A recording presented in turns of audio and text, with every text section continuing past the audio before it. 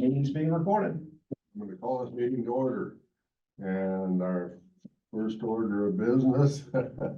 Lily, you wanna? I give would say, it or the- start with Alan. All right, I'll start on this side. All right, Okay. Alan. Al Redfield, livestock.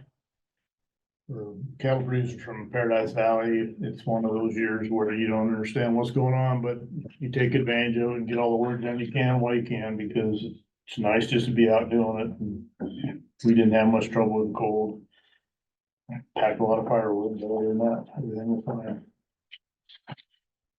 Okay, you're not calving yet, I assume. Oh, no, that's another couple months.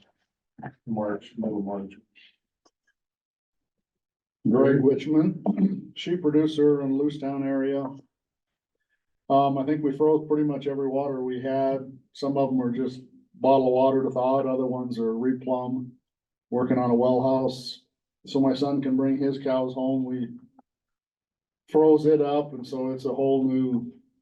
All the HDPE was fine, but the PVC down in there just cracked, so he's replumbing the whole manifold to get that going. We made it through. Like I said, the shop, we heat it with a lot of wood, and we did burn a lot of posts out, but animals just throw out a few extra calories, and they did good. Wildlife Services came through, and we've been having some coyote problems, and they picked up 13 coyotes within a mile of our house, so that slowed that down again, but like I said, we all made it through, so. William Kleinsatz, swine representative, Augusta, Montana. It was a cold week, and it, just because pigs are inside the barn doesn't mean everything they can test it to its limits. If a fan has to start, like, let's say it's 40 below out, the plastic molding outside, it misshapes itself, and the fan can go, it trips the breaker, and it just one thing leads to another. And rooms, if there's a room full of pigs, they still need to ventilate, no matter how cold it is outside, you have to move air. And but we made it through, and it's expensive when it's that cold, I'll say that, so but as far as pork prices, they're slowly starting to come up. These last 3 days will look very good, and hopefully we'll get above the break-even point one of these months. It's still very bad, and right now the industry lose $100 million a week. That's what their riders are forecasting right now, and it can go on like that. Something has to change, and I don't know what, but we'll be optimistic, and hopefully May, June, July will bring better prices. Yes, Oh, sorry. William, if the market is that bad, why? Are there imports upsetting the market, or what's going on? That's a good question. There is a lot of supply out there, but there is also a lot of demand. And that's a good question. A lot of people want to know the answer to.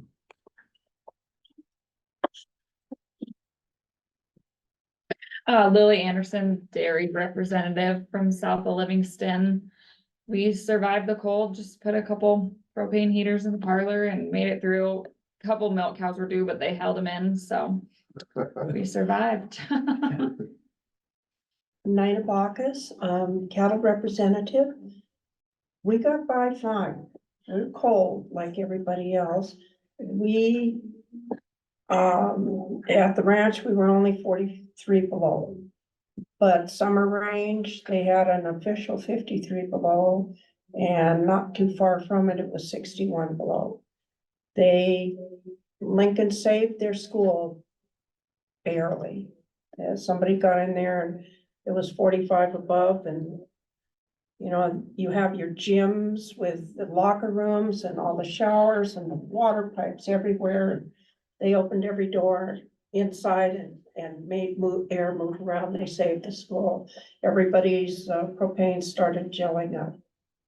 But we only had a couple of, water tanks we had to take, access to and chop the ice out. We got by really well. John went to a weed, meeting so that he could redo his, application, pesticide application. And he said they talked about the grasshopper possibility this summer. He said last year pilots were hitting grasshoppers at 11,000 feet in the air. And he said that warm spell you had, Greg, at the very first part of January, they found grasshoppers hatching at Lewistown, coming out and hatching. Well, that's good, they'll die then. Yeah. 40 below hell. Yeah, they probably They- didn't do so well with them. They said it may be a bad grasshopper. We'll just have to wait and see. Jake's on. Okay, Jake, are you on there? Yes, sir, I am.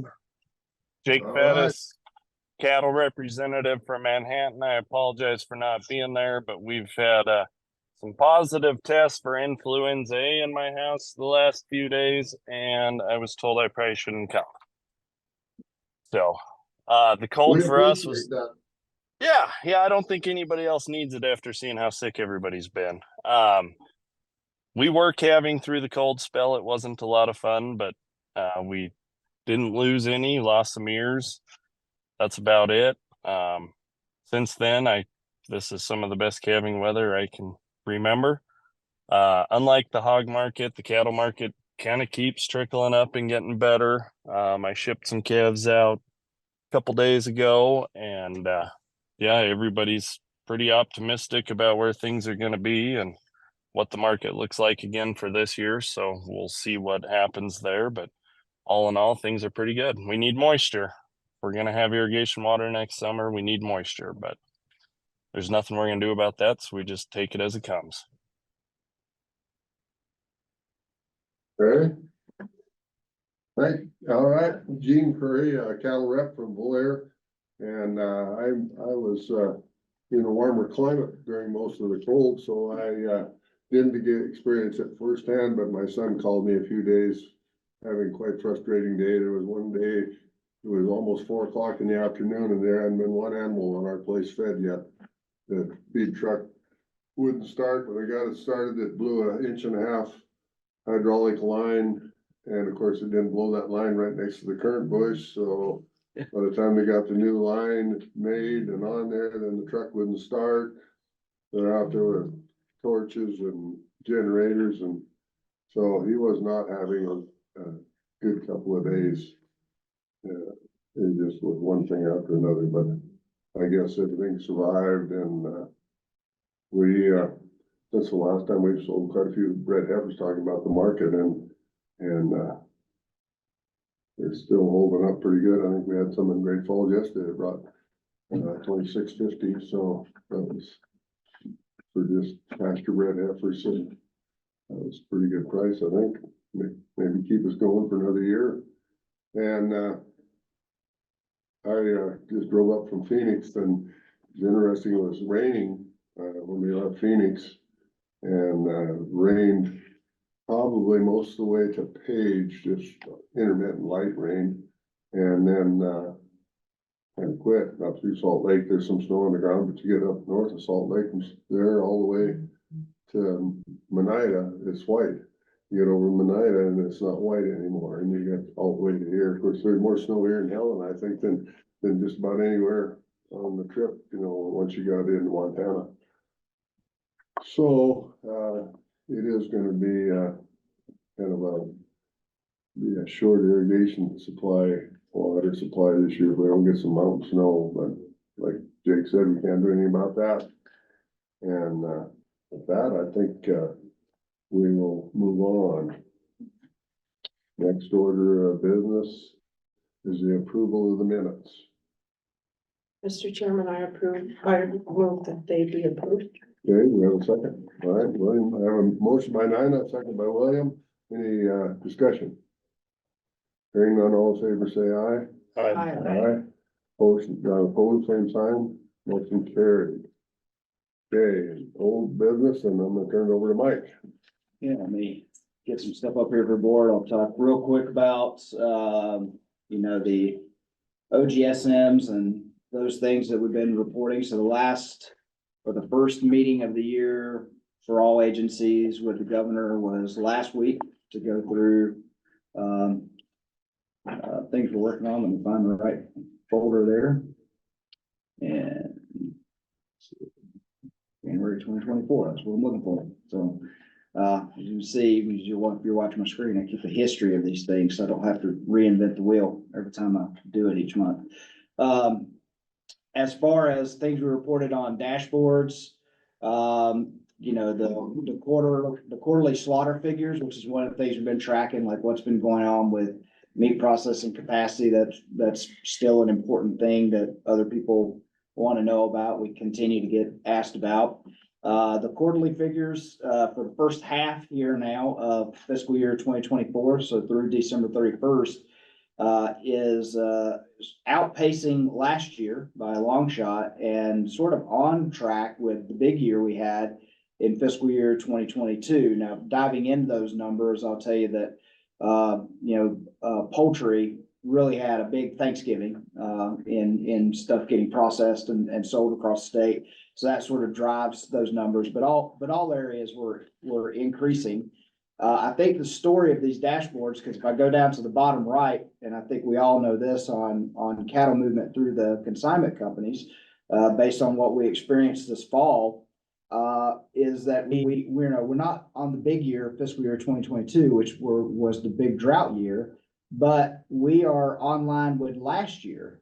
And so being online with last year, with what's being marketed through the commission companies, and looking at the fact that more livestock continues to get processed, putting those two together, leads you to believe like what's going to be left at a certain point down the road, because we still have a lot of stuff moving around, even though we know our inventories are lower coming off the drought.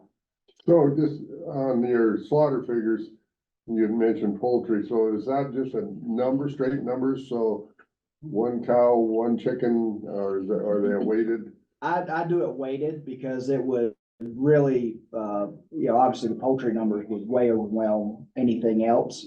But I do weight that so that it sort of brings it back to what's equal. And I will say the static number I kind of use is cattle, since that's the primary or the big number one livestock commodity that we have. And so I try to weight everything back to that and say, what would that poultry slaughter be relative to cattle slaughter? But it still drives the number over in terms of what's going through. Mr. Chairman, Mike, are there any poultry that leave the state for slaughter? I'm looking at William. He might know better than I do. I don't. I was like, oh, you're not looking at me. So, I know. Yeah. Well, I used to remember seeing big semis of chickens they were headed west for chicken soup. And that's why I asked, and they don't do that anymore? There's no market for them, nobody wants. Okay. Yeah. There must be enough laying houses closer to the big processing facilities that they can get all of the supply they need without trucking them that far. And one of the things I'm just familiar with because of my background where I grew up is that in most parts of the country, the poultry industry, everything happens within a very, very short geography. So for example, where I'm from in North Carolina, if you have a poultry processor that's doing broilers or turkeys or something like that, and I have a cousin that's still in that business, does turkeys. Basically the hatchery, the processor, and almost every contract grower will be within a 30-mile radius of wherever that processor is. Nothing ever moves very far outside of those circles. They keep it very tight. Now, you get out here to the west, it's different, but most of the poultry industry is set up that way. But most of the poultry that we're tracking, most all of our, not all of them, but many of our colonies have custom exempt processing licenses. And so so that's where a lot of that's going, is custom exempt processing, and some of them actually do inspected processing and then, sell that chicken locally, sell the meat locally. We have that over in Missoula area. Yeah. Okay. And there's, that's what's really driving those numbers. Vacancies, we went for a while there where vacancies and were kind of high, but, this past month, they got back down to our normal, 7 or 8 vacancies across the whole department. There was a slew of hiring in December, like in meat and poultry, got several of those positions filled, so that caught a lot of that up. And of course, hiring outpaced people leaving, and Mike will give his HR presentation here in a little bit. Budget wise, as I always say, it's something I track that at this time of year, the 2 things on that dashboard that I'm really concerned about across the whole department is where's our expense relative to budget, and our expense is below budget. Because we know the majority of our revenue is going to come in the next couple of months. And so we're always lagging on revenue until the per capita time period comes in, which we're in right now, and we'll start to see those 2 even out. And of course, as expected with the inventory issues that we have, and with a lot that happened after the drought, it's reasonable to expect that our revenue is going to take some hits, as we well know, over the next couple of years, because there's less livestock out there to pay per capita on to begin with. But at this time of year, the big thing is making sure that the budget that's been appropriated, that we're not spending more than that budget, and we have it through the first half of the year. The big thing here is we had to look at our next, and that there's still a typo on there. That should say June of 2024 at the top, not December 2023. So, and asking staff, sort of what are they going to be concentrated on in our major areas over the next 6 months.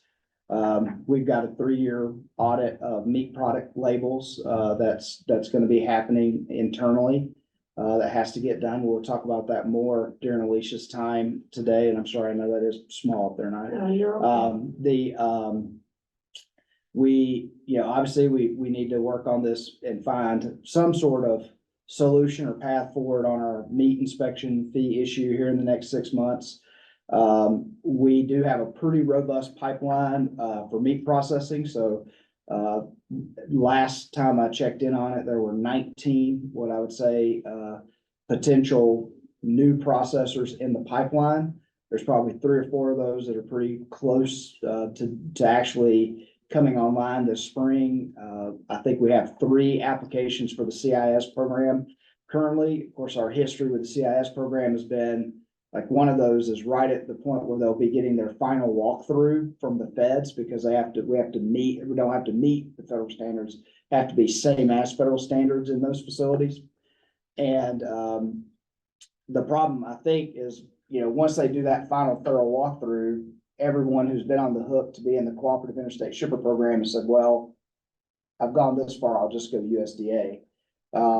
But if we're encouraging people to do more and do better, then that's fine. But we would like to see, since we did get the ability to, and did the work, Alicia and team did the work to get that option available, it'd be nice to see a Montana establishment meet that criteria and be able to operate under that Cooperative Interstate Shippers Program, which, just for the board's knowledge and for anybody listening, that's state inspected facility, but then has the ability to market across state lines. But USDA can do that, but you're limited. You can't engage in international marketing, international markets if you're CIS, but you could sell into Wyoming, North Dakota, or you could do internet sales across any of the states in the United States if you're into shipping meat. I should point out, though, when I say there's a pipeline of 19 potential new processors, we were actually having this conversation here internally the other day, where for whatever reason, for some people, their first step is to apply for a grant of inspection. And so that's why they're all at varying levels, because they've applied for their grant of inspection, but they don't yet have a building. So they're in a pipeline and we're tracking them, but they're pretty far away from being a new processor until they get a lot of other things sorted out. Obviously, groundbreaking for the combined lab and continuing to push forward on the lab, trying to keep it on budget, on time. We'll have Max Grieve here with us today, and I'll share a prelude that here in the last couple of days, Swank Enterprises, our contractor, has asked for a pause on construction because of the winter conditions. So the on-time part might be hard, but we're certainly working to keep it on budget. And keep everything moving forward. There's a new thing here. I had a conversation at the end of last year with Dean Bourgeois at Montana State. They have hired a few new people in their microbiology department, and they're doing some enhancements there. And it's something we need to move forward and see if there's something to work on there in the next 6 months. But one of the things that they're interested in, that I think we would be interested in, particularly with the lab right there, is doing more research on brucellosis. And so that's kind of another issue we want to keep pressing forward and saying, if they're hiring more people, what more collaboration could we be doing between the university, the lab, and our animal health staff? And because we do have the ability to do more robust brucellosis research in that particular place than we can anywhere else in the United States, there might be some opportunities there. And so that I put that on there as something that we don't want to lose sight of, and see if there is a possibility of doing more direct with MSU, and particularly their microbiology department. There is, one of the things that we put on there is in the next 6 months, we'll have an IBMP. And Dr. Szymanski and I, and Alan was there when we talked about this, but we have a hope to try and introduce some new language to basically, as I put it here, reinstate and reinforce brucellosis as part of what we're working on.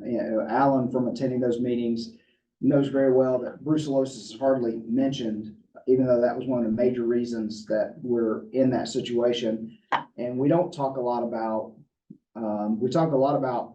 managing the movement of bison and the habitat and where bison are going to be, but we don't talk a lot about what are we doing to mitigate brucellosis in that situation.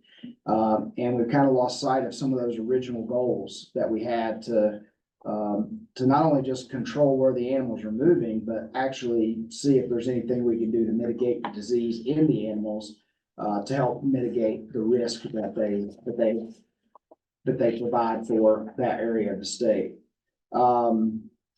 We want to work, and Nina has kind of alluded to this, talking about South Central Montana, so we put it on here. We want to work with FWP and tribal partners to see if we can do some more brucellosis surveillance, particularly in that area around the Crow and the Bighorn Mountains. We know there's some issues that have been uncovered on the Wyoming side of the border, and we need to know more about what's happening on our side of the border. And that's gonna necessitate that we work with our Office of Indian Affairs that's out of the governor's office, and begin some conversations with tribal leaders to see what type of cooperation we can get on surveillance of wildlife, even potentially with their bison herds, just things that we think will be mutually beneficial. One, it gives us an idea of what's happening on the landscape, but also it gives people more comfort that, okay, I don't need to be worried about certain things that are happening in these certain parts of the state. And we know that that's been a concern. So as you go down on livestock identification, we've got the livestock dealer always this time of year. We will be doing the livestock dealer renewal of license here a little later this spring. And we want to continue the effort that Jay and Kelly started last year, which was sort of spot auditing some of those dealers and buyers, making sure bonds are still right, just doing a little work to make sure that the people we're licensing, we have a pretty good idea that they're doing the things that they're supposed to do by our laws, by federal law, and are reputable people. And as we talked about putting their names and, have put those names on the website, so people will be able to know and hopefully feel confident that if you're working with a Montana licensed dealer, that's a reputable person for you to be working with versus some of the people that are out there in the industry. The field training officer program and brands is something that put on here that Jay's gonna work on a little bit. And so what that is when we hire a new law enforcement officer, a new investigator, we have several of our investigators that have been trained and hold the designation of being a field training officer. And so these new people will spend time with them, not only in the district of the field training officer, but then the field training officer will go with them to their district and just part of trying to help onboard them and get them the training and knowledge they need, especially when we hire people in from outside the agency. That program is something we've had, but we'd like to see a little more formality around it. What's the timeline? What are the things we expect to be accomplished? A new livestock investigator, when they get to the end of that, before they get to the end of their probationary period, what are the competencies and skills that they should have? And how do we make sure we get them that in a timely fashion to get them up to speed as fast as we can? And then on the IT side, we've got you've heard us talk about our data storage project. That's something that we got to work on, that information from our different systems flowing together so that we can be able to query that data if we're trying to do work on per capita, or if we're doing a disease investigation, that whether it's lab data, brands data, animal health data, we've got all that where we can easily query and search it. So that's on the docket in the IT world in the next 6 months. The animal health software is the next, which is currently USA Herds, is the next software that needs to have an analysis. What are we gonna stay with USA Herds? Are we gonna get something new? Is there something better out there? Do we need to do an RFP? So that's getting kicked off as we speak. And then you've heard Jay talk about the document AI for brands, so we can begin scanning that backlog of inspections that we talked about that, I think, at the last meeting a lot, that are sitting on people's desks down there to try and get to where we don't have a lot of data or a lot of inspections that are sitting somewhere where if something happened, we had to go find them, they're on someone's desk, they're not in the computer. So those are the IT projects. But those are the things that are sort of the focus of the next 6 months. You'll see there's some white space there at the bottom, so there's some room to add. There's also room to subtract. So if anybody's got any good ideas on what we all need to be focused on for the next 6 months, we would welcome that. So the USA Herds, how does it integrate with the program that we're installing now, both Google and brands? So is that gonna be an issue that we'll have to address, or will there be a? So that's where the data integration project comes in. I talk about Snowflake. So from whether it's VADS, which is the lab software, or USA Herds, which is the animal health software, or ServiceNow, which is the brand software, you should be able to export that data into Snowflake.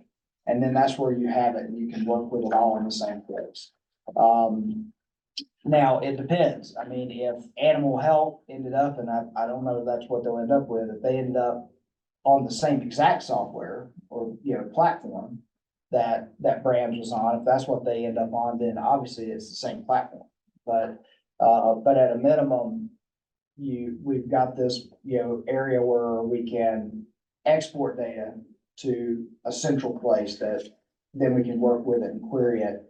And, to give an idea of what that would look like is whether, if you're a producer and we're trying to figure out something about you, whether it's a brand inspection, whether it's a CVI, whether it's lab data, there's a place where all that data is at. And when you search it, we would find it all for that particular individual. Now, of course, we know it's not that easy because people have different business names and partnerships and things. And so you still have to still kind of know what you're looking for, but you'll have all the department's data in one location to the query. So like the project we did before that you all heard Nine and I talk about, that if you were trying to do a search and say, all right, I'm trying to marry up Department of Revenue's per capita list with information that indicates ownership of livestock, which means ownership of a brand or a brand inspection, a horse inspection, a CVI, these things that would say you know, pretty good idea that you are a livestock owner. And if you are a livestock owner, then you should also be, or your business should also be on the per capita list. So it should make those types of projects easier in the future to do without having to put a lot of manual labor into it, you know, having people sit and compare paper lists to each other. But that's how we're addressing, that issue of the fact that often, and an animal health investigation is a great example because you need information, you're gonna have data in the lab that contributes to that, you're gonna have, data in the animal health system that contributes to that, and you're gonna have data that's in our brand system that all contribute to that, trying to figure out what's going on and who's connected to who, and what herds you need to test. Yeah, what move with Nina? Well, a couple things. First off, can we get a printed copy of this, please? And secondly, what you just mentioned, dealing with per capita is not on the bottom there, which I don't think I'll ever give up on that. Well, sure. But we have talked about, working with, with the brands, working with FFA, education of new folks moving into the state, whether it's through the realtors or what it is, somehow educating people that there is a tax on livestock, and I don't see that there. Okay. I don't think that's a thing that We talked about it. the We've last talked meeting. about it. Yeah. I brought it up the last. Yeah, one. we could make that a focus and, Well, I just think the realtors have their update. They have a license update deal every year or whatever. All you need is a president or something to get to them with that. So if somebody buys a ranch, be aware that they need to do this. You know, it could be in conjunction with the DNRC ought to be doing that too. If you buy a piece of ground, here's what you have to do for your water rights, and they'll do that more often than they do for the per capita. You know, it's all those little things, you know, somebody comes by a big ranch, they don't know they have to pay per capita. oh, we've seen that. And I brought it up to a couple of them. And I brought it up at our last couple of meetings that I've been to, said, hey, guys. And one was on, carnivores or whatever. I said, if you wanna get paid for your lost livestock, if you haven't paid your per capita, you ain't getting. You know, and most people in the room understood it, but when the guy that was running the meeting said, all right, everybody that's a producer, raise your hand, and the other ones, it was 60% government employee or people and 40% ranchers. I mean, you'll find that a lot of our meetings, and this is our watershed meetings, you'll have all these people there, but none of them are producers. And it's frustrating to me because they're getting paid to be there, and I was gonna say, how many out here are paid to be here, and right. how many are just here? And I ask that question occasionally because I like to tweak those guys. And you're seeing more and more of it that they want at our watershed. I'm supposed to be on the steering committee thing, and they always have the meetings at 1:30 PM. Somewhere, you know, and it's like, I can't get there. And try to limit, well, she's there every time, and she wants to get her work in. So. All right, That's a let's, good one to add. go ahead. Yeah, and I was, So per capita, is there anything else that, yes? I had a quick question for Mike. Yes. You said there was less livestock to pay for the capita fees, so what are we? What are we down on, are cattle down, or what? well, we know, you know, if we looked, and I'd have to look back at, you go back to the fall, Brian, you know, presented those numbers over 10 years when we set the per capita rate. If you go back to 2020, from 2021 to now on cattle, we're down, you know, 15 to 20% in per capita numbers. So we went from about just over 2 million to, I think last year it was just under 1.8 million. That was reported.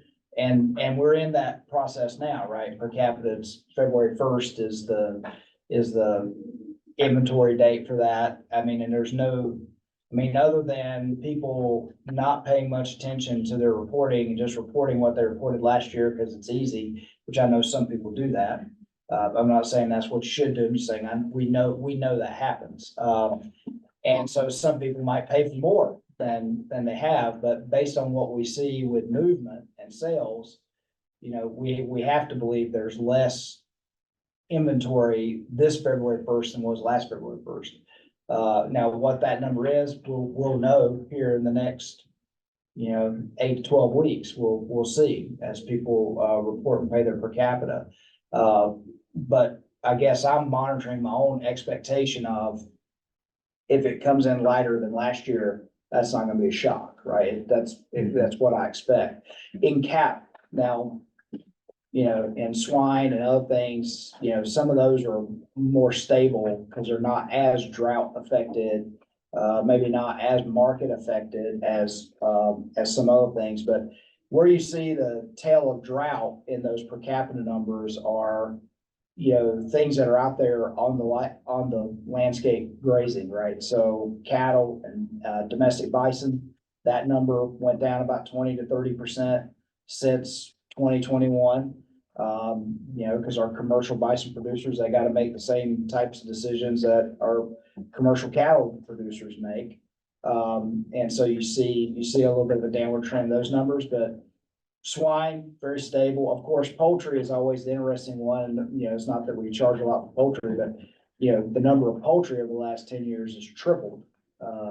I think because I just gave this in a little bit of a prelude to something else on the agenda, but this was kind of a report I was asked to give to the Economic Affairs Interim Committee last week. And you know, if you look at the poultry numbers over the last 10, 12 years, it went from just over 400,000 that was reported to now it's over 1.3 million that got reported, you know, last year. So that number's going up. Sheep stays kind of in the same range. It doesn't oscillate very much, but we'll see if this year changes that comparative to how big a move we see in cattle and other species. But that's where I say, you know, we'll know what the reported number is here by the end of April, beginning of May. But I suspect it'll be another downward trend. I don't see anything, and I would certainly, you guys are out there dealing with it every day. If you see anything that you think is gonna change the direction of the hockey stick, tell me, but I don't expect to see anything in the next few months that's gonna change that. In fact, I think all the indicators are pushing towards, especially with the markets and other things, are pushing towards, you know, not starting to rebuild and maybe even selling off some stuff you would typically keep, but go ahead and take the opportunity to take the prices while they're there. Thank you. Is Jake on? Jake, yeah. Jake, are you there? Yes, ma'am, I am. Okay, what can you give us for prediction on what our cow herd's gonna do? Are we gonna start coming back, or we're gonna stay where we are or go down?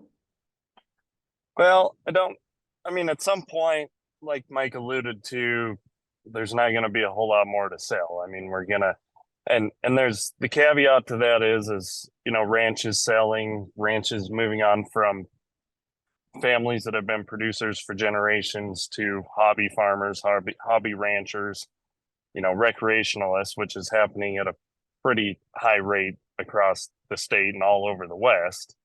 And those people are not going to run the same numbers that families that have been producers for generations were running. So you're going to see that. I mean, that's not going to stop. I don't think we'll ever rebound our numbers to where we were 3 years ago, just because so many ranches have sold out of the business.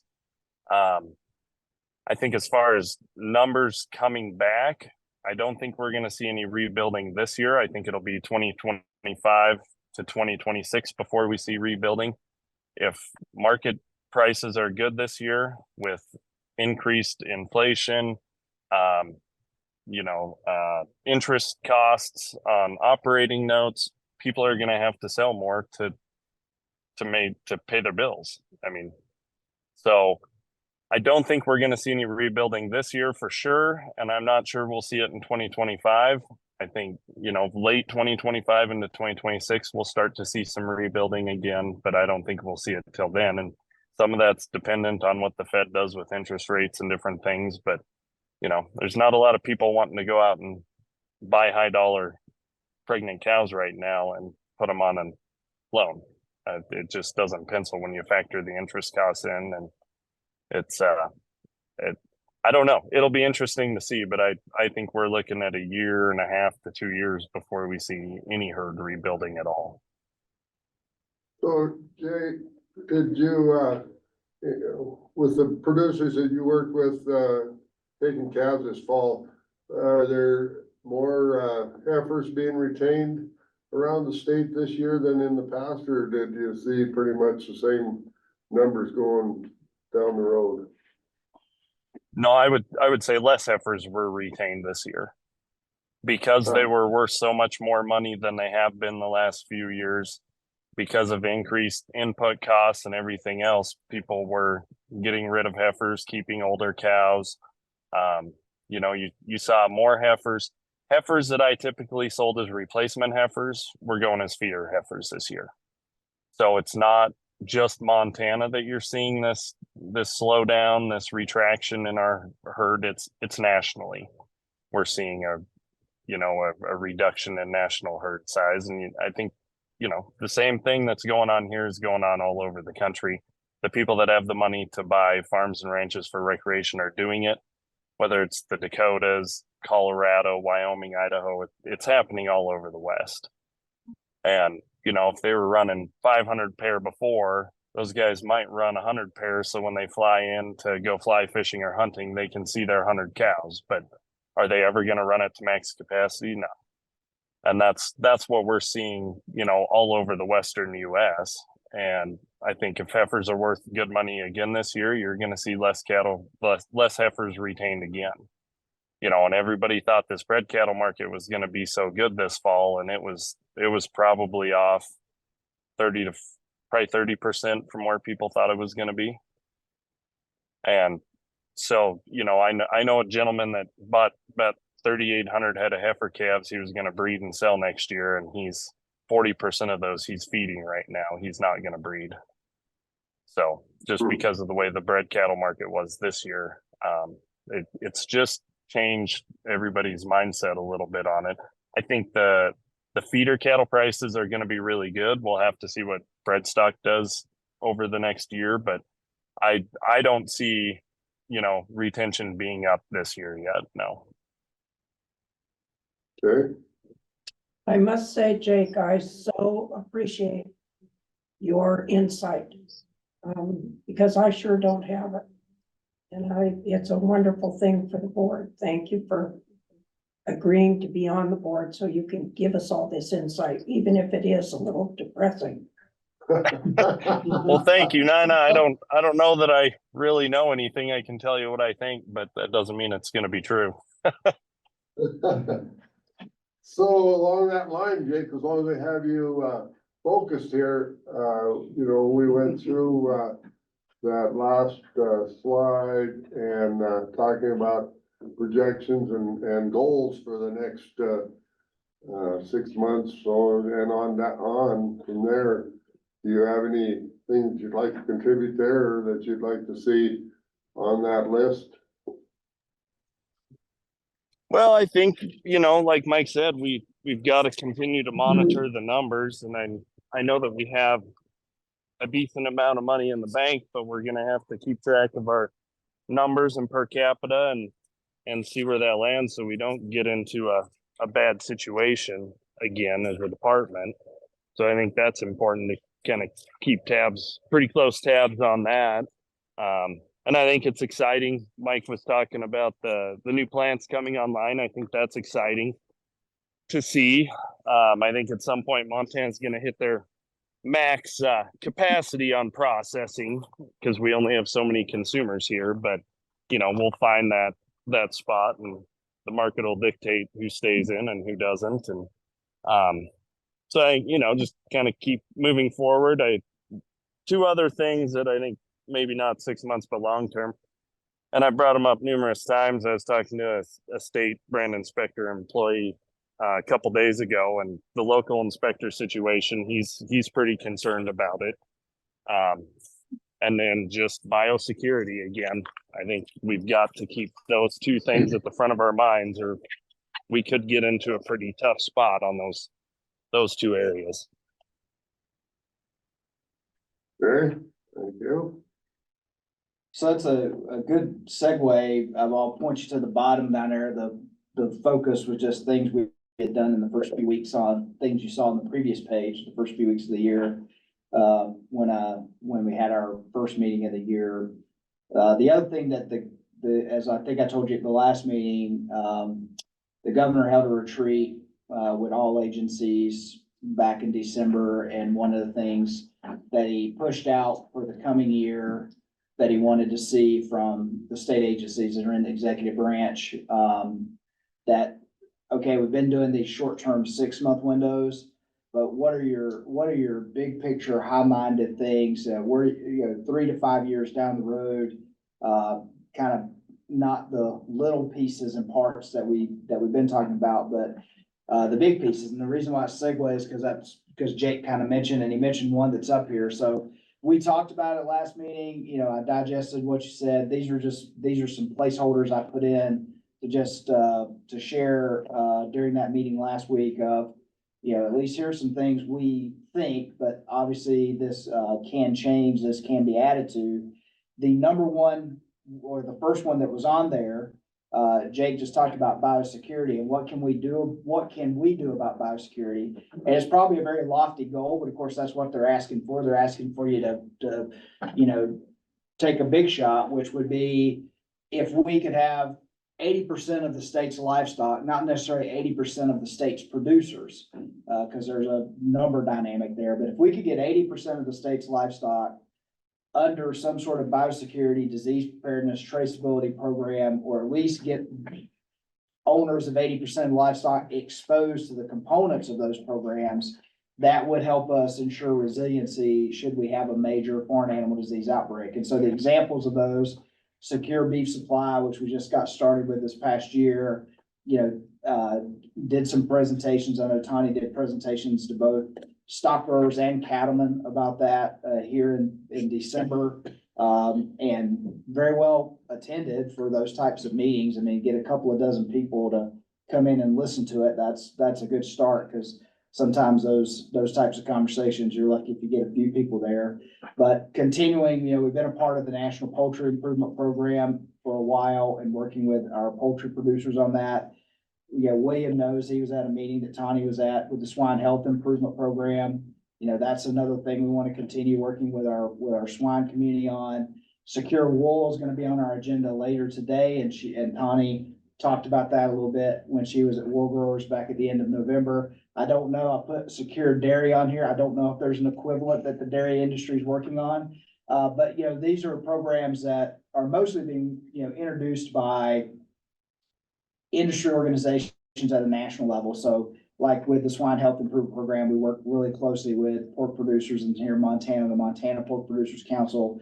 So I kind of like the concept of these, what I would call public-private type partnerships, where the industry is coming together and trying to get some momentum behind a program, and then us figuring out here in the state, how do we plug in, talk to producers about it, get them exposed to it. If we can actually get them to put some things down on paper for their operation, that those, to Jake's point, those are things that are going to enhance our biosecurity. Those are things that are going to enhance our resiliency should we have the introduction of one of these dreaded foreign animal disease, the worst case scenario, foot and mouth disease, African swine fever, those types of things.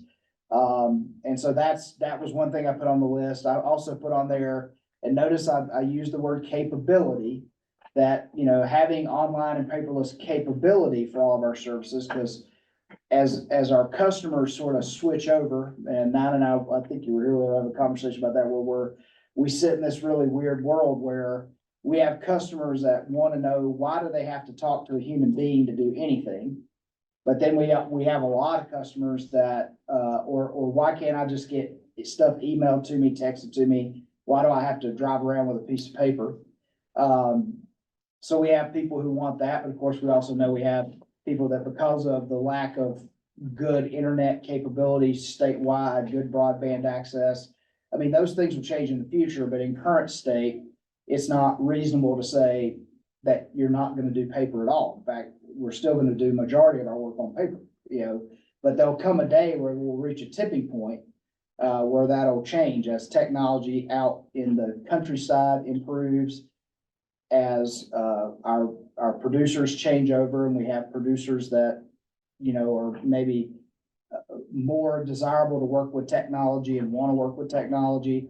So we do have to be able to meet both those needs, right? And where we're lacking right now is we just still have even as much as we've done, we still have a lot of paper-based activity. And so being able to offer, or have the ability to offer, those who want to do that online, who want to do that paperless, giving them that opportunity to do that as we prepare. I still think, if I looked, and I did have a question did get asked about this. Well, in 5 years that everybody's going to be paperless, and I'm realistic about our industry. And I was like, no, I think, it'll be longer than 5 years before we won't offer any paper services at all. But I do agree that share of our clientele is gonna grow, that's gonna start to question, well, why can't I get this electronically? Or why do I need to call somebody at the Department of Livestock to do X, Y, or Z? Why can't I just fill that out online and be done with it? So we'll see. And then the last one that was on there, and then we'll talk about is, and this is one I don't think we've talked about at this table. I know I've talked to some of you about it individually, but as I was thinking, last month, right around Christmas time, and a few things were coming together for me in my head. The part of our mission about predator control is one that, we really haven't done as much around as we could. And I do believe that I see, if I look out to the future, more of a burden of that shifting to the Department of Livestock. And I don't mean in terms of hiring people and personnel, but it may be that, we need to continue to grow the amount of funding that we provide to wildlife services, because the historic trend with them has been less and less federal money coming to them, and more reliance and more of the burden being on cooperators to help pay for the work they do. So, it could be things like that, but other things that I'm looking at is, the movement that's afoot right now, trying to limit trapping across the state for coyotes. That's an active thing that's happening.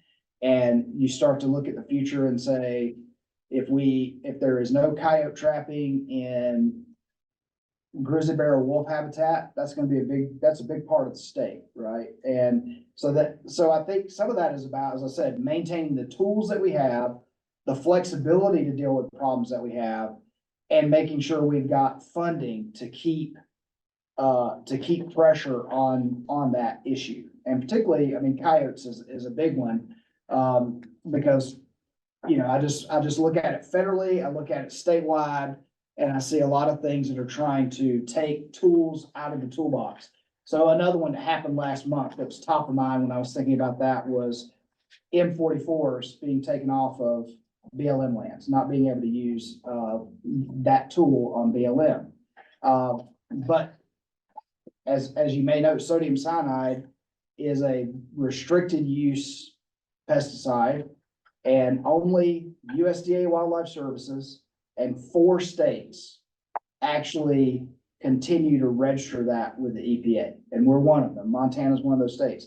And in Wildlife Services, there's only 16 states that they're allowed to use that tool in. And even then, it's even restricted. So I'm telling you, in 12 states, the only people that can deploy or utilize M44 is Wildlife Services. So we're one of the last states left where private applicators can get certified and use it.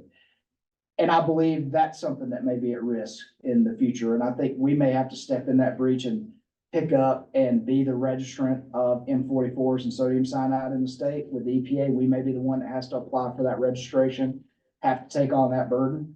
And so that's, just gives you some context to, you know, we, you know, predators are a major issue for our producers, and we see the tools and the flexibility we have to deal with those problems constantly sort of being eroded. And maybe we, in the next 3 to 5 years, need to be more aggressive in trying to maintain that, and maybe where others are getting pulled out, we have to step in and fill the gap that, where they got pulled out from being a part of that solution. Two things. Thank you. That was, I'm glad you're looking forward to that, because that may be a real serious problem. The other thing, in listening, talking about secure food supply, one of the things that went through my mind was, absolutely no public access to private lands. Because the person who's coming in to go hunting on your land just got off a plane from somewhere in the United States where there may be an infectious disease, and they brought it into your place to go hunting on their boots. And I'm going, that's kind of, that may not be that far-fetched. And I'm not sure if we're ready to say no public access. Is the public ready for us to say no public access? But if you're dealing with a food safety, that might be something that's sitting out there that we may have to think about. I know, you let public in maybe, but I guarantee you, I can't get into William's hothouse. William would not let me in there. He would not let me in the chicken house. So what's to say our pastures are any different? I was just to speak to the secure dairy. I'm not sure what it would look like statewide, but for like DFA, we have to have SOPs for everything that we do, and biosecurity is one thing that you have to have in your binder, and they come and check that anywhere from like 1 to 3 years at a time, depending on how you rated on the first inspection. And I'm sure Dairy Gold has something that mirrors that, so there is something already in line. Yeah, you have to be a co-op member, and I'm sure Dairy Gold has something very similar, but they come and look at your binder and make sure you filled out, have a plan for kind of all those things. Yes. Oh, Alan, do you have a? Well, we're talking about a long-term goal thing, and there's, you know, and we're switching on the technology thing, and there's 4 of us in this room that aren't very good at it. What? And I'm including myself in that picture. And it's just an age thing, and you know, that's just how it is. And as we move through that, but we also, we're changing a lot of vets over now too. And some of them are more willing to do it, but we have, I don't know whether our mobile app is as good enough for the CDIs or whatever, because there's some of them are struggling. We're getting cattle, the truck was already out of state and they hadn't got a CDI with it. I'm going, come on. And this was the particular vet I'm talking about. There's some young people in there and they shouldn't have that problem. The other thing that maybe be on our long-term goals is major PR thing on the producer needs and practices, because as we go on, less and less people know what we do, how we do it, and you know, what is just standard. And I sit there and I sit meeting and Michael like this. We had the watershed group the other day. Well, Perk was there and they were beating their chest on all the good things that they've done. And I'm going, well, I'm not so sure that's good. You know, on some of the pilot programs, paying to have help on your property, their brucellosis mitigation one, I think is good, because should somebody have an infection, it's a way to help get them through the rough period of time when you're losing all the income, and that one I have trouble with. And we had a predator one, there was people there and I'm just going, and they were talking about putting the figery up and all this stuff, and I'm just shaking my head and going, all that does is give somebody a job. It doesn't function. I mean, I watched the grizzly bear walk right through the fire, and they'd been up 2 days, grizzly bear walked right through there and killed the sheep. I'm going, so there's groups out there that wanna promote these things because they have an agenda behind it. And that's why I think PR, what do we need, why do we need a predator program? People don't know that, and I don't get the Chronicle, but I go online and read the letters to the editor side of it, because that really tells you what people are thinking. But these are the activists that are really sending the stuff in. But you need to know that so that we can counteract some of that stuff. And I will, Mr. Chair, I'll tack on what Alan said. The other thing is, you talked about the PERT programs, which I gave you a call on when I read an article earlier this week that I was like, okay, that's surprising to me. Well, we won't get into that, but, about some stuff happening in the Paradise Valley, but, the other thing is, it probably went under most people's radar, but I saw a press release or news article within the last 2 weeks of some groups that have come together that have put together, got $5 million, grants of $5 million from USDA to work on predator mitigation. Of course, the focus is on non-lethal mitigation. And again, the PR is one thing, but it's also who's giving out the money. And sometimes when you're the one giving out the money, that means you get the control. And I'll give an example, not aboard a livestock issue, but what does a livestock loss board have to help mitigate conflict between livestock and predators? $300,000 a year. But here's these other groups that through USDA have gotten $5 million.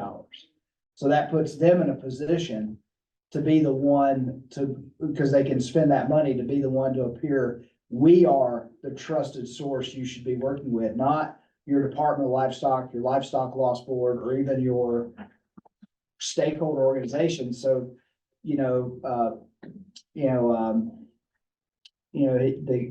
has the goal makes the rules. And so that's the other thing that I saw. I'm like, wow, that's where we got to step up our game. If we've got different NGOs out there that are able to put together $5 million to say, we're going to come help Mr. Rancher with his predator problem. And we've got $300,000 to help Mr. Rancher with his predator problem. We're not going to have as much impact, I think, or as much connection as I think we want. And you mentioned the other programs that are out there, whether it's virtual fencing projects, whether it's, paying people to say stock less. And that's kind of, I think Jake alluded to that a little bit in his comments with some of the change of ownership in ranches, stock less cattle so you can provide more habitat for wildlife and we'll pay you the difference. There's a lot of money behind those types of efforts. That's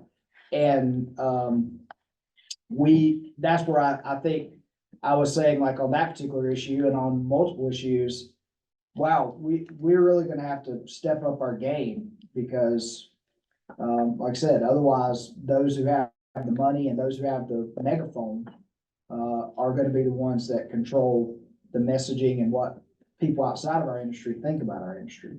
And so on the predator issue, we just have to, I would say even that's one of the things you just mentioned. And Greg, I look at you, I know you're an expert, probably more so than a lot of us in that category, but talk about a public education piece. Like you said, we need a predator program, but we need to be able to explain to the public why we have one and what are the risks when these tools get taken away? What does that mean to you and your community?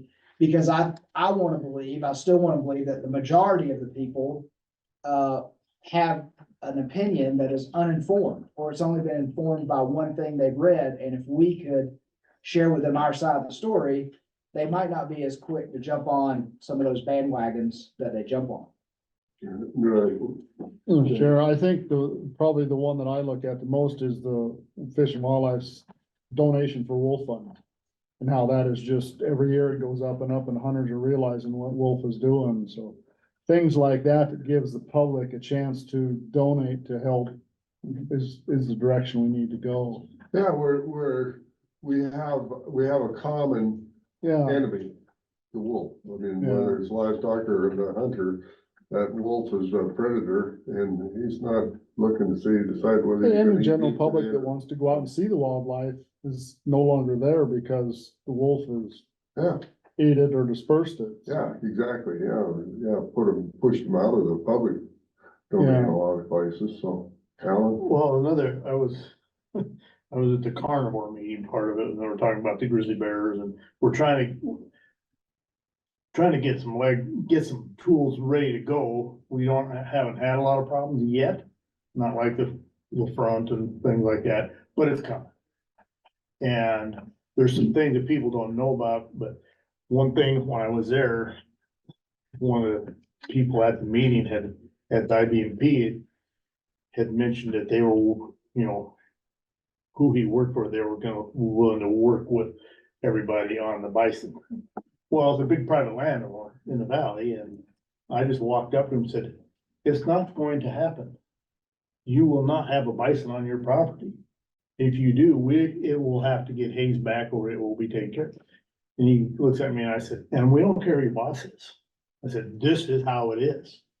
And, I just put it that blunt because I wanted that message out there. But those kind of things why are we doing it?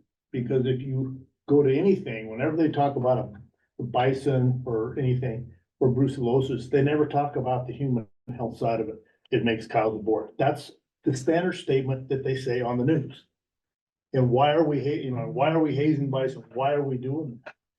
It's about a human health side of it. And had a gal from MIT and she talked to Mike. She was doing She was doing her doctorate. Yeah. doctorate, and it was, she called me up because she found my name. I was a producer that had been at the IBMP meeting. So it was spring when she looked at it because I never said anything to the other one. And so she called up and wanted to know all this. So I said, and that was my first thing, will you listen or will you print what I tell you? I said, otherwise I don't need to talk to you. I sit and I talked about the human health and the history on it from the, 40s on, when they started trying to get rid of brucellosis and why. And so she did, she came to the ranch. She'd never been on a ranch in her life. She went feeding with me. She was just blown away because, if you've never seen any of that, of course she walks out and 99 walks over so she could scratch that cow because she's at the bale no matter what. So it's one of those, but it just blew her away, even to know what a bale weighed. And so she had done enough research that she looked into the soil health and plant health and all that. And I was able to give her the report that was done by this range management that Hal Hunter and those guys did. And she called the park and they asked what she wanted to look at. And she said, I want to talk about where you're at on the soil health and the plant stuff. They wouldn't talk to her. They refused to talk to her. And I said, I hope you're gonna put that in your paper. Because this is the only time I've ever had somebody that actually did the homework. Mhm. Some of you might have seen the CBS thing where I got my little 2 minutes of fame. They talked to me for 4 hours. Interviewed for 4 hours and I got the 2 minutes. But so, and I get just over the hill, I see all the issues. And it's just kind of creeping over, to me, it's creeping over the hill, but it's kind of going like this to the state. And you look at the news stations, it doesn't get out there. That's why, we need to do more than just, why do we need funding for this? Why do we need funding for the milk program? Why do we need funding for the different disease issues? Why do we need a lab? Because the general populace doesn't have a clue. All right, so that's, all right, hang on just a second, but we're talking about trying to educate the public, so, and, right now we go speak to wool growers, stock growers, cattlemen, the dairy producers had some, hog producers, whatever. but that's, you're kind of preaching to the choir there. So what are your thoughts, of how to communicate with the general public? You know, are we looking at trying to have, news, try and get somebody to write some articles for the department, or what are your thoughts on trying to get this message across to the people that need to hear it? I think William had the question first, so. Yeah, I had a question for Mike. You said that these groups go together and secure all these funds. So why isn't the state the number one priority for these funds instead of the private groups to keep these programs going? You're talking about the secure beef and those. No, or are you talking about for predator control. Yeah, well, so there's been a historic shift, right? So USDA Wildlife Services, which does a tremendous job in Montana. If you take that back to a national level, over many years, they have, and so a couple of things come together. You see the federal funding being reduced for that program and more dependence on cooperators. And so like the program that we operate, so that they do with our helicopters and we provide money, there's some federal money that augments that, but it's a lot of our money, it's a lot of county petition money. And so for programs like that, more and more pressure's been put on Wildlife Services that if you're gonna do it, then the cooperators have to pay for it. And so that's where the state money comes in, that's where the county money comes in from the producers. It's all producer money. The money we give them is producer money, and the county petition money is producer money as well. It's all producer money, really, that at the end of the day ends up paying for that. So, yeah, we've seen them be pretty stressed with, trying to maintain staffing and there's normal government budgeting things. So that's where I say the state, that's where I see, and it may be, when I say the burden shifts to the state, it's not, as I said, I want to be clear, it's not us maybe doing the work, but in the future, I think if we're gonna maintain that level of service, we're gonna see us giving more of our pot that direction to help them maintain what they're doing. And the department was stagnant with that for a while. We've got that uptick going over the last couple of bienniums, but so headed back in the right direction, but I think it's gonna continue. And when you talk about the private groups, I mean, one of the things I mentioned with that money from USDA, I wish USDA would have given that $5 million to a livestock loss board. But currently what the direction is to give it to non-government organizations. And of course, usually there's an agenda or there's strings with that as they dole that money out. So that's where I think there's been a shift to the private groups of let's let them have the money and then go out and do these things versus give that. Like USDA could, there's $5 million at USDA if they wanted to affect predator or livestock conflict. That's $5 million that could be put in the USDA Wildlife Services budget at federal level within USDA, but instead it's being parsed out to other groups. And I'm not saying those groups are gonna, a lot of things they're gonna do with it. I don't want to say it's universally bad. Their plans is to help producers pay for range riders. Those are all good things. But of course, the messaging and who the money's coming from, it's not coming from a livestock loss board, or it's not going in to help Wildlife Services do and complete their mission. And that's where I see it shifting to the state, because I think, I don't feel confident that we can count on the federal dollars flowing to us, or even the federal dollars flowing inside federal agencies that are doing what we would like to see them do. And so we'll have to pick up a little bit of that messaging and that burden. Because it's just a tough thing, right? Like I said, I use the sodium cyanide M44 as an example of a tool that is disappearing on the landscape. And then once you lose that tool, you'll never get it back. There you go. Along with that, oftentimes Congress puts strings on that money. For instance, they got what, over $1 million for the state of Montana, I think it is, to do feral hog work. And so, yeah, look at all that money they got, but it came from Congress. There's a string on it, so sometimes they don't have something they can do about that. Should we, and it's one of those tight ropes. When we are talking to any group and we're dealing with brucellosis, should we start with, do you know brucellosis can cause heart issues? Have you read Mayo Clinic's discussion about brucellosis and the human health issues it can cause you?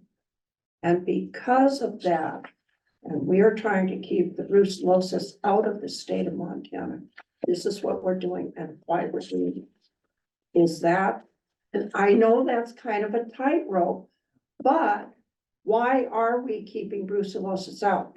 We are doing it for public health. No, Matt, I think you're spot on in the respect of any of these issues. It goes back to we assume people know the why. They don't. And we have to explain the why.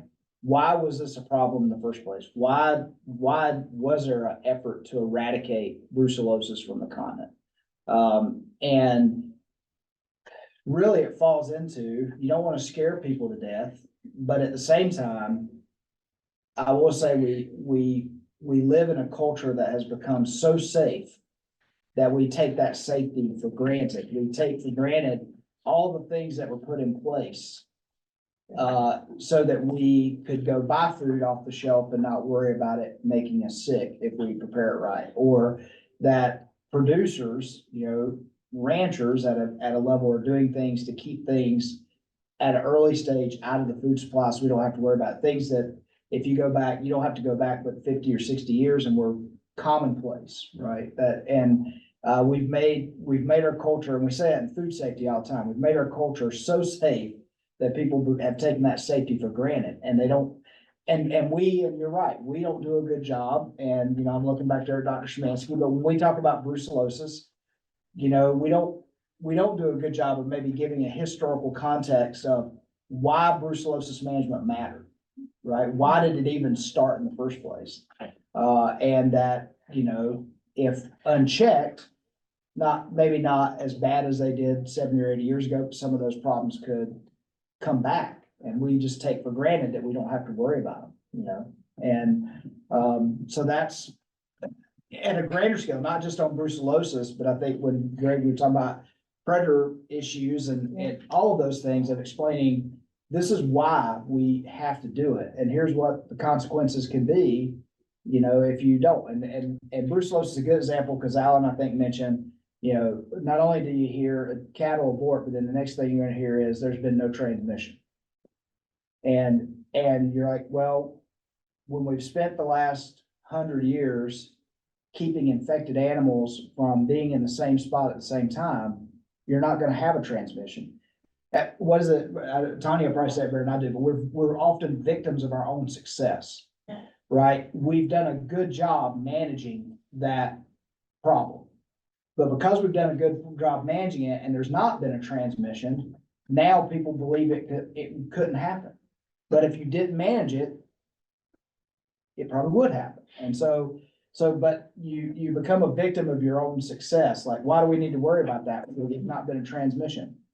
Well, that's because we've spent a lot of time and money and effort, multiple agencies, not just Department of Livestock, making sure infected animals don't share the same landscape. That's why there's not been a transmission. So I was follow up with it. We need, in the department and whoever does it, brands, health, whatever, talking points, a whole list of talking points with a little bit of background where you can do it and have it to where it's on the website, or you can go out to the producer, say if you're gonna be a meeting, somebody go to a meeting or whatever. I mean, I can talk for several hours on brucellosis and all that, just off the cuff, because I've been involved with it so much, but not everybody can do that. And the same with the brands and the same with some of the other animal health. And I think that's our long-term thing that we need. That's one of the things that we really ought to be able to do, so everybody can have a place to go, boom, because we're all on the spotlight once in a while. You don't know when something happens, and that's, well, here's the ranch, we'll talk to him. Well, and that's, telling our story, I think. We're not it's good. No, we're not, but we're getting better, and that is the talking point of every organization that's involved in agriculture is tell your story, whether it's farming and the ability to use herbicides and all of the chemicals that they need to, we all need to get better at telling our story and sharing it whenever we can. Whenever I talk about brucellosis, that's the first thing that I talk about is the human health, because I said if it was just the fact that it caused abortion in cattle, so does Vibrio, so does trick. I mean, there's numerous diseases that can cause abortion in cattle. If we can take care of it if it was that, but it's not that, it's the human health issue. Have you read, you can just go on website, look up brucellosis, they'll give you all kinds of places to look. I looked at Mayo Clinic. It can cause heart disease. If a mother gets it while she's pregnant, that baby can be born with brucellosis. She can give that baby brucellosis if she's nursing it. I think liver disease and other things doesn't happen very often. But Mayo Clinic says these are some human health issues. When you talk to people, are you aware of those things? Can you look at them and say, do you have heart disease? Have you ever been around cows that may have had brucellosis? So that When you go people to the have a park and you want to tangent- get next to the bison. Exactly, so they have a tangent thing they can take hold of. So, well, and back, most of us know a vet that when we used the other vaccine that ended up with brucellosis, and most of them that I knew have spent, about yearly, 2 or 3 weeks, pretty sick. Every time we start vaccinating again. Yeah, so, well, is there anything else? I guess we've passed that, and we will continue, because that is the issue that we're gonna have to really keep in mind, is getting the word out, and it's gonna, So yeah, it's our long-term goal setting. yeah, well, it's just the absence of any knowledge of farming and ranching compared to my generation. Everybody in my generation, There was somebody that had a farm. yeah, and probably spent a little time on grandpa's farm. But they don't. Not anymore, so, all right. Yeah, Mr. Spats is next on the agenda. There's nothing else to talk about on that item. I'll make sure he's coming. Coming. Get some coffee while they're, have it up. There he is.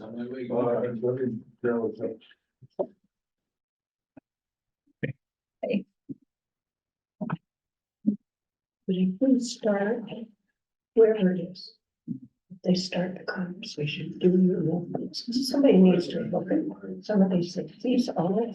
You don't even probably need to listen on Zoom. You can just listen through the hall, huh? Try to keep an ear open for it. You never know. Yeah, so I guess we all need to remember what we're talking about. It's just about some tip of what you say. Yeah. It's weird not having Mr. Fettis on my shoulder here tonight.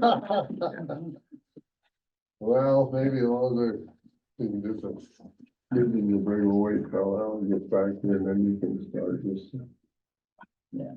It's a really short time.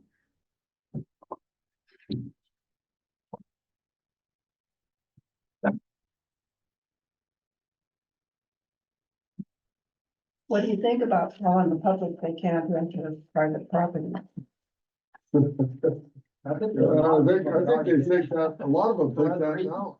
Yeah, a lot of them think that the private landowner is the bad guy now, and we won't let him on, so. But if we have at least the beginning of secure food for the dairy industry and the poultry industry and the swine industry, that leaves those of us who use rangeland or whatever.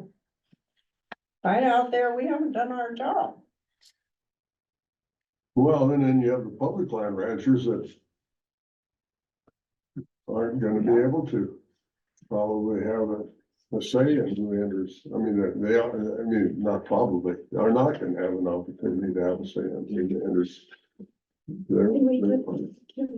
Just really briefly, there is actually pretty substantial work being done at the national level to look at, like secure food supply plans on public lands and how we address biosecurity in those instances. I don't think we have a concrete answer. It's gonna be difficult, at best, but that conversation is happening. Okay. Well, Yes, well, just for example, the swine industry, when somebody, you get your vet in, you get your genetic salesman in, you walk the barn, you shower in, you provide the clothes and the boots. And that would be, maybe 9 of that would be something to consider, provide the clothes, the clothing and the shoes. If you have hunters or fishermen, and it's a place to start. I know it'd be tough, but. We had a board member, Sue Brown, who was in Costa Rica when swine fever, African swine fever, yeah. yes, broke out on an island next door. Our question to Sue when she came back was there any concern at the airport getting on in Costa Rica or landing in the US? And she said, nobody mentioned it. Nobody said you need to sterilize your shoes, nothing.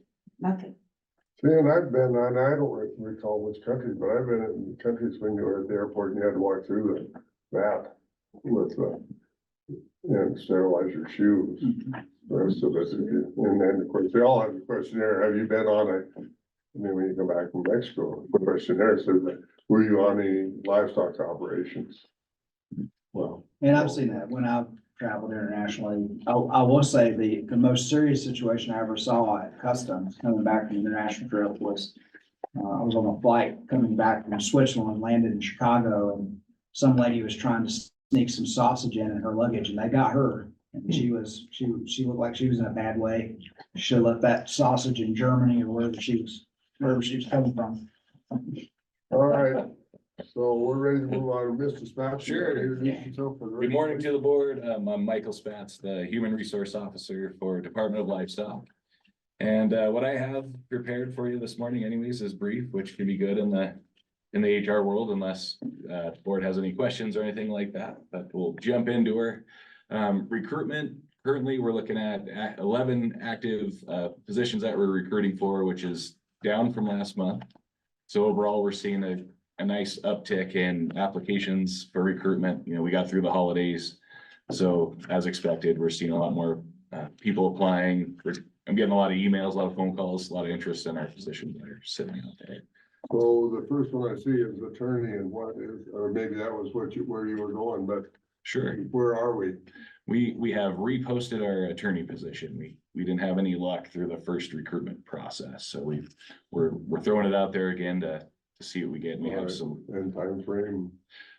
First review of applications is today, so I'll take a look and I'll give Honeycutt a list of what we have, so. And I told Mike I'd like to do some interviews next week. Yeah. So So we have, I'm assuming for that we have applicants. We do, yeah, absolutely, yeah, we do, and they look promising, so.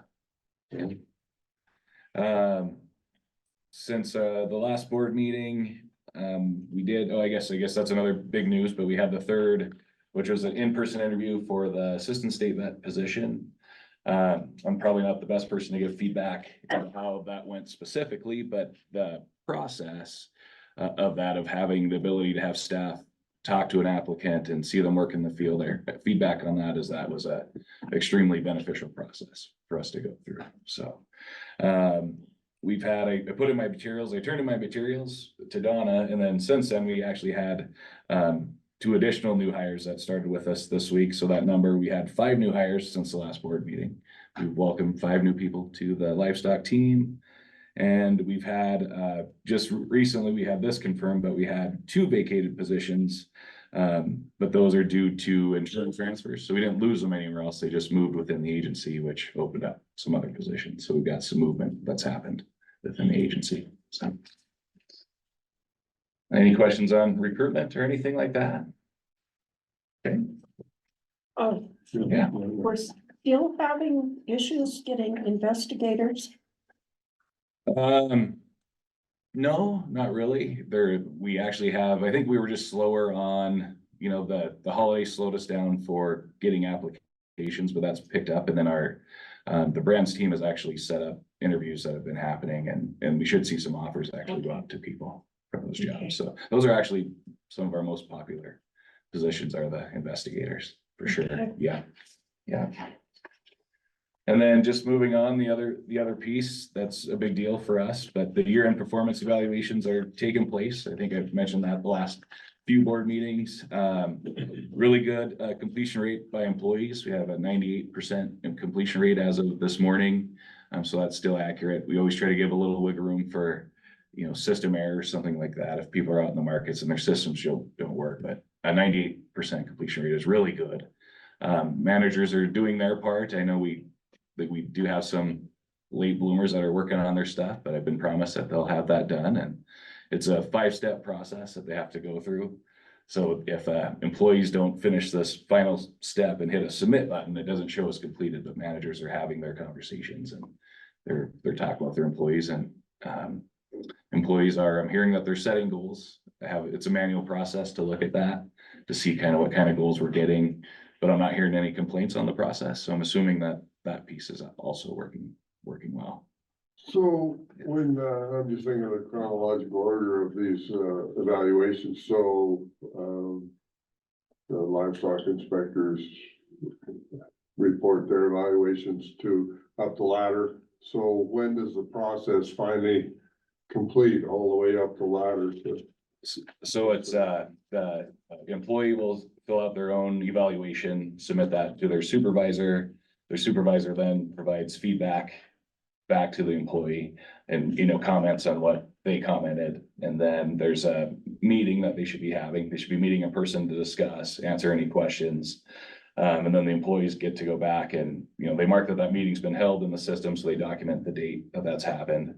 And then the employees get to provide any final feedback regarding the process, and then they hit the submit button, and that's how that completes, so. But the evaluation, to Gene's question, No. is between the direct report and their supervisor. So in your case, a market inspector, the example you gave there, so I'll use Vaughn for example. So Jessica Sidmaki is the market supervisor. So an employee, inspector there would be evaluated by her. So she's the one doing the yes. process with that employee. Then Jessica reports to Ty. So that's happening with Ty. Ty reports to Jay. Jay's evaluating Ty. I evaluate Jay. And then of course, here in the next month, you evaluate me. So that's how it works. It doesn't. Correct, yeah. So it's the direct supervisor and the employee who are doing each step of the process. So I'm not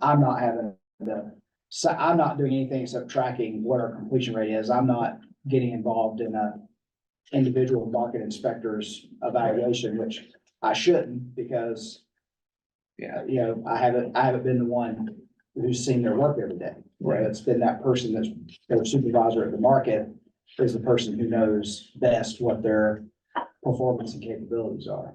And this process should all be completed through the staffing by, it should be done by next week. So the messaging has been January 31st, but it's good to say this in a public setting, but I've heard that they will shut the process down on January 31st. Yeah. We'll get some last minute messaging to supervisors to make sure that those people that are straggling out there, last minute workers will get that completed. Just for context, because it's been a while since we've talked about it, but it's, so there's an online system for evaluations that's provided to us by the Department of Administration. And so there are some things that are set in that, and they've been set for years, depending on the type of employee you are. So if you're a supervisor, if you're a leadership employee, you have a set of about 7 competencies that you get evaluated on. So innovation, things like that, right? So the employee's doing a self-evaluation of how they think they do in that competency, and then the supervisor is giving their evaluation, and they're supposed to meet and talk about that. Hopefully they agree, but maybe they don't on what they're doing. But of course, the manager's say is the final say, but that's why there's that final step in the feedback loop, that the employee always gets the last word. Because if, you know, you do want them to have an ability to say, well, I still don't agree with my supervisor. They at least get that opportunity to put that in there and have that documented. But the supervisor's evaluation is what holds for them, right? And then as Mike said, there's the open-ended goal where the employee puts in goals they want to accomplish in the next year. And then the supervisor either agrees or tweaks those goals, but then eventually they come to an agreement and those goals will be in the system. So the next time they get evaluated, those goals will be there. But that's the system we use that's provided by Department Administration. And so there's a goal piece and a competency piece that each employee is being evaluated on. The competencies piece is one that sometimes I would say is where people push back, but I've always been, you know, a big believer in, you know, you have employees that do a great job, but, you know, maybe there's behaviors that you're worried about. And so you do need to have a place to evaluate those and say, hey, you're hitting all your goals, you're doing what you need to do. And all of us could be examples of that, but you're doing what you need to do, but here's a competency that I think you could improve on in the next year. But that's the nuts and bolts, the inside of the process. And the good thing with the online system is it tracks it so that, like Mike talked about, we can go in and make sure that happened. And then if we had an employee, this could be a situation where that's where one of the steps is the employee agreeing that a meeting took place and what date that meeting took place. Because later, if an employee tried to come back and say, well, I don't know what was in that evaluation. Well, no, you checked the box and you checked the box that you met, talked about the evaluation and the date. So what do you mean you were aware of what was in your evaluation? So there's some of the process that's protection for the organization too, and making sure that, you know, if there is an issue down the road, an employee can't say, well, no one ever talked to me about that. Well, it's documented and you are the one who said, I met with my supervisor and I met with him on this date about everything that's in this evaluation. Very much. Thank you, Mike. And Mike, as the year goes by or 2 years go by, there are changes in supervisors from clear down, clear up. Is there any process recourse for an employee that had this supervisor and this supervisor always evaluated them on this side of the line, and a new supervisor came in and they're evaluating them over here? Is there any way to look at that and make sure that the evaluation is a good evaluation and not a Yes. bad one? That's correct. Yeah, I can see all evaluations, but in those cases too, I would just say that managers should be, you know, those are management notes. If managers change, should be communicating and sharing notes on staff and issues that are happening. I won't share big personnel information, that's in a file, but they should be sharing information on that type of stuff. And then, from my standpoint, we can see a history of the evaluations that have taken place and make sure that, you know, if we know there's things that are not accurate, we can adjust those Okay. and talk through that. with them. So that employee has Hmm.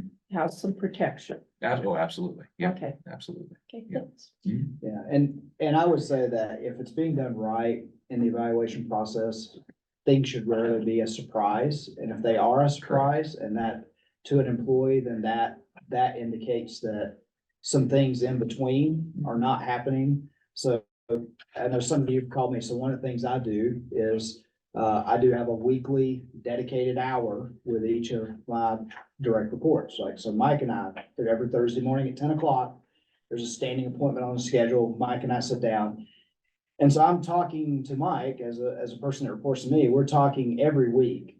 And if we're talking about that, if there was some issue, and there's not, but if there, I'm just using us as an example, but if there was some issue with Mike's evaluation, he shouldn't be surprised, because, you know, we've met individually about what he's doing, what he's working on 52 times before that evaluation. So if he gets surprised or shocked by something I put in his evaluation, then that does point at me like saying, well, why are you not sharing that? Why are you not saying this is something, if it's done right, any issue of improvement, and I'm not gonna say it's not, because it's not always a major thing, but any issue where you're saying, this is something, I'd like you to do better, it really shouldn't come as a surprise. And I'll use my example. I mean, we'll do my evaluation, next month, but we did my evaluation last year. The board had some feedback from me. None of it was a surprise to me, right? I mean, because we talk, because we know what's going on. And so we should not have situations where someone has one opinion of what they're doing on something and their supervisor has a drastically different opinion.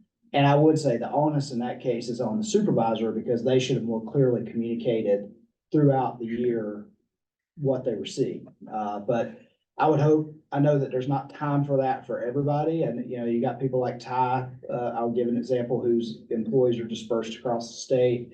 So that opportunity, like Mike and I have both being here in the office, to have that standing meeting, maybe they don't have that opportunity, but they should be communicating on a regular basis about what's going on, if the process is working right. So one of the things that is embedded in there, though, and I think that's the heart or intent of your question, is protection for employees, right? To say that this evaluation of them is fair and accurate, and they've been given an opportunity to know. And so they shouldn't be shocked if someone's saying there's an area that you should improve on. They may not like it, they may be upset about it, but they shouldn't be surprised by it. It should be something they've heard before. Well, I was more from the point of this employee, this is how I've always been evaluated. Now that I have a new manager, how come all of a sudden I'm not a good guy? I'm not doing things the way I'm supposed to, when before I was always doing things right. Yep, and that's fair. And some managers will have different styles, and, Yeah. and what we always coach too with management is clear expectations.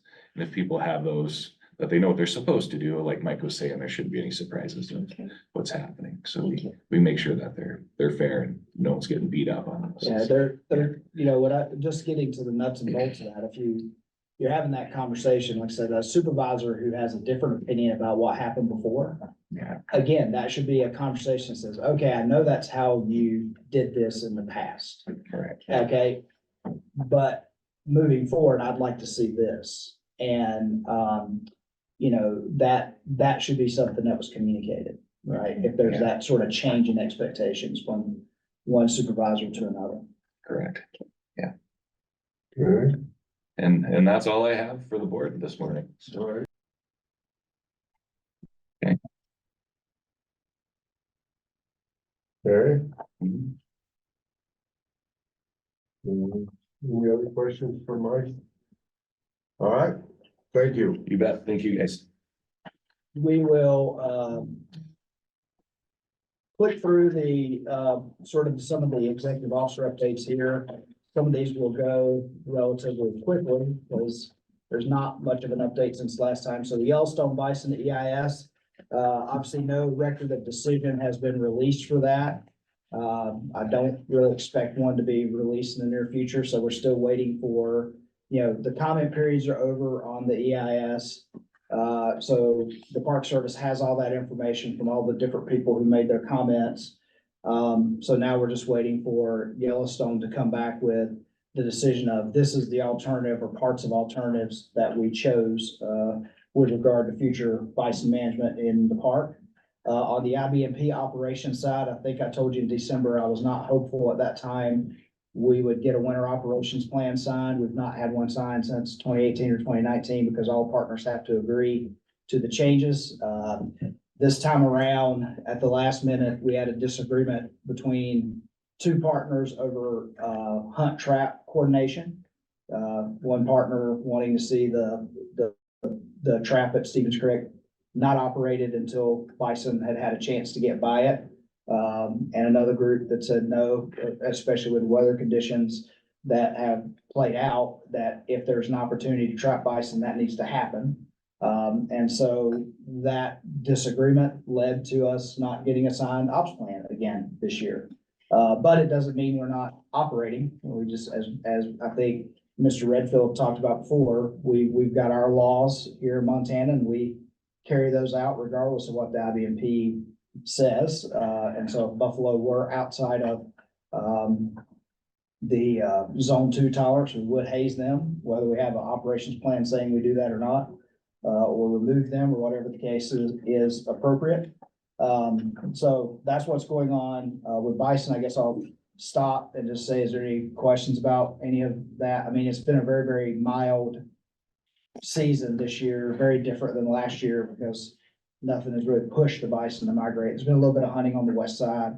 A little bit of work to do on the west side around West Yellowstone. Not much happening on the Gardner side. Occasionally, some coming up and hanging out, but we haven't had anywhere near like last year where we were getting pressure on the zone 3 boundary in the north side, and we were having to undertake some proactive and preventative hazing operations to keep them, because there were so many getting up to the border that we were concerned if we didn't do something before they crossed the line, then it would be out of hand.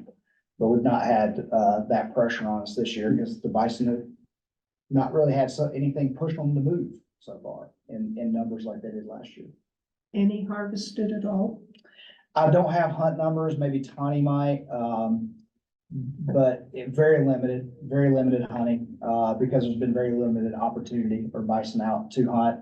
As again, I think most of it's been on the west side. CSKT has taken some on the west side, but I don't know. I see Tawny's walked up the hallway, so she might actually have a number that she knows or has been reported up to her. Have we got a number on hunt take yet? Yep, Mr. Chair, members of the board, Ms. Buckus, there's some animals that are out on the west side, so that's the only place that hunting has occurred at this point in time.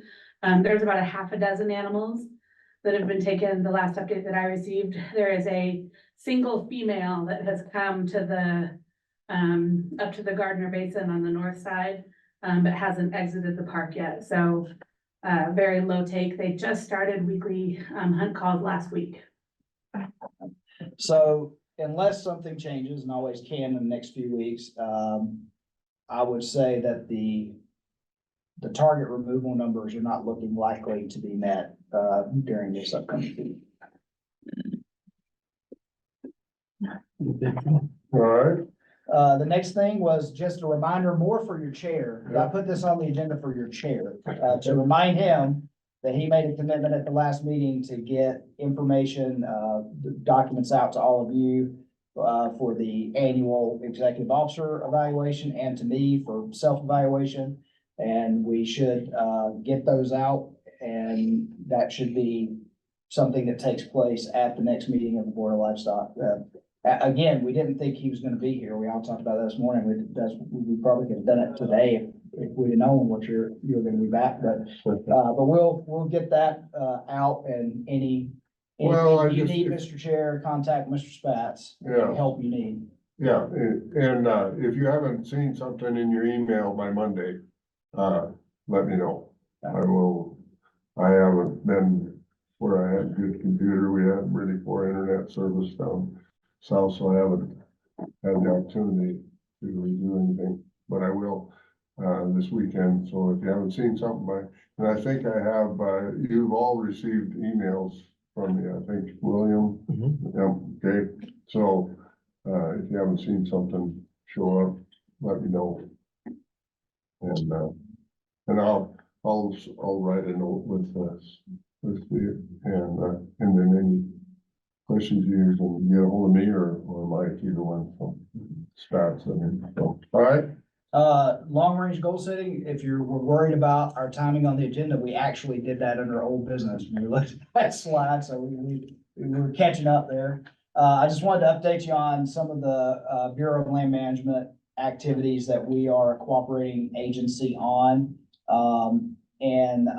One of those is sage grouse. There's still a lot of overwhelming for me information. I do have Jay included on that so that he gets those emails, because Jay's worked on sage grouse for 20 years. It's not something that I would claim to be an expert in. But I will say, when they do share data and maps and those things, it gets really overwhelming really fast as a cooperator to understand what they're talking about. I will say that there's some positivity, at least in the conversations with the Montana Dakotas territory, that, you know, one of the things we were worried about at the beginning was the concept of a range-wide approach to sage grouse management.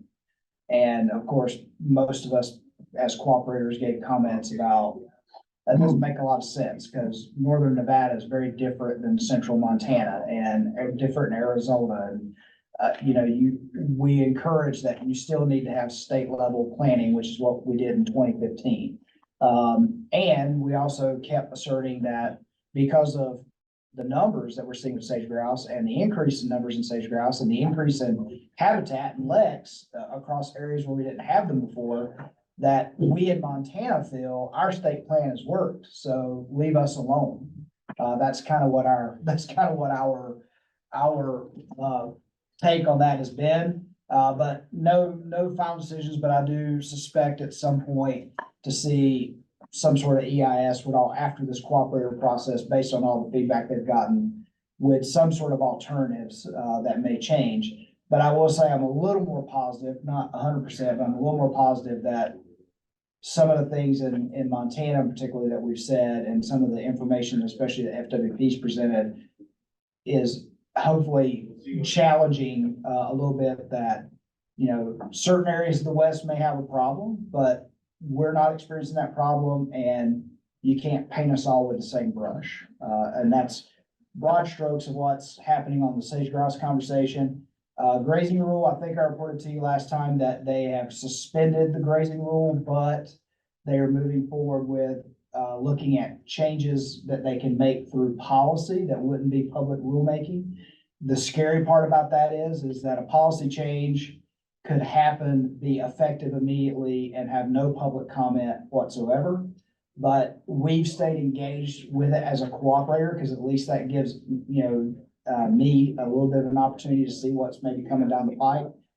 We had a call this past Monday with on the grazing. It was focused on drought management, and at that meeting, Gillen just rolled out a new drought monitoring tool that they're looking at putting into place in field offices.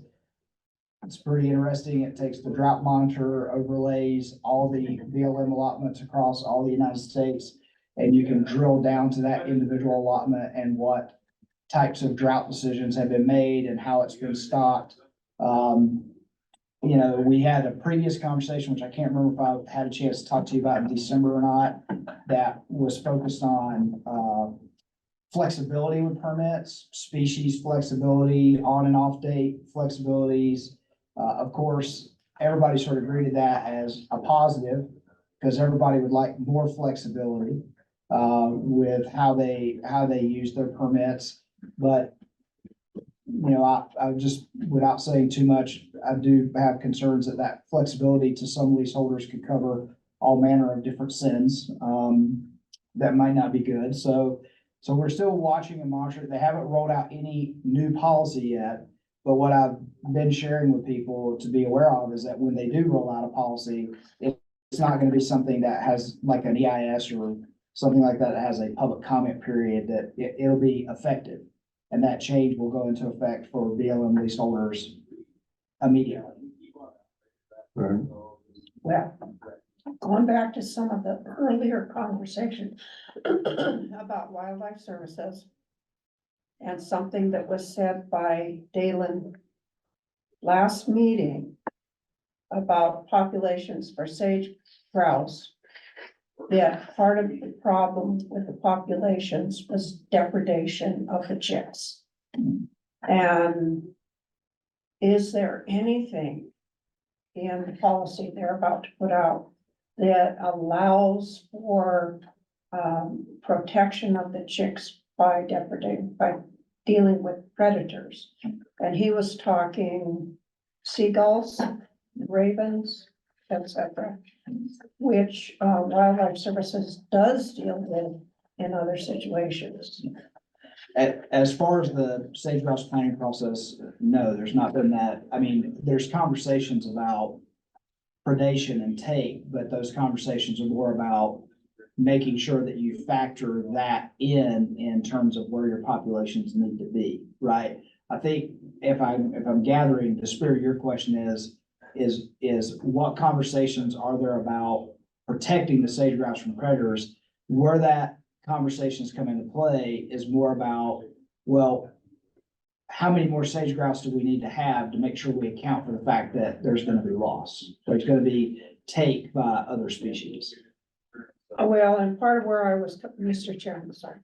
Part of where I was coming from is public grazing. And you can't go out there and you can't do public grazing because the population has dropped so bad. Mhm. Well, the drop in the population is not from the grazing, it's from predation of the chicks. And so is there any room to include wording that would help deal with the predation of the chicks? Yeah, and as cooperators, and I know some cooperators have put that forward, that's where we would put that forward, and hopefully whatever sage grouse plan they put out might account for that, but that's what I was saying is that conversation has come forward, but most of the concern is the opposite way.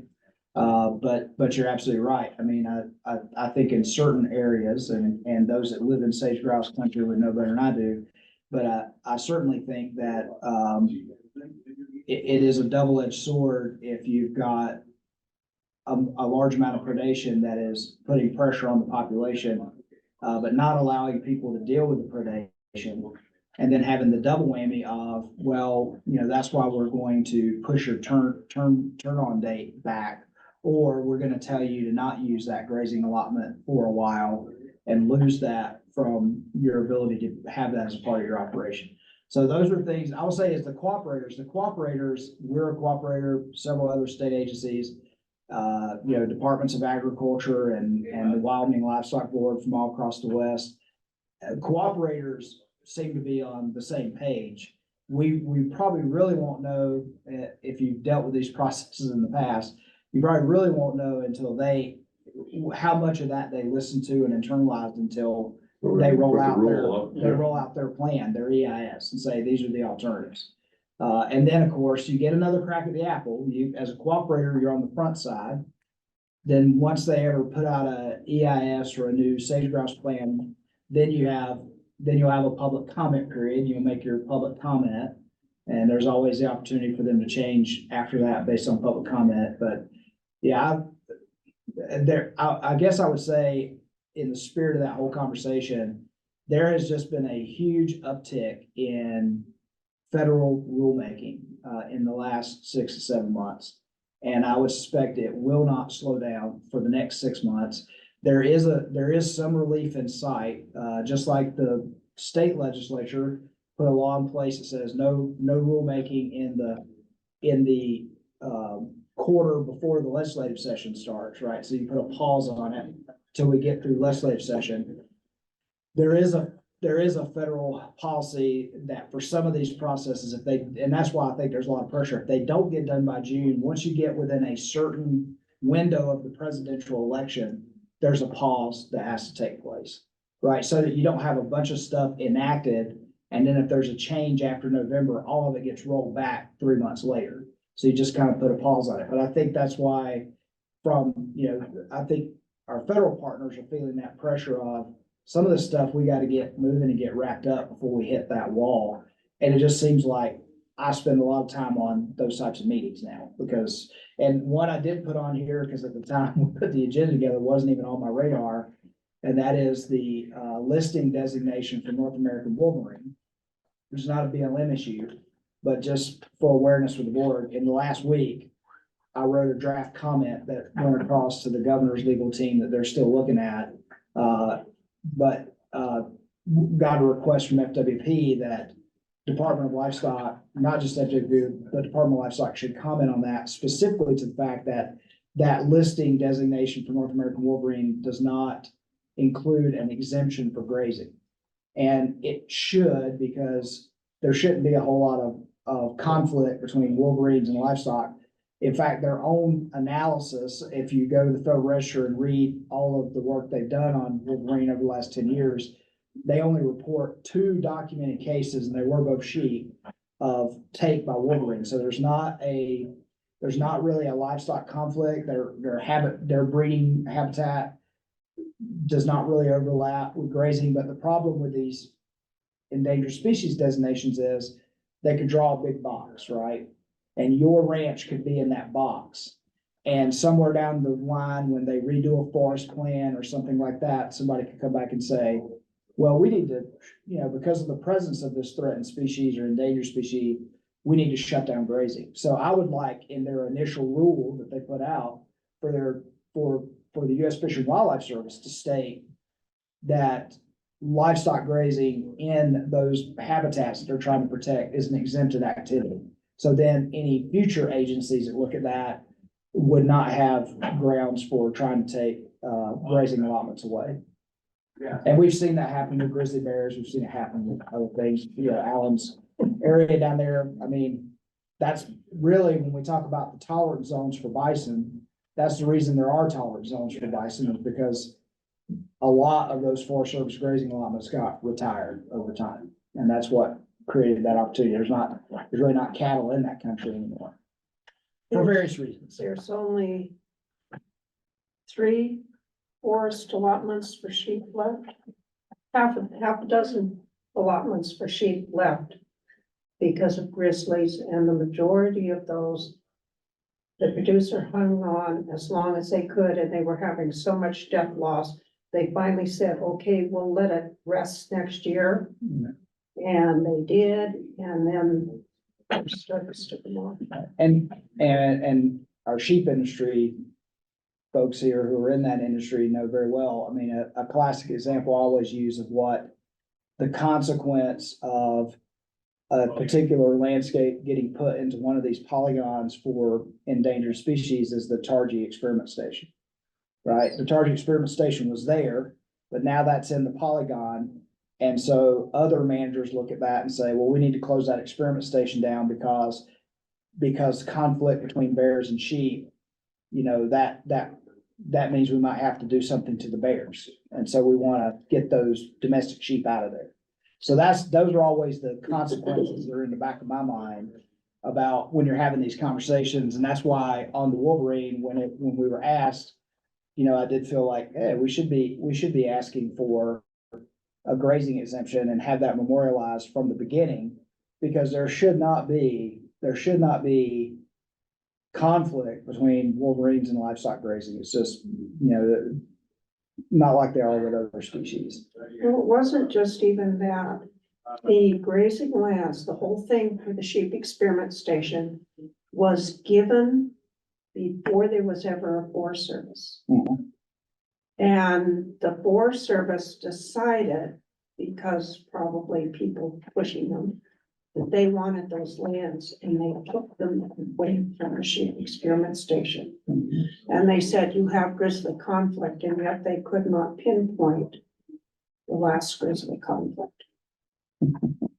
So you're very right. People come in and say things Yeah. and that are not true, and will deliberately take lands away that were deeded acres. And they took it. So, Don't go there. Go yeah. someplace else. Next thing, it'll be real quick, the legislative interim activities update. We did have a economic affairs interim committee. For those that don't remember, that is the interim committee that has oversight over the Department of Livestock, as well as Department of Agriculture, Department of Commerce, Department of Transportation, several different departments during the interim. So that's chaired by Josh Kazmaier. Representative Josh Kazmaier is the chair of that committee. So they asked us to come last week to their meeting. They had one of their legislative analysts that had done some work on agricultural production in Montana and presented some numbers, mostly USDA NAS numbers. But then they also asked myself and representatives from Department of Agriculture to come and speak specifically to things happening in Montana. So my presentation was mostly about exactly what we talked about this morning. What have we been seeing with per capita numbers? Now I took a longer range with them and saying I actually looked at inspection numbers going back to 1984. And so there's a graph that I have that sort of shows the wave. And yes, there is a slight decline in the number of brand inspections that we've done, which I think correlates to a slightly downward trend line in the number of cattle, but not a huge, but we do have these dips, right? And if you look, when you're looking at inspections are a little bit opposite. The big years are the years after, are they're an indication of a lot of livestock leaving. And so you see them. So there's a big jump right after 1988. I don't have to tell many people in this room why that probably happened, or there was a big jump in 1984. I'm sure, a lot of cattle left Montana that year, but then it slowly crawled back. And then 1989, a lot of cattle left Montana, and then it slowly crawled back. And you can almost look at every one of those years and say drought or something that was happening economically drove that. But we go down, we come back up. The question is, do we always, and Jake said that this morning, do we come back to the peak we were at before? Probably not. So if you do a trend line over that, you see a slightly declining trend line.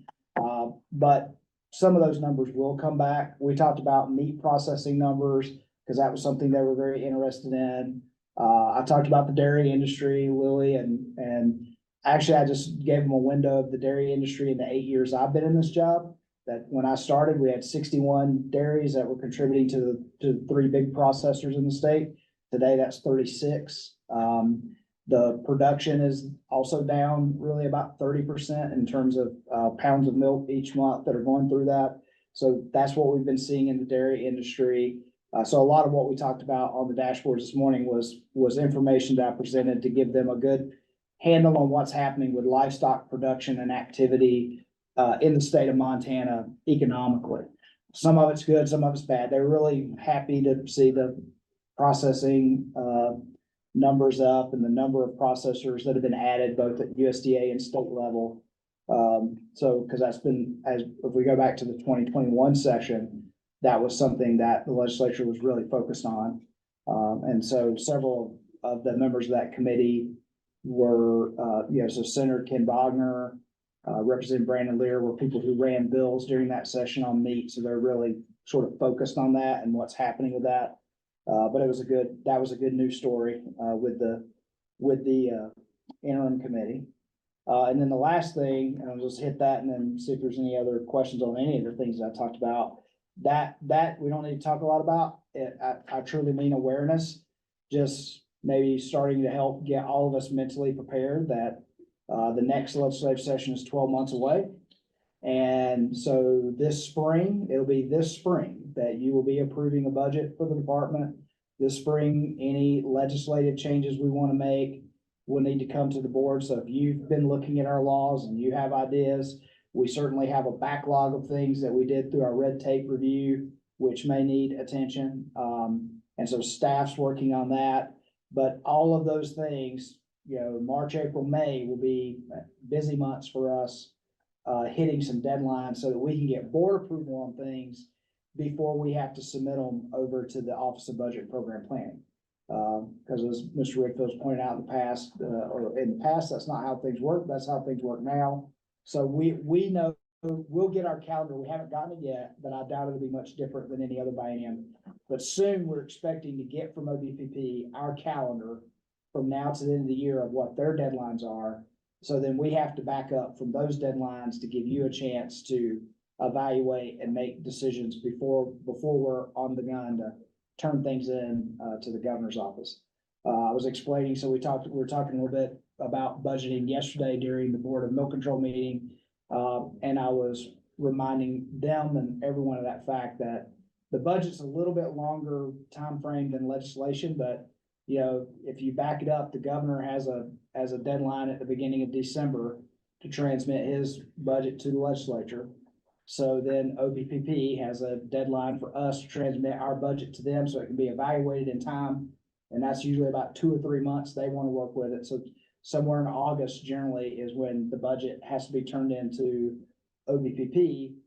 So that means before August, we have to get our budget together and get it in front of this board and decide what it is we're turning into the governor's office. So that's just your awareness that, yep, it's an off year. We're not dealing with the legislature being in town, but this is the year where there'll be lots of deadlines and prep heading towards them arriving on January 6th, I think is the date of this upcoming 2025.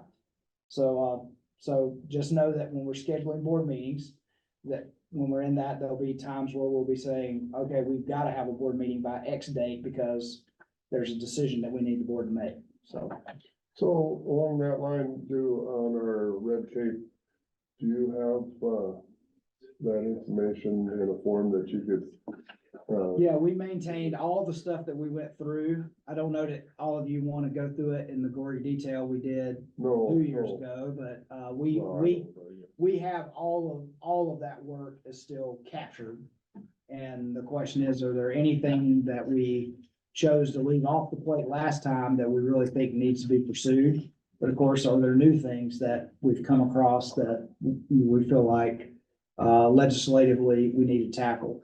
The other thing I already mentioned, but just so you know, I'll mention again, in terms of rulemaking, if we don't get rules adopted by September, we'll be on hold.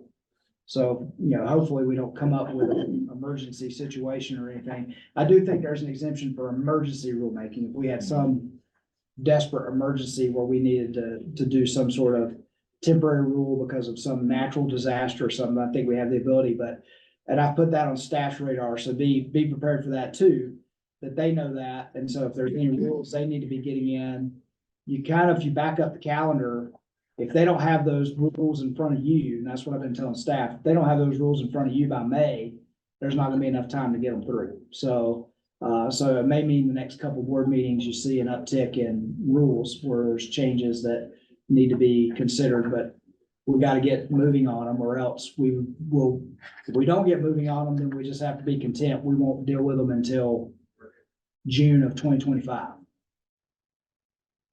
No. Have you thought about any of the milk inspection fees being general fund? Yes. Okay, And that's still so you got something. that on his list? Mhm. Yeah, yeah. We talked about that at Board of Milk Control yesterday. I So, kinda put the and- first and, marker out there. We're still trying to get that, people into this room so that we can talk about the fee structure and how we're gonna. Yeah. I guess, Yeah, I laid out yesterday, and we'll talk about more, it's coming up on the agenda here during Okay. Brian's time, and what I did with the Board of Milk Control yesterday was roll out several options that could be taken. And the only real ask I made because we had lots of industry folks in that call. So knowing that they would be there, that's why I took that opportunity. I just put the marker out there saying, I don't think, at least I'm not tied into any particular solution or option, but whatever solution or option we choose, we don't have a long window to make that decision, right? Because if you're gonna make a fund switch of how it's paid for, then that has to be in our budget when it goes to OBPP. So that's a decision that has to be made in the next couple of months. So that's where it gets time sensitive. Me personally, I'm not tied to any particular solution. There's multiple ways to solve it that I see. But whatever decision the Board of Livestock makes, that decision is gonna have to be made within a certain time frame, or we'll miss the opportunity.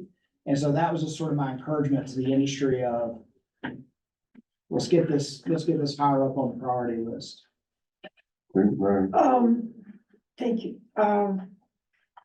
If we switch the funding for the inspection to general funds, is that just the inspectors? Is that the fee that pays for the inspectors? Are they two separate things, or are they one and the same? Well, simply, if we make a fund switch to general fund, there wouldn't be a fee. We'd be getting rid of the fee. The producer would not pay that fee any longer. It'd be paid for out of the state general taxpayer dollars. But you better have a backup plan. Yeah, yeah, it's not like it's, I mean. Anything with like, But that means that that the per capita we now use to pay for our inspectors would be switched to general fund. Yeah, Is and that correct? And being clear, it's not per capita, it's it's another assessment that dairy producers are paying, the 14 cents a hundredweight, Okay. on their volume of production that's calculated every month. That's a different, so our dairy producers are paying per capita fee for their inventory, but this is an additional assessment they pay to pay for that program. And they also have a small assessment, it's part of a penny, I think, per hundredweight, that they pay that pays for the two people in milk control that do the pricing program and work under the direction of the Board of Milk Control that was meeting yesterday. So it would be a major accounting change. Yeah. In reality, it's a simple thing to do in the budget. The hard part is getting it over the hump with OBPP, which is one barrier. And then if it was to be in our budget that way, if it was to get into the governor's budget that way, then getting it through the legislature. And here's the realities. I didn't really talk about this yesterday, but this is good. We'll be a little bit ahead of ourselves, but the reality of whether it goes into our budget request or not changes how we have to react to it, right? So if we don't make that fund switch in our budget that we submit to OBPP, and it's still funded by state special revenue when it gets to the legislature, and the industry wants to make a case to switch to general fund, I now can't support that, because I have to support the governor's budget, and that's not what the governor's budget says, right? So that's why if you want everybody aligned, it better be in our budget that way, and then it better be in the governor's budget that way, because then that'll allow us to advocate for it. And because if not, the industry would have to advocate for it by themselves. I can always stay silent, but I can't, I'm not, and I'll say, when I say I guess I'm really talking about we, the department. We're not supposed to advocate for things that are not in the governor's budget, because we had an opportunity to put that change into the governor's budget if we wanted it done that way. So what happens, back to your point of Plan B, of if we get it all the way through and we get it to legislature and they say no go? Well, then we're back to But we other have, solutions. but we have not put it in our budget, into the governor's budget, the way it is right now.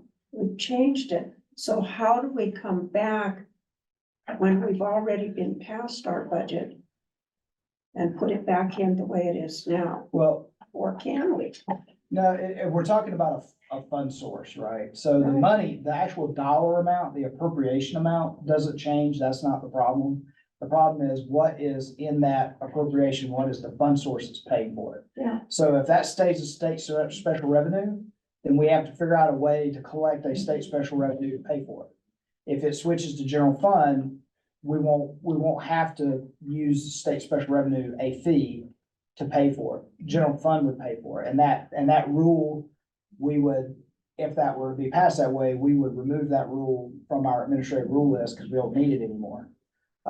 We'd repeal it. if it doesn't, you leave the rules in. But if it doesn't, the rules are in, and if they were to, let's say they were to switch it from general fund back to state special revenue, well, okay, you're still having to collect a fee. So, it shouldn't have, the amount shouldn't be affected because the amount of appropriation we're asking for will remain the same. The only thing that might change is the fund source we're asking for to pay for that or cover that appropriation with. Well, the thing, it Did I just say gets, that right? well, and it gets so convoluted, I guess, because in order to keep from using per capita fees to subsidize the fee, the portion of the budget that goes to, say, the inspectors or whatever in milk, we need an increase, right? So if we propose an increase and the industry says, yeah, we can support this increase,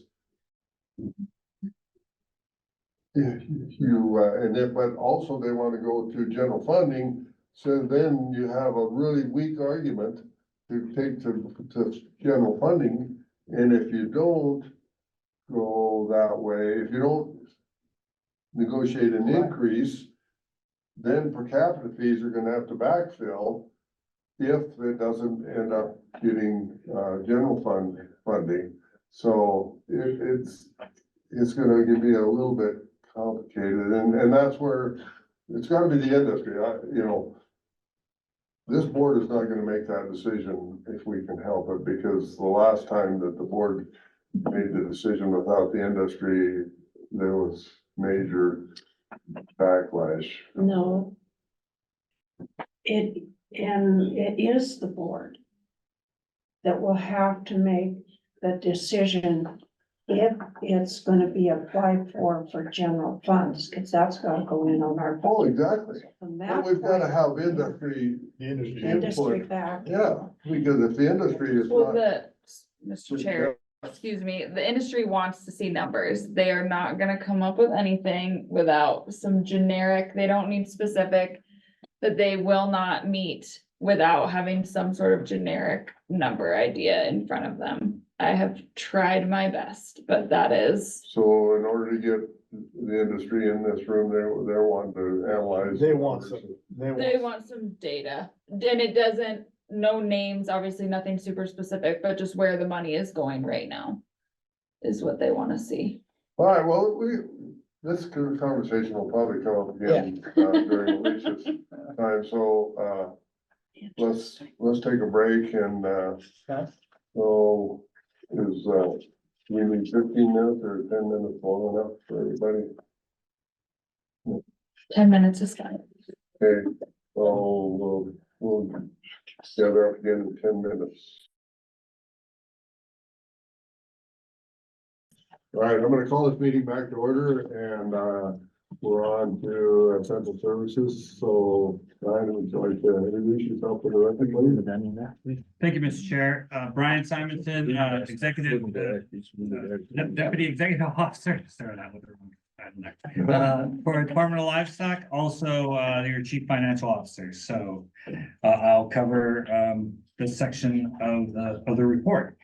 Not on the agenda, but your first page in tab 2, the white tab, you will find a public announcement for aerial hunting permit. So every January we go out with this, and the reason that I'm putting it in here is just another opportunity to get it out into the air, and in case there's any aerial hunters out there, the word can get spread that this is the time of the year that they put in their permits. It's annual, it's $50, and they also put in their, twice a year, they put in their hunting harvest reports. So that's also due in the month of January.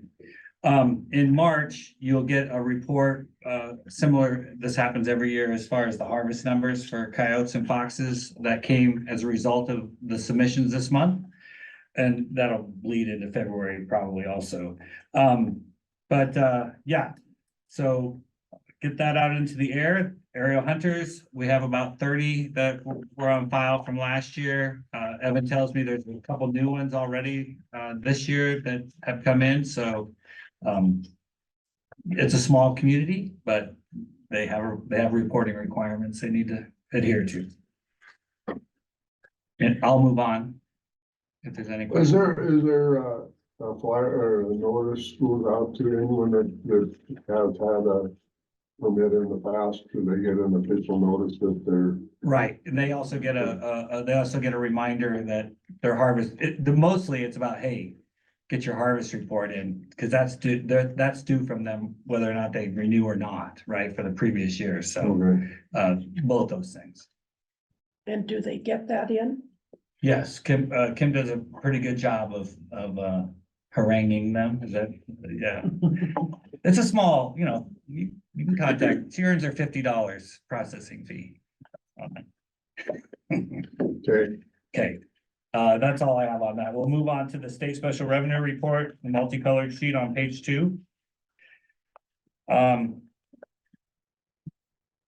it's reassuring that, we're halfway through the year. It's reassuring that things look similar, about this time of year always, at least in my 6 years being here. So the numbers are coming in, I'd just say as expected. I will go down and highlight, down column D there, just some refreshers, although things really haven't changed that much from the last report. Row 2, your new brands and transfers, you can see there, we're ahead, 34,652. That's due to another year in that 10-year cycle. So we get to, experience, 2/10 of that revenue, because otherwise it's spread out over 10 years or until the next cycle. So that number will grow every year until we start over again. Similar to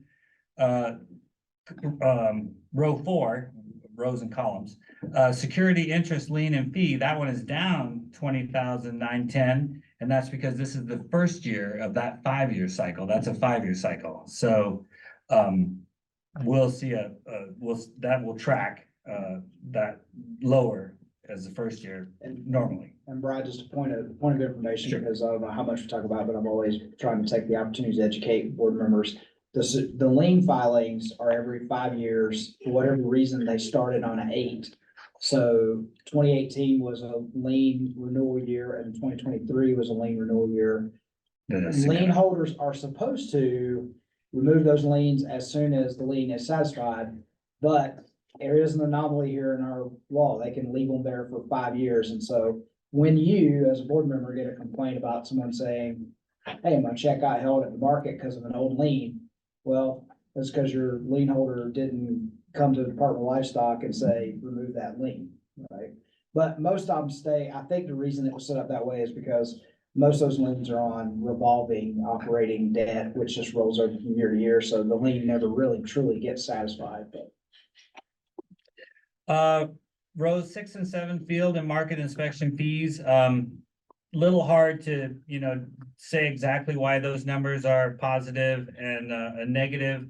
We do meet with Jay before this meeting and go over these numbers, and he was tracking that the market, was looking like it was about, I think he said about 5.5% down, and that tracks with what we're seeing here in the dollar figures. So I don't think there's anything out of the normal going on there. So that is what it is. Investment earnings, you can see there's 114,251 better than last year. When Evan made the report out for December last year, investment earnings were making 4%. This year they're making 5.4%. So that's gonna explain, that's slowing down. The amount of difference is slowing down as we move through the year, but still positive gains there. Per capita fee in the green section, those numbers are pretty normal looking. Really, per capita fee, that row 14, that 35,000 or really the first 2 columns, we'll see those take off next month. Early reports were that a good chunk of filers were filing positively on the electronic reports, and that I think we realized about 150,000 a week or 2 ago. Had come in already, so. Yeah, and over the course of the year or two, I just point out, because we just had a recent meeting with them, that there's, in the last couple of months, with all the tax rebates that went out, there was an opportunity for the offset. We got some of our old debt back because it came to us instead of going to the taxpayer that was getting a rebate, because they were on the list as owing us money. That would be the reason. So they filed and not paid. They had filed and not paid, and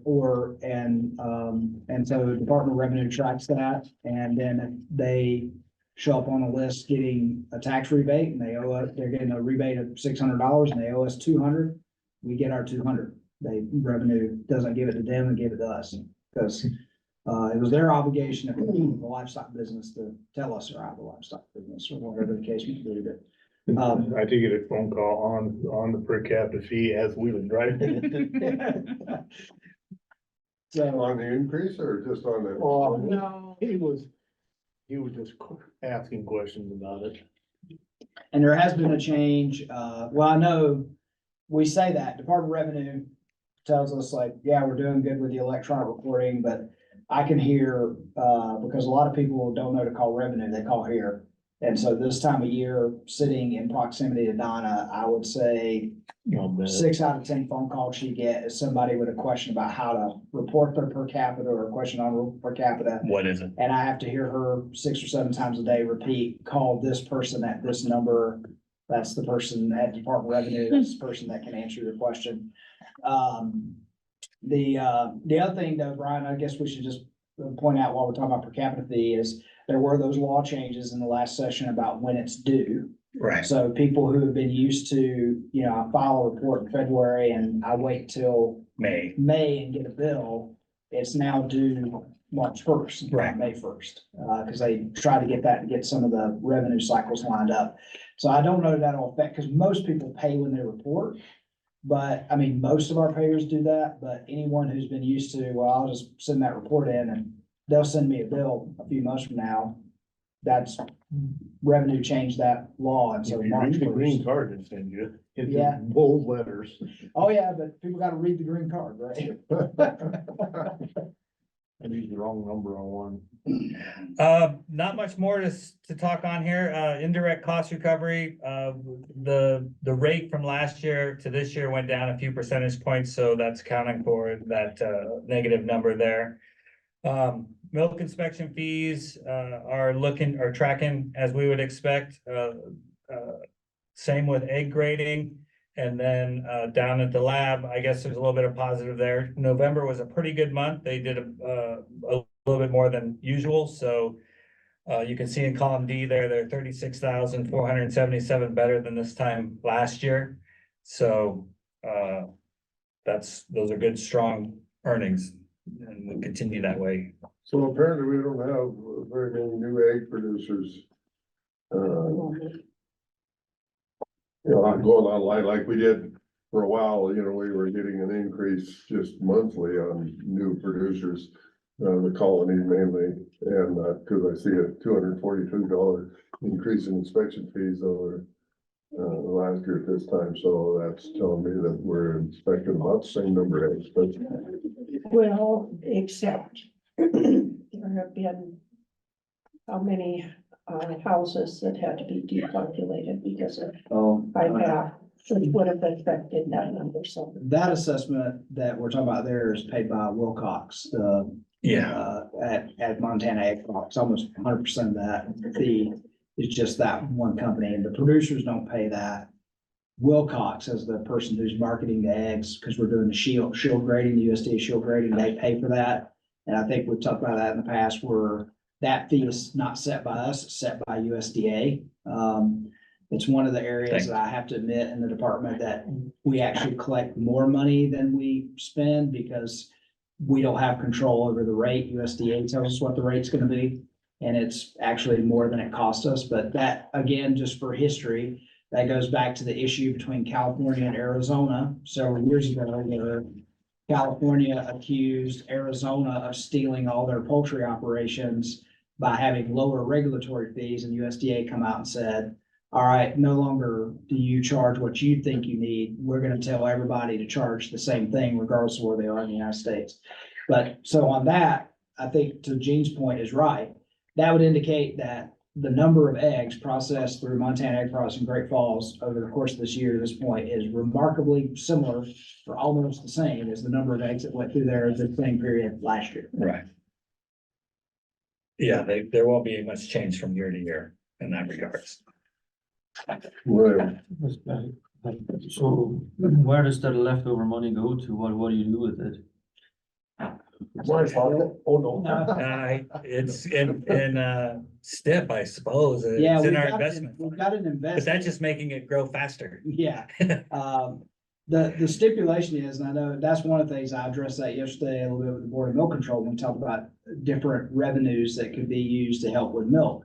And of course, that sometimes comes up and says, well, because people are aware of that, we're aware of that you got more egg money. But again, you're supposed to spend fees for the purpose they were collected. So you're not really supposed to spend money collected for egg inspection on any other type of activity. Same as you shouldn't spend brand inspection money on egg inspection or meat inspection, right? Because that money was by law was collected for a brand inspection, so it should support only that purpose for which it was collected. And the only, now per capita fees, you know, is more general, that's why you see it flow around the organization more. But some of these other fund sources, we can't, even though we might have them, we can't just use them to close a gap, because then we probably have an audit problem somewhere down the line of spending, and some who've been on the board a while are familiar with those types of audit findings of spending money in a way that was not legally appropriated. Bedrock. We got But- billed. Did you get the answer you were looking for? I'm not. What thinking happened I with got- the money? Yeah. Not really, no, you say you invest it, where does It's just it, gonna sit there you and said grow, it right? grows, but where does it, if it keeps growing, there's more money, if it was designated for eggs, it should stay within the milk and egg department, right? Yeah. And it is. It does. But, and it is probably a issue we have to address. I wish I had the cash balance for that account right now. I don't have it, but it isn't that significant at this point that we need to figure out what to do. And we are kind of waiting, you know, what is Wilcoxon? You know, are they gonna bring on another shift? Is there gonna be a change? And so that's always kind of in the air. So we haven't really addressed, you know, what. So if you add more graders, that's a way to pay for it. Yeah, you've got. Or if you had improvement to the plant, you could use some of that for that. Right. So, yeah, because if they up their operations, there's been talk at times about them maybe getting to the point where they could operate 24 hours, 7 days a week. That would increase, you know, the number of people we need, because the people we have there, the 2 people we have there are already working 12-hour shifts, because that's how the plant runs now. And it doesn't make sense to switch inspectors in the middle of a shift, so they have to time their work so that they work, you know, 3 12-hour days, right, and then the other one comes in and, but if they went to another 12-hour shift, at a minimum, that would double the number of people you had to pay for. So you probably should have some cushion to be prepared for that. And their numbers have been going up, and there's always been talk of that plant, increasing the hours of operation, or, you know, or doing it on certain days. And so we are prepared for that. But I think William's question is good, is that, you know, again, it's not something we asked for. I would like to see USDA return control of what we charge back to us. But, you know, I also understand that state competition you have in certain parts of the country, and some states, you know, I don't think, let me just put it this way, I don't know that poultry and egg businesses are leaving California because the fees were cheaper in the neighboring state. If that's what they want to believe, that's what they can believe. Maybe a few other reasons. But on the other, I mean, we know that the population is increasing in the United States, and so there's gonna be more eggs consumed, so somebody's gonna have to furnish those eggs with, you know, whether it's Montana or California, whoever, and so someday there's probably gonna be a need for increased inspection. So, That, Put the money in I the share pot, that in the pot. expectation. yeah. Yes, sir. Mr. Chair, if there's no questions on that, we'll move to the blue sheet on page 3, the projections for FY 24. Department of Livestock, again, very positive movement across the board, with the exception of overtime. Overtime, is, you know, dominated by the brand's op tempo. So they did have a significant amount of overtime, 37,000 in the month of December, which is driving that number there you see in the column F.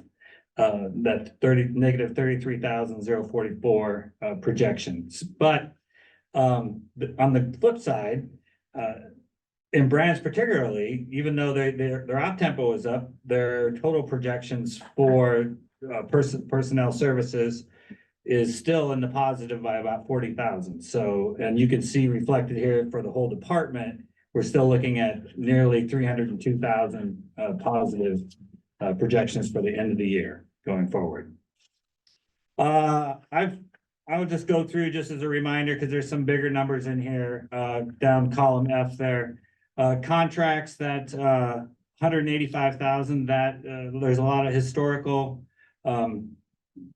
save or not authority, excess authority there, especially in the eggplant that we're just talking about, CSD, and then Brands has got some extra in there too. So those are the three programs accounting for that number. Supply dominated by the lab. When we get to the brown sheets, we'll see that that number is less than this time last year. So they haven't ordered, or at least we haven't paid anymore. Their supplies are less this year than last year. No, okay. Communications, that's a positive number, but that's more of maybe a timing issue. So we expect to see that number come down. It's kind of an inflationary number also. Communications tied to ITSD, a big chunk of it.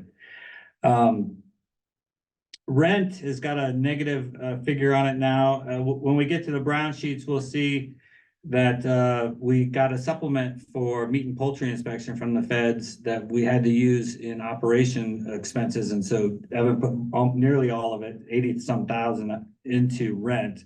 So that is making this blue number versus our House Bill 2 budget look pretty good. Can you try that one more time?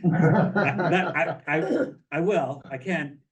I will when we get to the brown sheets for sure. Okay. But just to say that number, is tracking and rent's looking good. Let's go to the brown sheets on that. I'll be there quickly.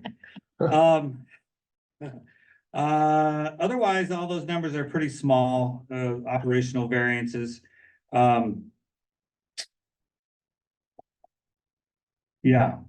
Budgeted, so you can see, total expenditures, we're projecting 470,000 to the good. That's an improvement of 65,000 from the month of November.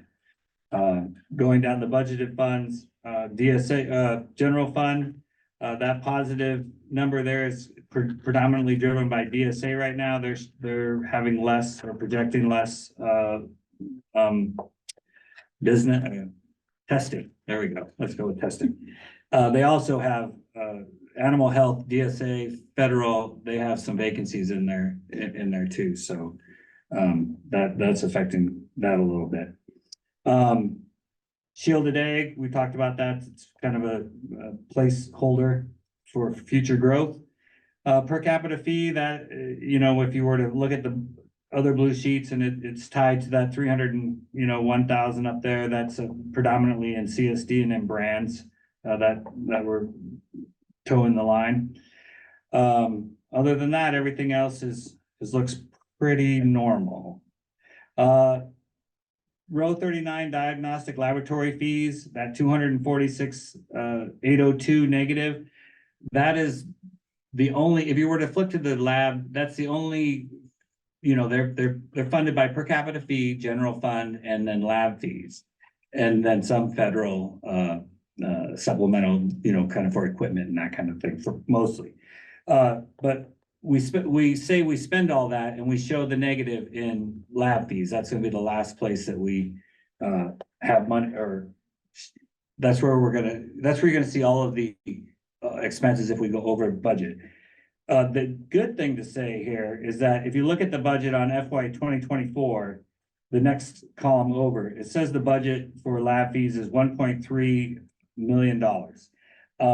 That last year was, and you can see if you look in the next column over, it's 1.57.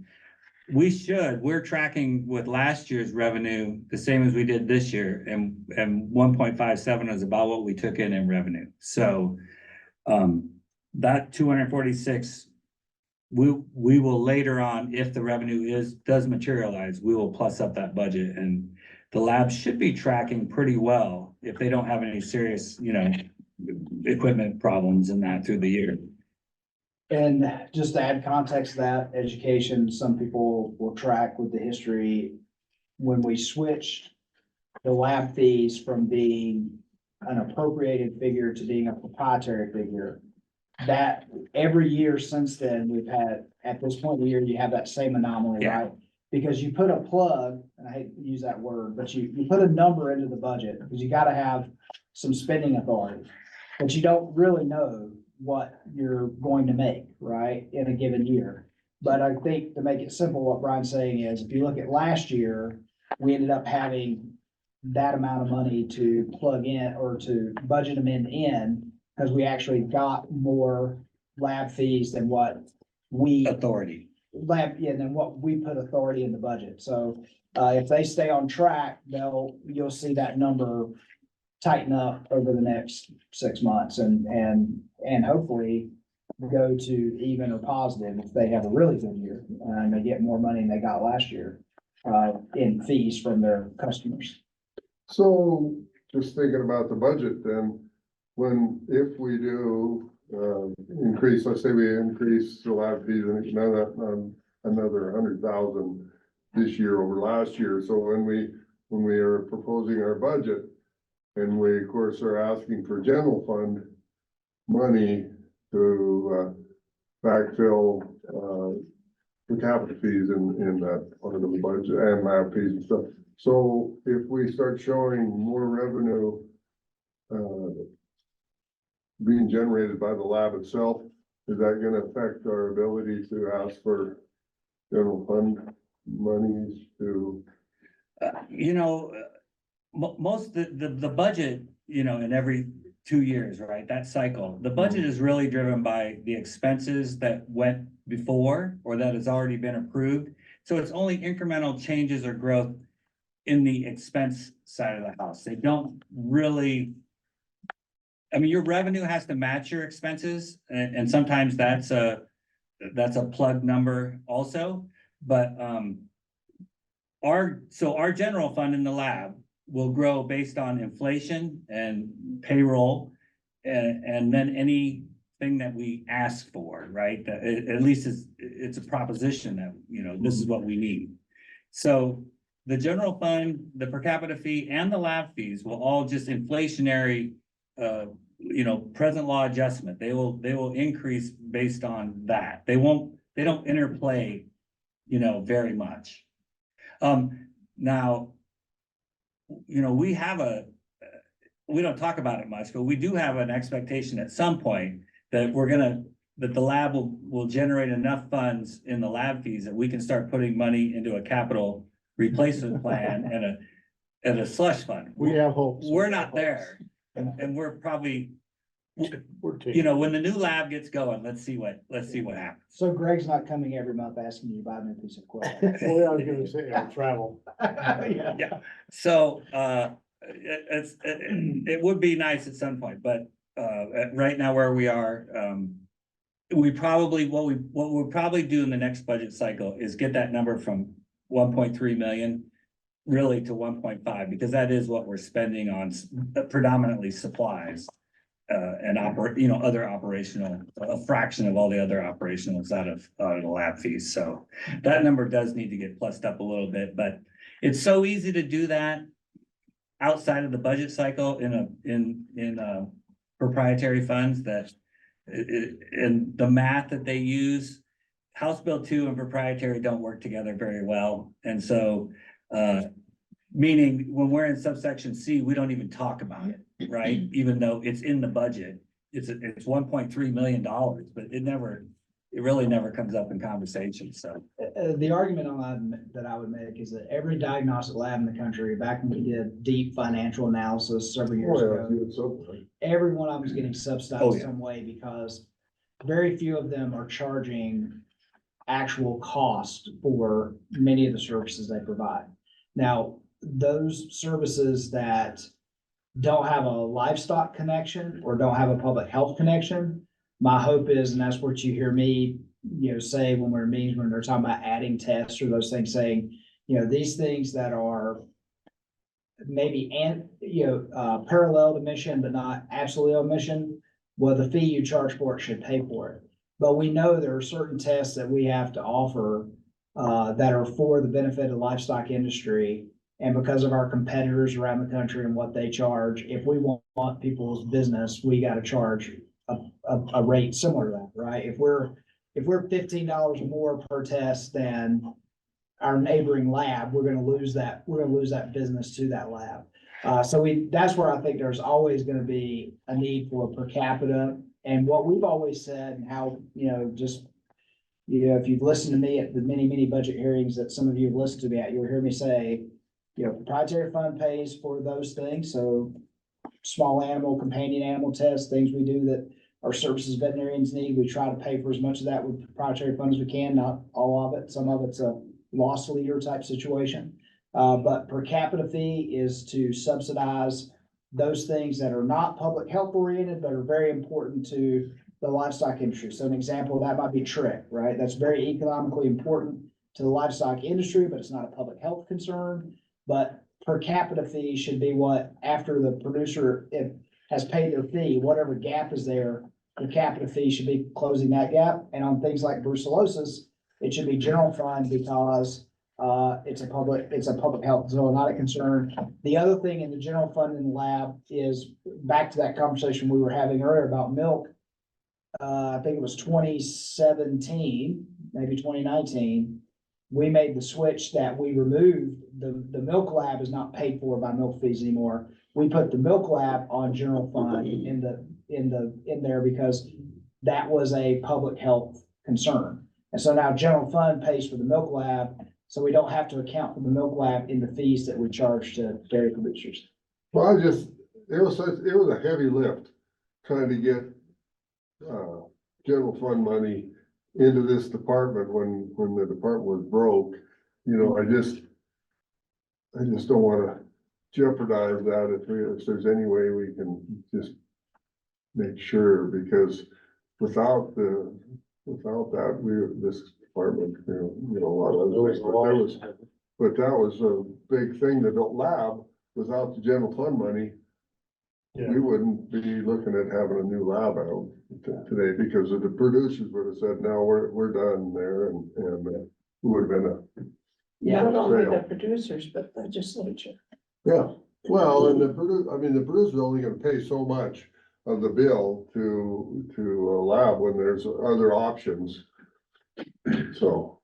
Yeah, I think the scenario that you're concerned about would be, I don't believe this will happen, but if you had a scenario where we were bringing in $3 million in lab fees and we were only spending $2 million and we were putting $1 million of the proprietary fund into a fund balance. Yeah, different story. Then I think if somebody had a sharp pencil, they might say, do you really need this general fund in your budget anymore? Because it looks like you're making enough fees to cover all your issues. I don't think that's gonna happen, but if that happened, there's a part of me that you might have to just tip your cap to the legislature and go, good find. Good find, you're right. We are making enough money to cover all our expenses, but we're not there anywhere close to that right now. Right, legislative fiscal in that subsection, it is always got one sheet in there that's gonna talk about our cash balances, and that'll be included in that figure. And like I say, we're a long ways from that being a concern. Good. Okay, well, we're gonna shift to page 13, the brown sheets. I'm predominantly gonna go down that year-to-year comparison, column E. Let's talk about the total personnel services figure there on row 5 of 485,000 over this time last year in our expenditures so far. And, I'll illustrate this by example, but the bad thing about this page, and Mike has said it often, is that there's always, things that happened last year and things that happened this year and timing wise, between, payouts and that. So why is it, 485? It's probably a little hard to put your exact finger on, but let me just try. So if you were to pop over to that column B, the budget, FY24 budget, that 11,353,000 on personnel services. Between coming out of the last session, right, that budget increased $1 million. So $1 million just in broad strokes, if we're halfway through the year, $1 million increase in the budget is 500,000 increase in spending. That isn't necessarily all of it though, because Well, and part of what the $1 million includes is we have 2 FTEs that we're paying for now in milk and poultry inspection that we didn't have last time. But we have two FTEs in milk and poultry inspection that we're not paying for because they're vacant. We're only doing 2 of those plus ups right now. We had vacancies in meat and poultry, rampant vacancies at this time, or, the first 6 months of this time last year that we don't have this time. So there's pluses and minuses happening at the same time. The brand's op tempo is bigger than it was this time last year. So, but 485 seems like a big number, but when you put those things together, it's okay. And if you think back to the blue sheet, we're still projecting $300,000 in excess of our budget with the vacancies and that kind of thing that we're experiencing right now. We don't have any increase in salary coming, do we? Yeah, we'll have another one middle of this year, the next, $1.50 or 4%, whichever is greater. But that number will, the budget number will. Yeah, that's in the budget. It'll increase. And the accounted for 4%, was it 4%? 5. The legislature accounted for 5% vacancy savings, but remember we don't have to account for that because that got took off the top. They're like, these are all your employees, this is what they get paid, this is the total, now we're gonna take back 5% and now that's your budget. And so that's already been accounted for.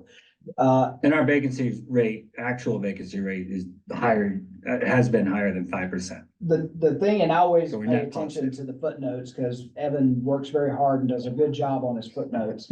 But when it comes to this brown sheet and personnel, I always like to look at what is usually the second sentence of his footnotes and see what that comparison is. And yeah, we've expended 45% of the personnel budget with 46% of the payroll complete. So we're right on track with where we should be, right? Yeah. Where I would start to get concerned is if we had spent 55% of our personnel budget with only 40% of the payrolls complete, that would be that's the number I look at and say, oh, okay, we might be heading towards a problem here. We need to figure out what's going on. That's typically my last comment on this Yeah. page. So, but the actual expenses, you're talking about that, Nine asked about the pay increase, so that's gonna show up in actual expenses, so we're gonna be up there in that $1 million that we have submitted as a budget Yep. expense. So it's gonna show actual expenses higher than last year, and that would be the reason is because of pay increase. Yeah, pay increase and that 4 FTE in milk that that request that we went forward and got granted. And we requested some overtime increases too in brands and meat and poultry. So those are all reflected in there for sure. Switching to the operational expenses there, you can, some of these bigger numbers that, and we'll get to the rent. The contracts at 42,000, better this year than last year. So a negative number, right? Just reminder is a positive thing. I think we've said it before, but there was an insurance premium from RMTD, had something to do with, I think, Libby mines or whatever, but Asbestos thing. yeah. So we have an insurance premium holiday for 24 and 25, and that pretty much is reflected. It's somewhere in that $50,000 range. So that's why, that's what we're not spending that on this year that we spent on last year was insurance premiums. How do Libby mines affect us? Cause the whole state is All in one together in insurance, so. thing. Okay, And that was their remedy for how to get rid of that, that. They had excess money in Money. their account, and so they just gave agencies a holiday on paying their premiums. 2 years. okay. It is out of the budget. So we didn't get, the budget authority got reduced also. So if you look on the blue sheets, it's not reflected in there really. You're seeing that $50,000 extra budget. The budget got dropped, but on this sheet, really, we're just looking at what we spent last year compared to this year. So Okay. in actual, 26, it'll all pop back. it will. Yeah. And there's lots of those that's a bigger one, but there's lots of those little things. We occasionally sometimes find ourselves where the state healthcare system has collected too much money and is flush, and they'll give a they'll give a holiday on benefits for a certain number of pay periods, or we have little things like in our insurance world, so like our state fund, premiums, you've seen me report on that before. It's not big, but Workers' you know, comp. if we're doing good and our employees are safe, and so far, knock on wood, the last 3 years, 4 years, we've not had any major workplace incidents. So then we get, you know, we get a rebate on our premium. And so there's lots of little things like that sometimes that we get throughout a budget year. And we get those, and I'll joke with my ex-legislator that sits on our board, we get those until the legislature figures out we're getting those, and then they usually pass a law that says we have to give them back to the general fund instead of They taking them on want, our. they want their hands, they want it all, they want it all. Moving on, Mr. Chair, supplies, were $32,000 better than this time last year. Again, as I said, the lab, that's all pretty much the lab, just not spending as much as they did this time last year. Communications, that 23,000, more this year. That's an inflationary figure tied to state ITSD predominantly. Travels within something expectations, the rent. So, we have spent 31,892 less this year than last year. I think the best way to say this is if we look over on the next page, Evan's got a comment down here. Well, I won't look at the comment. Let's go to, rent. So row 9, that 82,400 in the budget there, that's brand new. That wasn't there last month. So he spent, or budgeted and spent, the next column over is what he spent. He transferred $82,400 from House Bill 2 money on the previous page into the supplemental that we got from the feds. So even though, why are we not $82,000 better? We're only 31,000 because of inflation, and rent's still going up, and we have more vehicles or more vehicle costs on the road. So rent for buildings and leases for vehicles, all did increase. So Okay. that's where that's why rent's looking pretty good. Repair and maintenance, that's just really more expenses we had for repair and maintenance in the lab last year, that 23,000. And then same kind of situation for the positive 37,000 and other expenses. Meat and poultry had more expenses this time last year in that category. Those next 3 sections, equipment, claims, and transfers, predominantly, those are new, one time only, and George's 150,000 are new. So there's about $275,000 of new expenses in there. That's really kind of skewing the total figure at the bottom. But all of that is accounted for and predicted. So even though the bottom figure says 731,580 is our total over this time last year, there is, $250,000 of new revenue that wasn't here there's some blanks in that column for 2023. Yeah, the depredation remediation, when that got established by the legislature, the static funding for that, it got put in House Bill 2.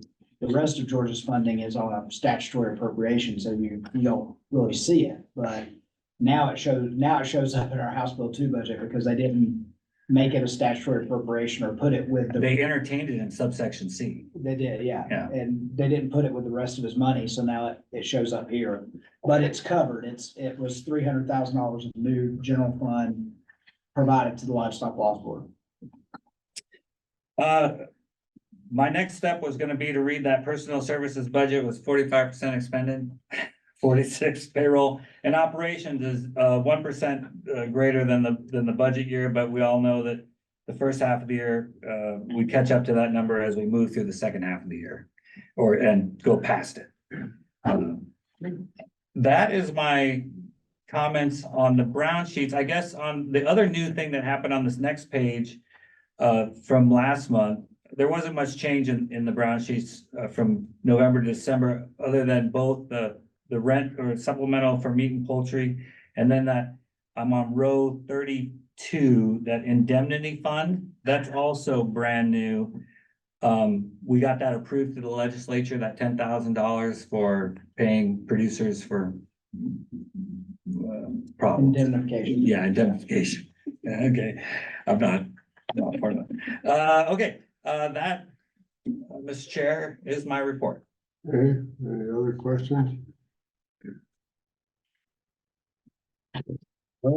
So, wait a minute. Okay. You just about ran out of time. I know. Okay, so all the money that came in from into the umbrella, that was $1 million. Where's that at? Did that come in? No, that came out of Colorado. I don't know if I'm quite following the, The federal, you mean on line 34, Is that it? the 83,000? Well, no, You're No, talking that's about a carryover the, for the the lab, Oh, the lab. She's talking about the lab that. oh, no, fund, Yeah. okay. no money. There's too many acronyms. I know that. I don't think all of that has shown up yet. It's because it's over a several year period. Right. He does have one comment in here on, that second from the bottom comment on page 14. The diagnostic laboratory received federal funding for equipment purchases, supplies, maintenance, contracts, and other needs. Unspent federal money from the state fiscal year end is carried over.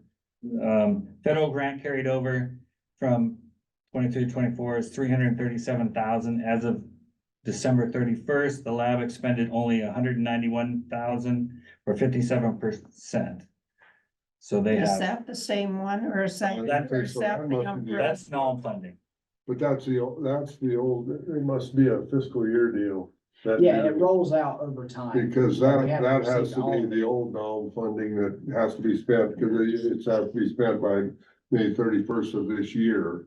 This particular funding right in this bottom footnote, but That road, if we look at that road, that comment is pertaining to row 35 there. The federal animal health disease budget amendment.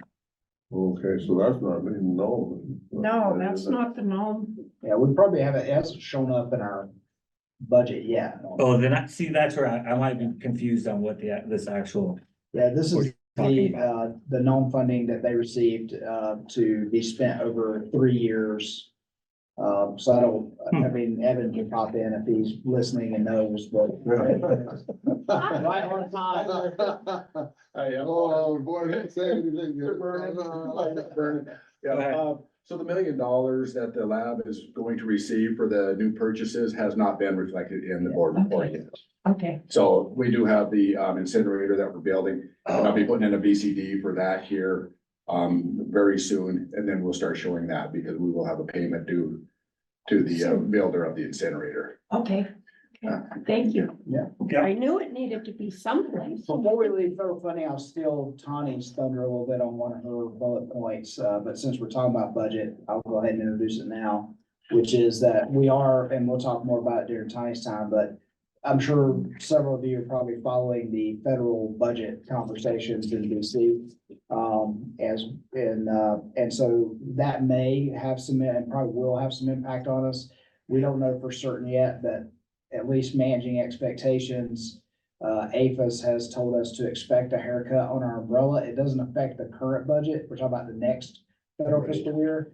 But yeah, we may be tighter on federal funding in the next fiscal year because my understanding of it, and if you've been following the conversations in DC, it sounds like they're returning the federal government back to a previous base year budget and then doing a cut on top of that. So that's where our starting, Toddy's walking in, but that's where our starting point is, but we don't know that's what our final number is. We're still negotiating and advocating and, you know, trying to push that number up.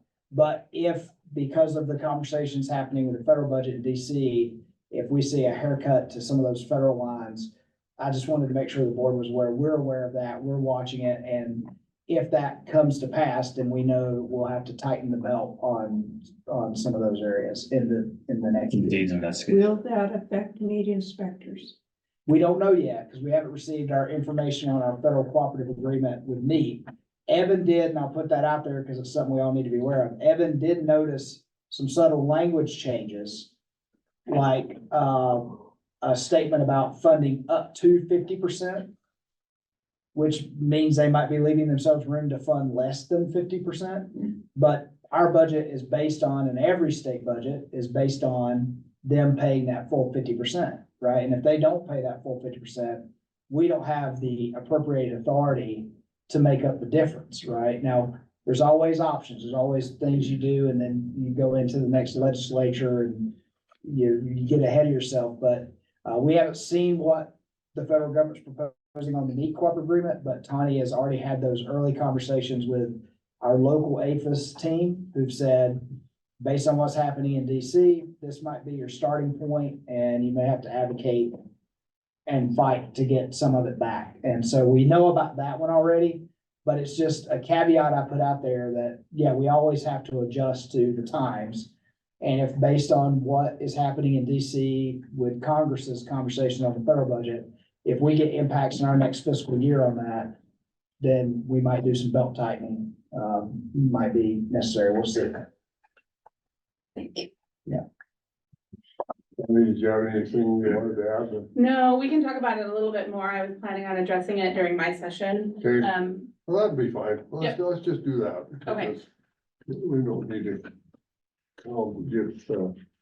Mr. Chair, before I guess I depart, Mike had added to my agenda, the milk inspection fee, and I know you had a big, long discussion about it, so I'm not sure where we want to go on that Mr. topic. Chair, I just want to add a few things, because there has got to be some numbers that we can share with the industry to be able to have them come to the table with some ideas.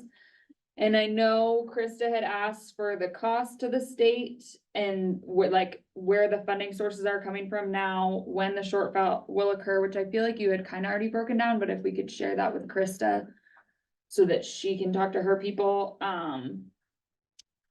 cause I feel like it's gonna be hard to get a meeting without them seeing something and being able to come up with some ideas. And I guess it also would help us have a productive meeting if they could have some numbers before we come to the table. I don't think I'm, Mr. Chair, I don't think I'm authorized to make any commitments, but I would say in broad brushstrokes, our budget that we talk about every month talks about what revenue we expect to bring in for the year and what expenditures in pretty detailed categories that we expect to have for the year. So there is a lot of information in this packet right here. It just doesn't get down into who and when. so I guess trying to facilitate this, how much work would it be to maybe bring those numbers together on a sheet or two that are available in this, but maybe a little harder to find for some of us? So would it be a possibility that we could just dissect this just a little bit and then get back Everything's a to possibility, Mr. Chair. the industry? Yeah, and I second that for sure. Maybe a little bit more detail, just I know one of the suggestions that we've tossed around is the processor end. And so I don't know how easy it would be to do time on dairies versus time on with processors, just to get that aspect That and would that, be an Alicia question. Yeah. Oh, okay. Operationally, Yeah. what are we doing? yeah. I Do think you that's- have a list of the things that they want information on like that? That, yeah, And if you, maybe that's what Brian and Evan need, so that they know okay, Yeah, what to I go mean, after. that is not a budget question. Sure. I mean, it probably does get calculated in hours worked, which we might have access to, but yeah, operational time per establishment, that might be difficult. So are we okay with that? Yeah, I mean, they can look at that and see, yeah, and if they've got We're gonna get. Everybody here. But I mean, People we that are can, listening we can ask online. our staff to sort of do that, and if they have any sort of detail about where they spend their time. I mean, we know there's a rote number, a minimum number that you have to visit every dairy regardless of size, every processor regardless of size, right? So we know that there's a minimum number of times every year that an inspector's gonna be there. I guess the question is trying to get information on any additional follow-ups or those types of things, and I guess what you're looking for is any sort of anomalies, is the way I put it, where you can figure out, are more of those follow-ups on the processor side or on the producer side? And depending upon, or they equal across, and then is it certain types of producers that maybe get more follow-ups than others? It's which is why I think the more we get into it, and this is an opinion moment. That's why I think the more you get into it with a regulatory program, it's really hard to figure out a way to pay for it that way, and making people, pay by the visit, that sort of thing. I know that's what we do in brands, you pay by the head with the brand inspection fee, and we've got some fees that work that way, but because here's the thing, I mean, it's, if you had a new dairy that was starting, they're gonna take more time. And if the first thing you do to a new business that's starting is saying, pay me $5,000 and I'll come help you, then you're gonna really deter the industry, right? I mean, so we gotta be careful about some of that, and that's where I hesitate. And I think we can get that information together, but, and then the other thing is looking at the economy of scale, right? As I said, if you had one extra visit to a dairy a week and you charge $50 for it, you get $2,500, which may be something people want to do, but it still leaves us with a problem that's not solved. And I agree, I don't necessarily know that it needs to be that detailed. I think we just need to get some numbers out so that the industry can start creating some ideas for solutions, and then we will all just meet together to do more of the detailed punch a number here and see what happens kind of thing. But I just don't foresee that happening without some sort of report going in. All right, well, let's try and get that maybe a little easier to digest from. We'll put our heads together. Okay, And I was just gonna point out that, I know Brian said that, but it is hard to use these sheets to get that picture, because you have the entire milk and egg group put together here. And you also have what's been appropriated, so we're actually appropriated for more FTEs than we hire, because this is one of those programs that we're managing to the cash, not to the appropriated budget. And so it is difficult here, because it'll look like we have a lot more budget, and it'll look like we're a lot more positive than we actually are, because this is reflective of authority, not the cash that's coming in the door. Right. And I hate to talk about, but that's sometimes where you get out of whack, and where the department maybe in its history got out of whack at times, where you can spend all the authority the legislature gave you, but you better be paying attention to how much cash is actually coming in against those expenses, because if not, that's where in the long term you end up in a problem. just a minute, William. Mr. Chairman, regarding information that Lily is seeking here, I mean, you take your expenditures here, you have everything itemized, your contract, your supply, and down the line, your rent, your utilities. I can't believe you don't have the inspectors itemized, their travel, their work, where they spend their time. I mean, I sense a little hesitant, your guys are a little hesitant to provide that information. I think that what we want to encourage and what we're after is actually all of the players to be together, so that we don't have people heading down a path that, one, doesn't really amount to much revenue generation, or is, another group of people is opposed to, the processors, the producers, the different, because it is a very fraction kind of situation. So we're trying to get everybody together. That's what our initial goal is. We can generate numbers for sure, but what they what they tell you is dependent on what you want to see to a large degree. You know what people can do with numbers. Exactly. But if we, I mean, the number that we all know is that revenue and expenses are going in the wrong direction. They're separating and they're gonna reach that point where per capita fee is gonna have to backfill in order to keep this program running at the services that we provide today. Yeah, if nothing changes from now till next year, that's right. Okay. Yes, sir. Yeah. No, Mr. Chairman, it is possible. If we go after general fund to pay the mill fees, that they may ask for some of this type of information.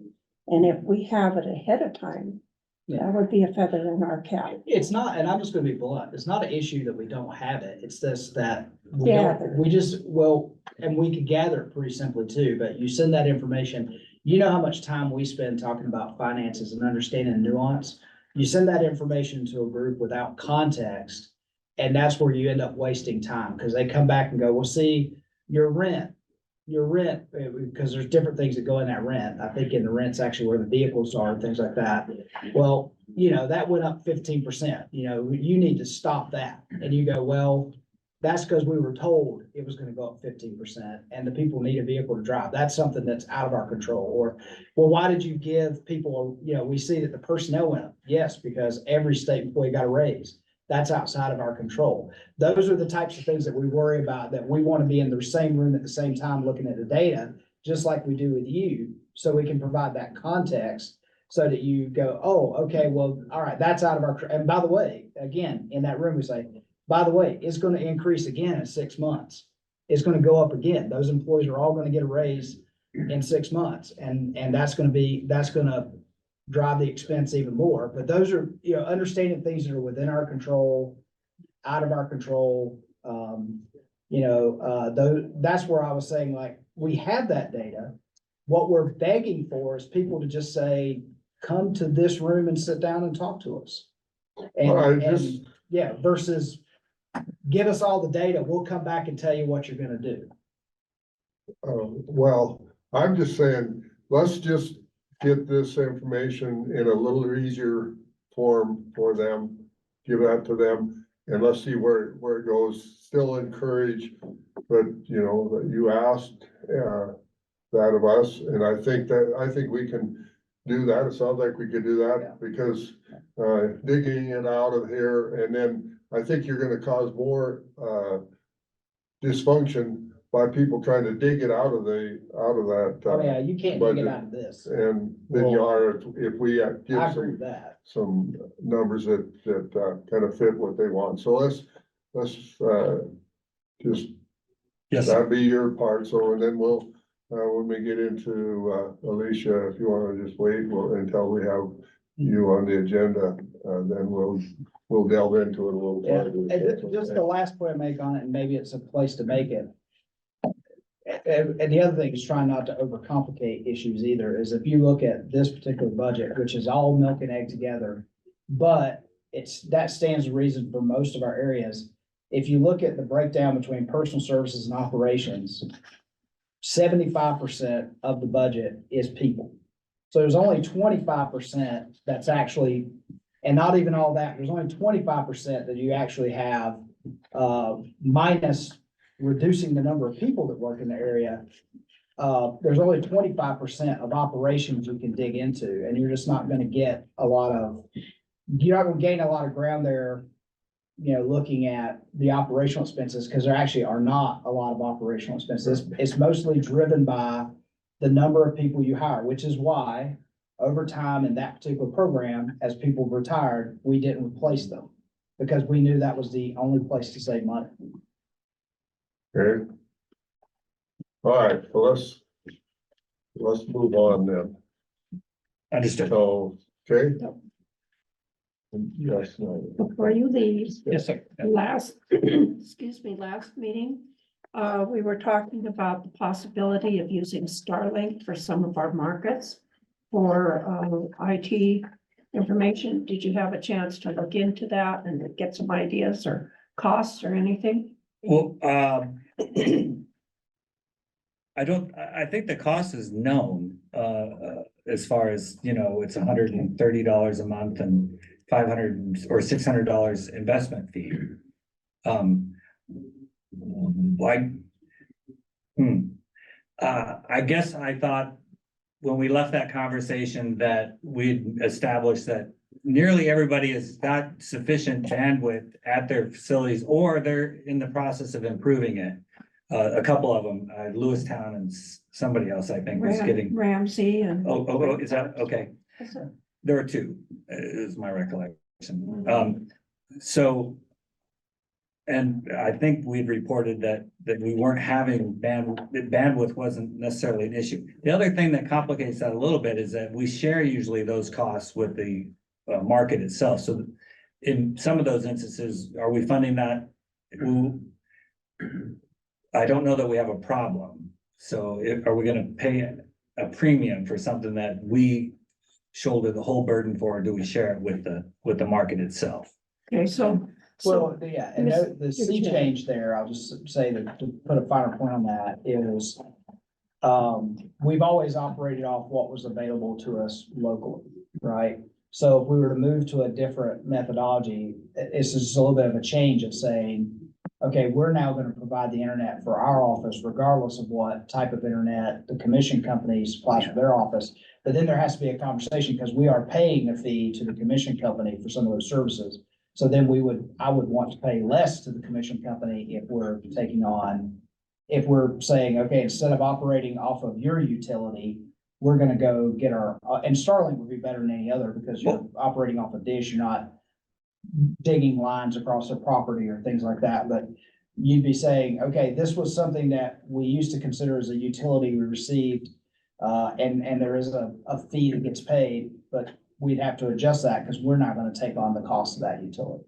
Yeah, and I mean, just from a usage standpoint, to me, we're not doing anything that requires some kind of exceptional bandwidth that beyond, you know, what you're getting from a cable, broadband system outside of Starlink would be like going from a 4K TV to an 8K TV, right? You wouldn't really see the difference, even though you've doubled your, ability.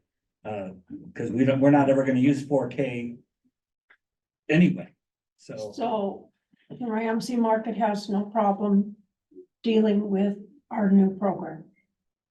I probably need to come back and find out from Well, Rick. I thought that was the discussion we were having last time, is making sure that the markets had internet service so that they could deal with our new program. There certainly were, As well as possible. Well, and I think in our Browns update, Yeah. Lighthouse Service Now is an agenda item, so that's probably the place that we can get the answers of how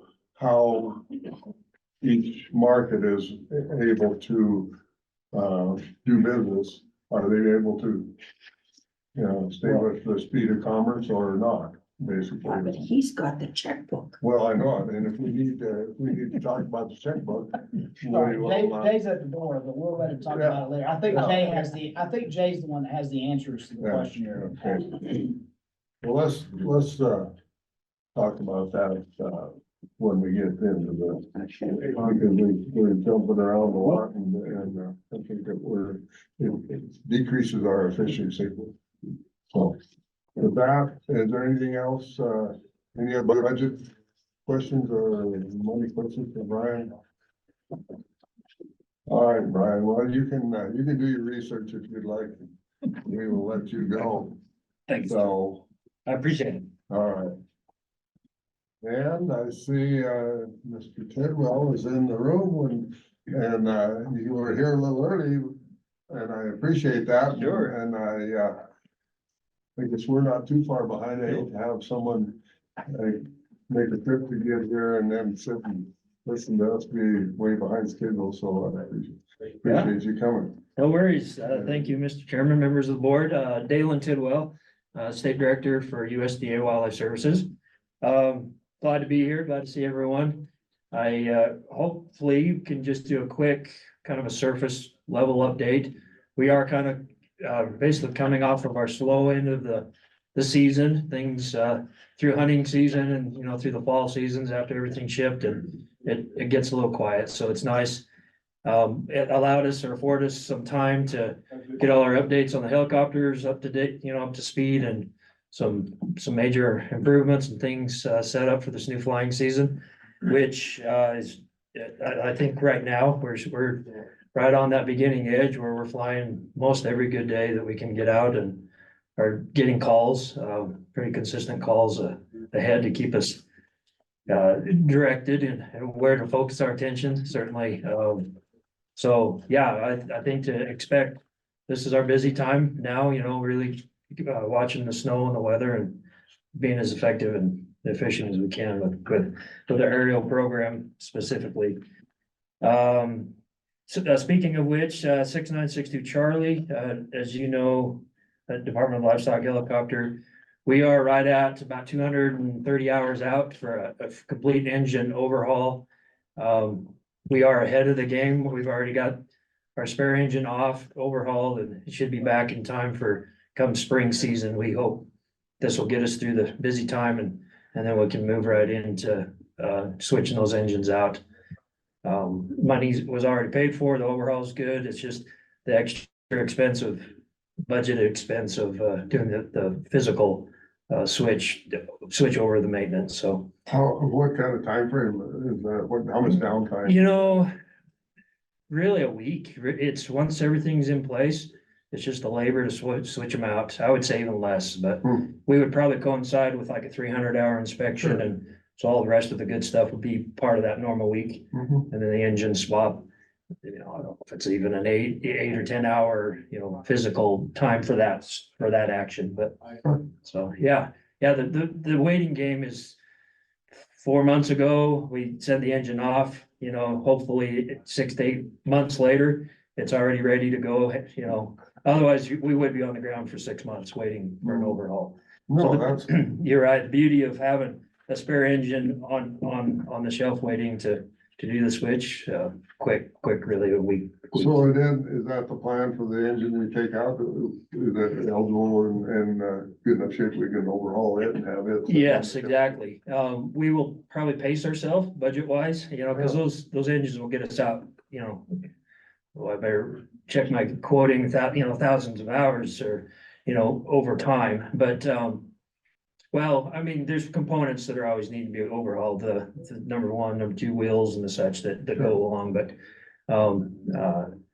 the major overhauls get us out. So I guess to answer your question is, my plan is not to turn right around and spend another $120,000 just to have it sitting on the shelf yet. I'll probably pace that out and have that money ready probably next season or the next year for that particular engine. But that engine will just sit on the shelf. It'll be ready to go. Yep. It is, yeah. We'll be ahead of it though, hopefully. Got great maintenance staff out of Lewistown, Stapleton Aviation doing excellent work. Like I said, thinking ahead, getting us out there and getting us what we need before we're even ready, you know, as far as because we've talked, getting parts is obnoxious right now, and so it's still get them when you can, get ahead of it. So that's good. But that's just a quick plan. Otherwise, I mean, I went right through. When I say we had time to get caught up on all the machines, we're probably 450 hours out on any given machine, barring this one engine swap, for any other major overhauls or of any, you know, gearboxes, anything. So that gets us through almost 2 seasons, before big major paychecks. Yeah. A lot of coyotes in the meantime. Or bills, statements coming through. Yeah, a lot of good work. So that's, you know, that kind of covers, of course, the interest of the helicopters and our work to keep them in the air. I will give a quick personnel transfer update. We did move or transferring Luke Peebles, has decided for his personal schedule and life, he's asked, and basically it worked out perfect, to be honest, to go to a part-time job, a seasonal job, which, as you know, we have our summer seasonal grizzly bear position, which is right there out of Shoto, Teton County. And so we were able to transfer him to that position and Logan Sinclair over to the Harlowton, Golden Valley, Wheatland, responsibilities as a full-time employee, for the season. So, or off of seasonal, he used to be our grizzly bear position. Now he's gonna take over those full-time roles, to fill that position. So just a basically transfer of duties for both individuals, to fill the best need, and it worked out good for everybody. Does that happen right now? Is that fair? Effective, February 11th is the pay period to start it.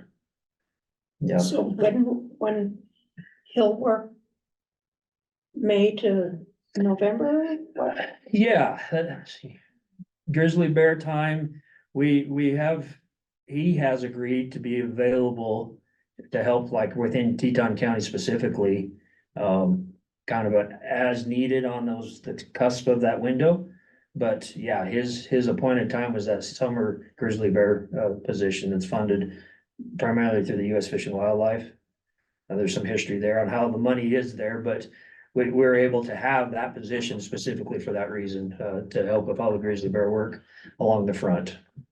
And so call it grizzly bear season, but you're right, it starts a little in April and sometimes into November, but really those summer months is time to focus and be on, it would be considered full-time seasonal at that point, so.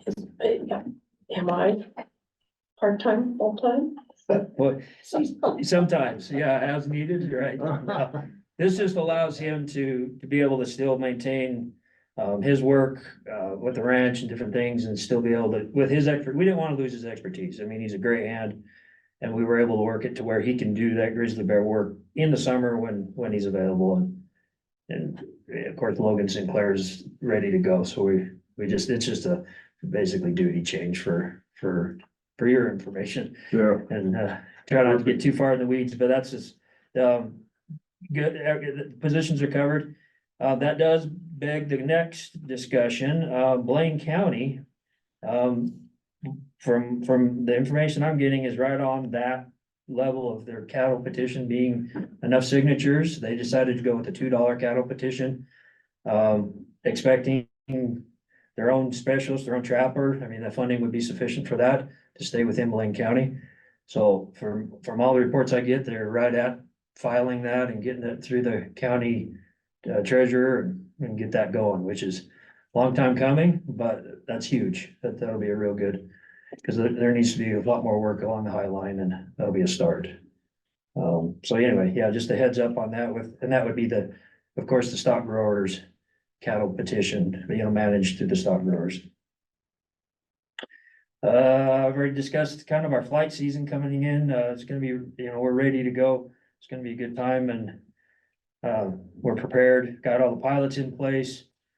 We've got some of the best, I've argued this before, we've got some of the best pilots in the country. There's no doubt, and I'll put them up against any of them, so we're very, very grateful for that. A topic came up a little earlier concerning about the federal budget. That's kind of the similar guidance that we were given, is it's gonna be kind of static at the 2023 level. Expect that, basically last year's money level, and with absorbing the 5% pay increase across the board.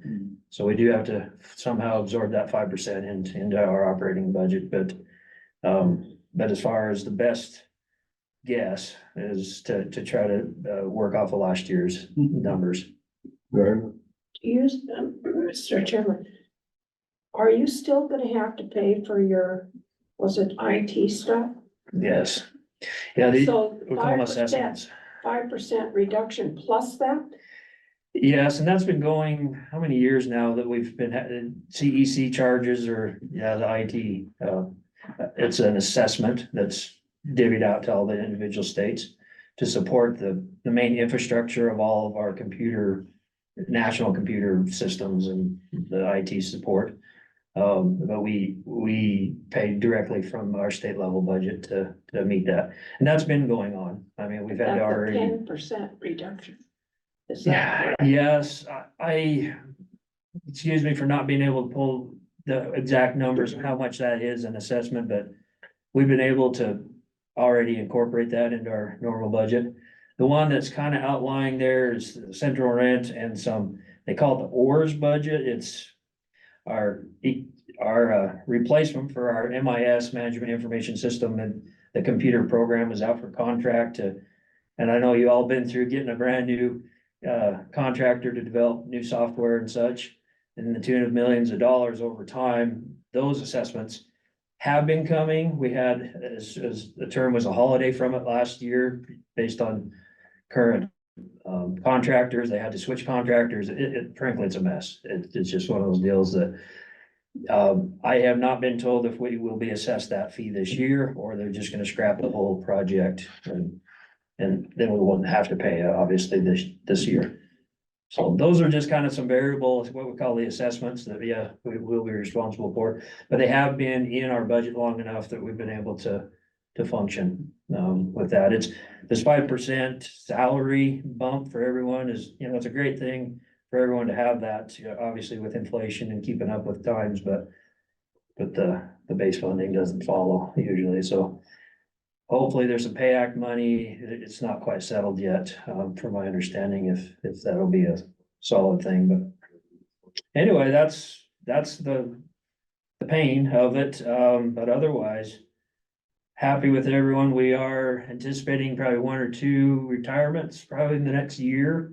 Not quite, well, you know, maybe a full year out, but, which might open some good positions, but nothing to speak of yet. What's the status of your boss? Do you have a new one yet, or? This week they're interviewing, finishing the interviews, sure enough. Yep. And John Stiver's on his way, and I'm not sure if he knows what to do with himself right now. Well, I did it, what he could do, he just come up and help us, but he didn't. Sure. You could just come do some grizzly management. Yeah, Right, well, I offered him a yeah. summer grizzly bear spot, yeah. I bet. Yeah, I mean, you never know, but. We'll just be a range rider and just do it all. Range rider. Yeah. Take those long range rifle with him. Yep. Now, Mr. Chairman, so the last week we had with all the cool weather, how does that affect your fly? Can you fly in weather that cold? No, well, no, I guess the answer would be like -10 below. We pretty much call it there, just due to the safety concerns. If we were to ever go down in temperatures like that, we wouldn't last long, you know.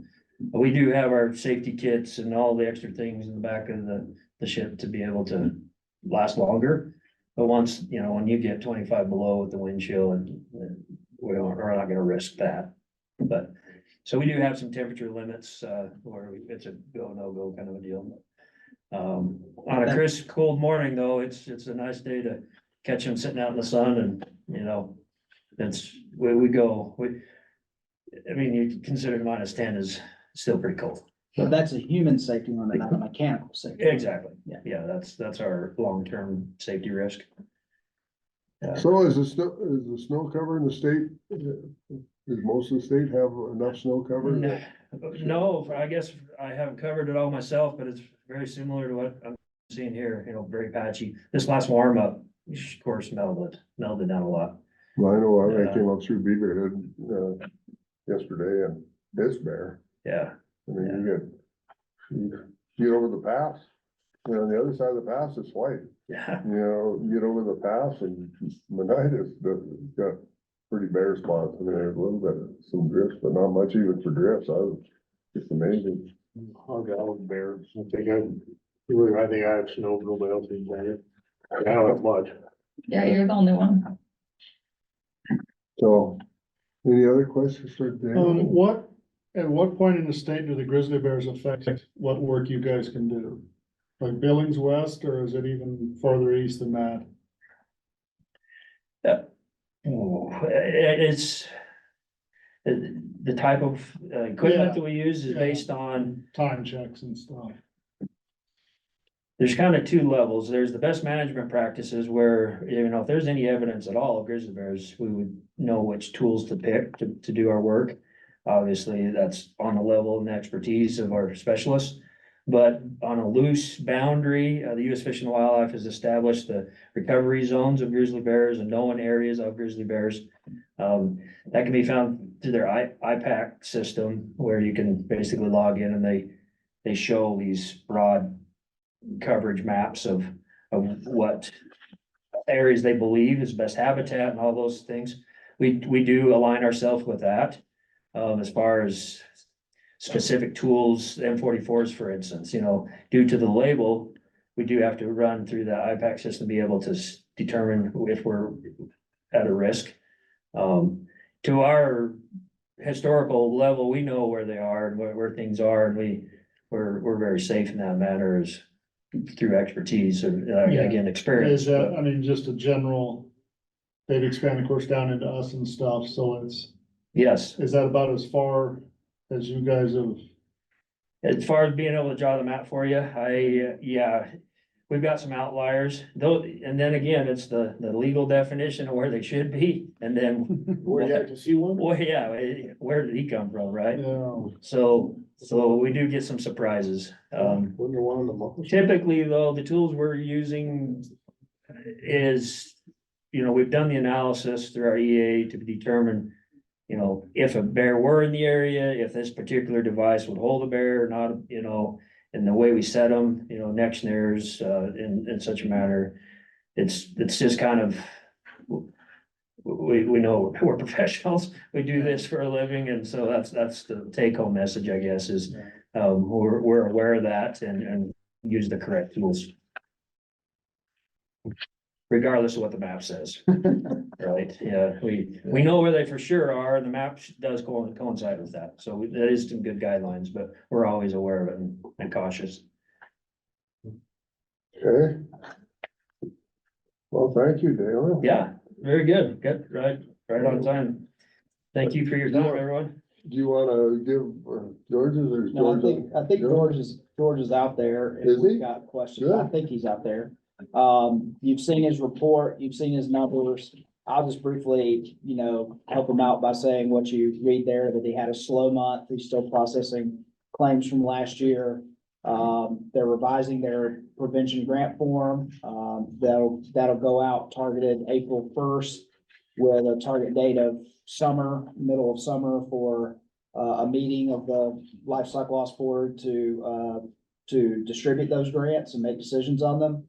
And then his last point is that his claims for 2023 were down substantially, and he has not yet found an explanation for that, but he is out there if he wants to chime in, or if you want to ask him any questions. And I see he just came off mute, so. Okay, George, would you like to give any comments? Really don't have anything to add because as Mike just said, things are very slow. Just working on forums, getting everything updated, and I'd just like to say, we have more than adequate grant money this go around. So if anybody has a larger project they'd be interested in, this would definitely be the time to apply. I'm asking people to wait until we get our new form out. I think I'll have the IT folks put new behind the grant form once I get it out, so they know that's the correct form to use. That would give them April and May to work on their applications. Would set a cutoff date of May 31st, which would allow the board's screening panel to review those applications and then have a board meeting the last week of June. Tentatively, I've been told by a board chair that we might hold the meeting in either Shoto or Conrad. Okay. Any questions for George? Well, I just have a comment, George. I was looking at the numbers, and in our situation, riding up in the range, last year, we saw a few wolves, but grizzlies were, one day, my son rode and his daughter, and they saw 6 grizzlies and 2 blacks in one day. And this year, we saw very few grizzlies. We saw a few blacks, but very few grizzlies up there in the same pasture. And why, I have no idea. I think they're, I can't explain it, but our loss was considerably less this year than last year, so I'm glad we did hire another rider that spent a little more time up there, and whether or not that had any effect or not, who knows, but in our particular area, there was, maybe they were all down at Blair instead up along the mountains silently. That's the same thing my mother observed out of Augusta too. Is that right? Yeah. Yeah, and I never asked Jerry on, up there at the Depleter on his range riding, how many, I know he did run into a few, he mentioned coming pretty close to one, that, they were kind of using the same trail in opposite directions, and so, but, you know, I never asked him about actual, numbers of sightings and stuff. Oh, all right, well, thank you, George.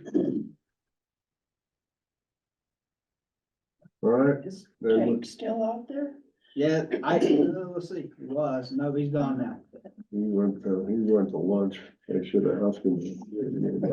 But can you see him if he, Yeah, if he pops back in, I can tell when he's there. well, I mean, if he's wanting to enter, he raise his hand, is there one of those? Yeah, I mean, probably not off his phone, but Oh, I know Jake, if he had something he wanted to say, we hear it. Okay, with that, we're gonna adjourn for lunch. We're pretty close on schedule, so thank you. Advertise around me. Recording's going? Okay, I'm gonna call this meeting back to order. And, we're gonna vary the itinerary just a little bit here. And, Jay, if you wanna just slide over maybe and let the gentleman from the padlock, you want to pull another chair up and then for the record, when you get up here, you're gonna be on video and recorded, so, just so you know. Oh, Well, there you are on screen, so, and introduce yourselves, please, for the record. Trey Patterson, CEO, Padlock Ranch Company. I'm JD Hill, and livestock manager for Padlock Ranch Company. Okay, Trey. JD, all right, so I guess you have the floor. Thank you. We just wanted to thank you for taking a few minutes to hear us out. We're not here to make any accusations or levy any complaints. It's really just a chance to make you aware of some issues we're dealing with in our area and hopefully plant a seed that allows us to brainstorm to maybe help mitigate some of those. And it's around cattle theft in Bighorn County, Montana. Padlock we're headquartered near Dayton, Wyoming, just northwest of Sheridan.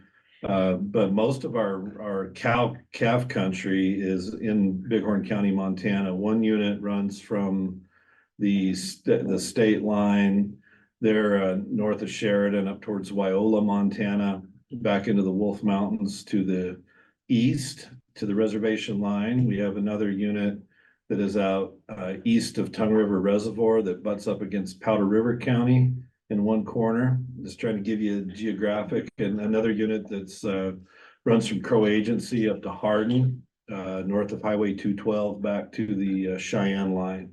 And so two of those units of the three Montana units I described are on the Crow Indian Reservation, at least most of them, most of the country is. And over the last 10 years, we have written off 988 cows and 99 bulls. That's above and beyond reported death loss. We keep electronic identification records on cows. We know when they show up through the chute at pregnancy testing this year, whether they do or not. The following year, we know we are able to record that. We also obviously get physical counts. And so that number I gave you is a cumulative number. And so if it were a case, for instance, that we were missing cows in 2021, which we wrote off 179 cows in 2021, if they were indeed there and we were wrong, they're not showing back up, right? In 2022 or 2023, our weaning rate numbers in terms of what we expect have not been off. And so if we had more cattle out there, we would be, then we think we'd be weaning more calves. And I will tell you that, you know, we've worked with the investigator out there, Matt Noyce, and Matt does his due diligence in having us prove up when we're talking about these losses that we're putting on the stray list. He goes through and he sits down, and JD can clarify, but he sits down with JD, wants to see inventory records, wants to know when was your last count? When did you last have a good count? So Matt seems to be doing his due diligence out there. When we call and say we're missing cattle and like to put them on the stray list, he's very quick to respond to us and get a meeting and get the numbers and ask those kind of questions.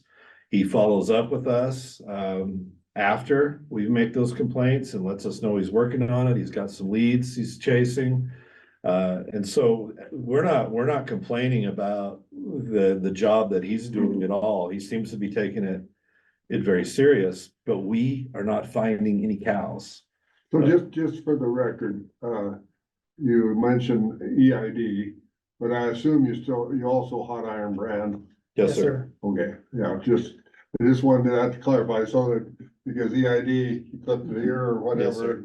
And so I guess I'll let you go and then I probably have another question. No, that's fine. We'll be happy to answer any questions. And so, you know, this year was a particularly difficult year. We're missing over 200 cows and about 50 bulls. Those bulls we were aware of those bulls, a big portion of those being gone earlier in the year.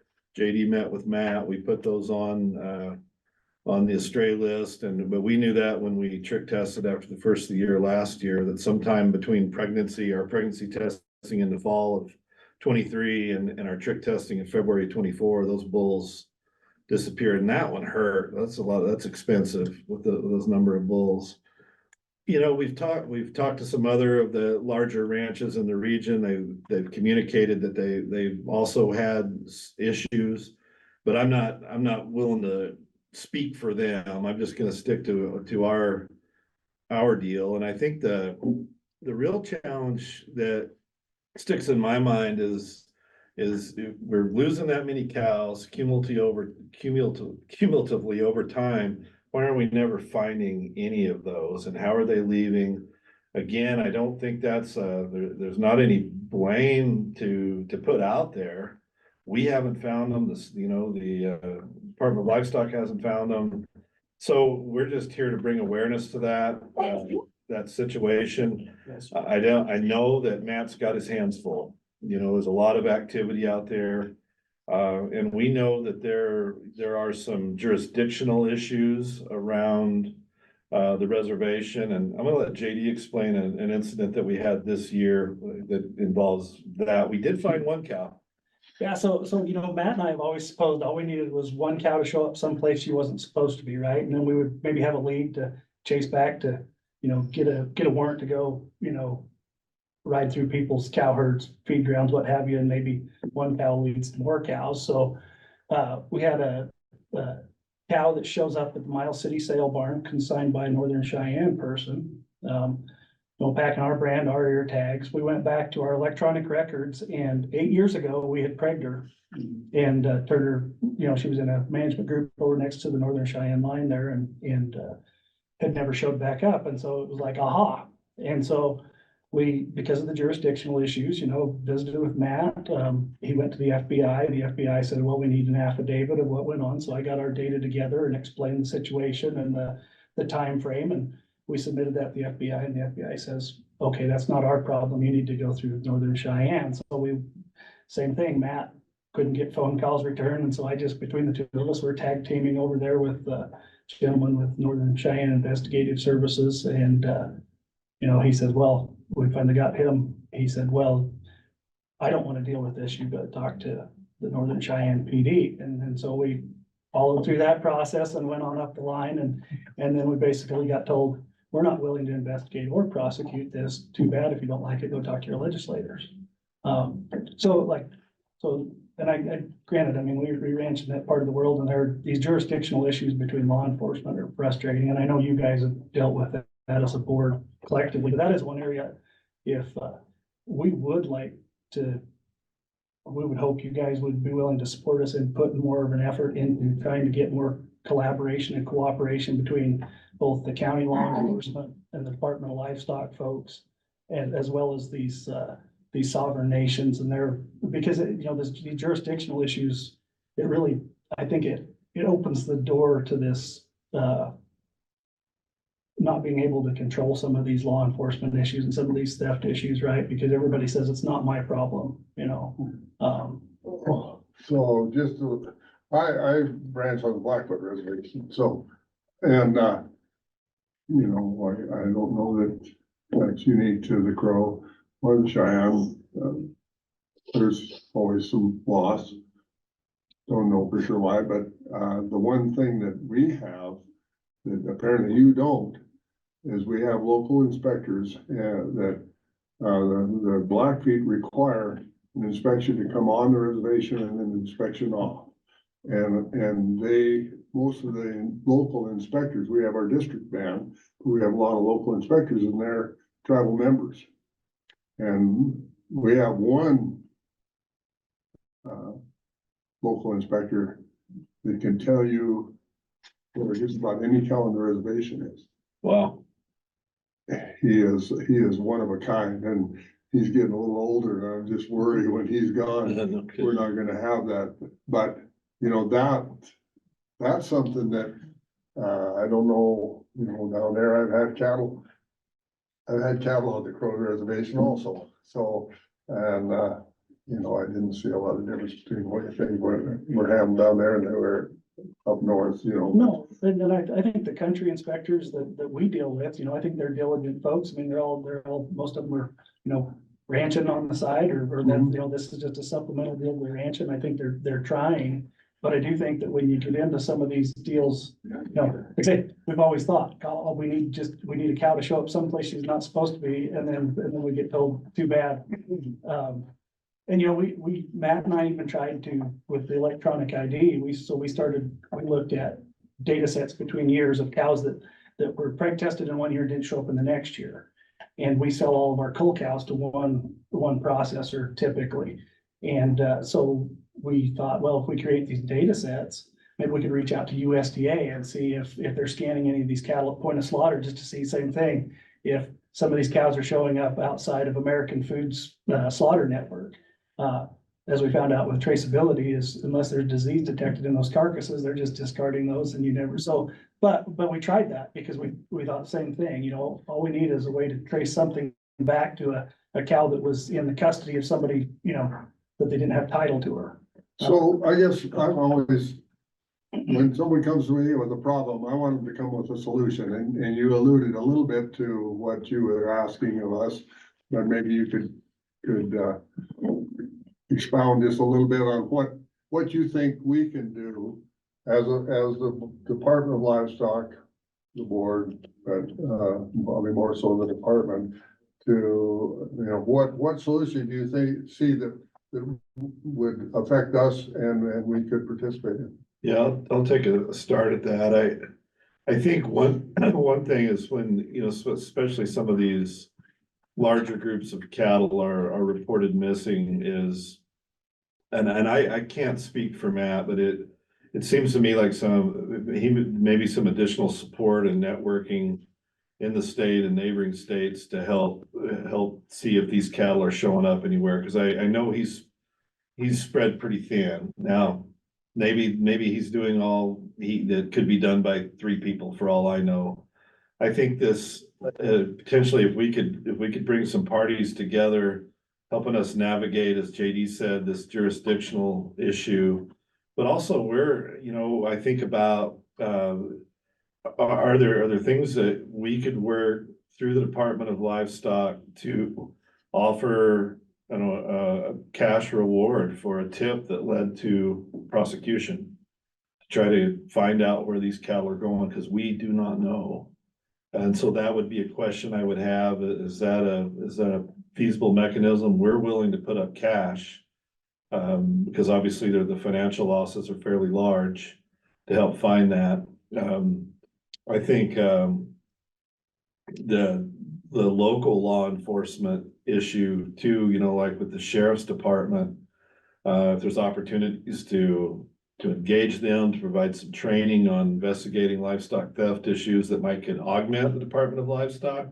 I don't know how those relationships work throughout the state necessarily. We've primarily gone to, you know, to Matt when we've had issues. And just followed that protocol, but and there are years that we don't have large losses, so it's not every year. It seems to kind of come in spurts. And we feel like there's some organization to this crime, that it's not random. It's not hungry people that are slaughtering them in the field to consume. There's something organized to it, and it seems like maybe a network, help an orchestrated network to help enforcement out there track down these cattle. JD, did I miss something you had in your mind? No, and I mean, I think one deal is if you just look at the scope of country that, a person in Matt's position covers as both the detective and then also the area supervisor, right? I mean, I don't know, that's the only thing I wonder is if there was some way, I mean, you guys are all constrained by budgets as well. I mean, we understand that as a business, we are too. But, you know, would there be any way to get more focused, more of a focus on this area specifically just because of the losses?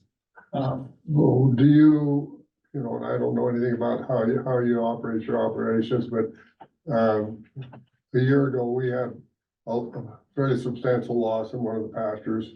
Don't know, wolves, grizzly bears, we have both, and then, you know, was there other reasons for the loss?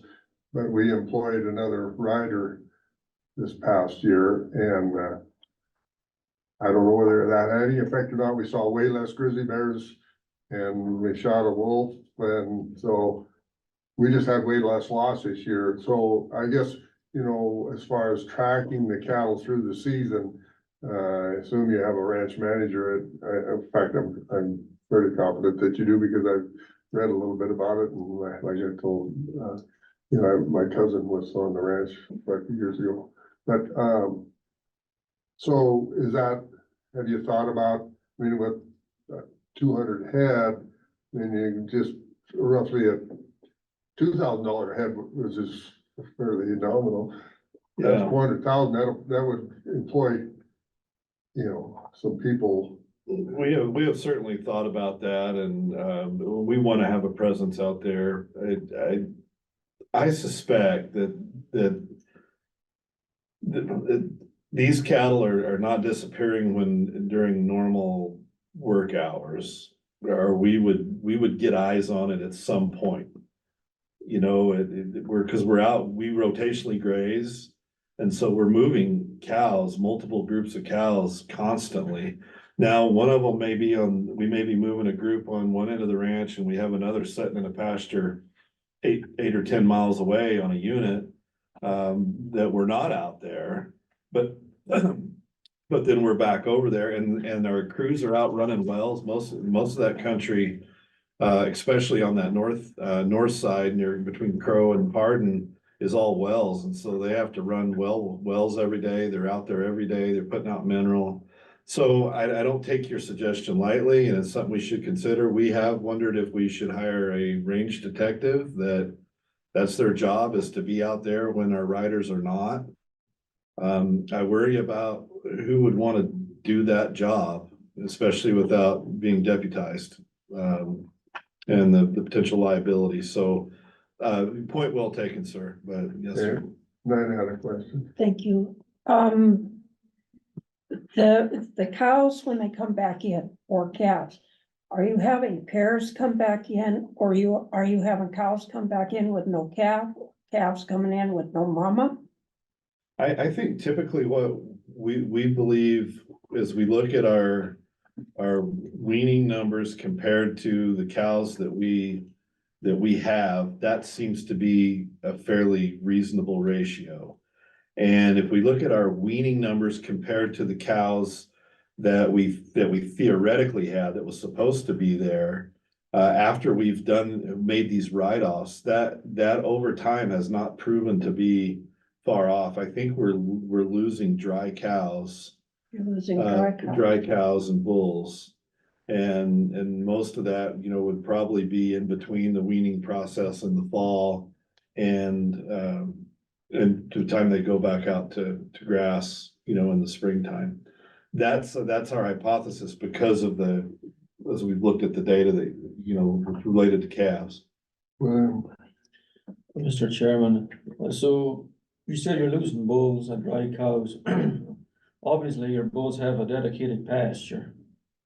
So what goes on around that pasture where you're losing them? I mean, can't you just hone in and pinpoint a little why they're vanishing, or is that too large of an area to? It's yes and no. So we were, last year, we had our hands on and counted these bulls at pregnancy test time. They go out to a pasture, that's 3 or 4 miles away from where we actually pregnancy tested and identified them. And then they graze and we start drifting them back up to where their feed grounds are in the winter time. And somewhere in that period, we lost them. And they're fairly large, the pastures we have are fairly large, and the country's not accessible from one view shed. Typically it's fairly rough and when I talk about our losses too, just to quantify, we realize that we likely have some cows that are not reported deads that are in a draw somewhere, or a lion or a bear, drug the carcass off and we didn't find it. And so we're not really worried about those 5s and 10s and 20s in cow numbers that are missing. It's these 170, 200 head numbers and 50 bulls that something was orchestrated in there and we don't know, sir. I wish I had a better explanation of what's happening to them. We just know that we have these cumulative losses. This was one of the worst years. Ironically, one of the other really bad years we had was in 2014. It's when cattle prices are so high. Yeah. And the other thing is, I think our, yeah, we operate on a fairly large area. We don't run extensive crews, but like I say, we have guys out there, they're either horseback or running wells most of the day, so we do have quite a bit of presence out there, I'm out there driving through. We've given Matt access to the ranch just to say, well, when you have time and you want to go snoop around, you have full access, and he's done that.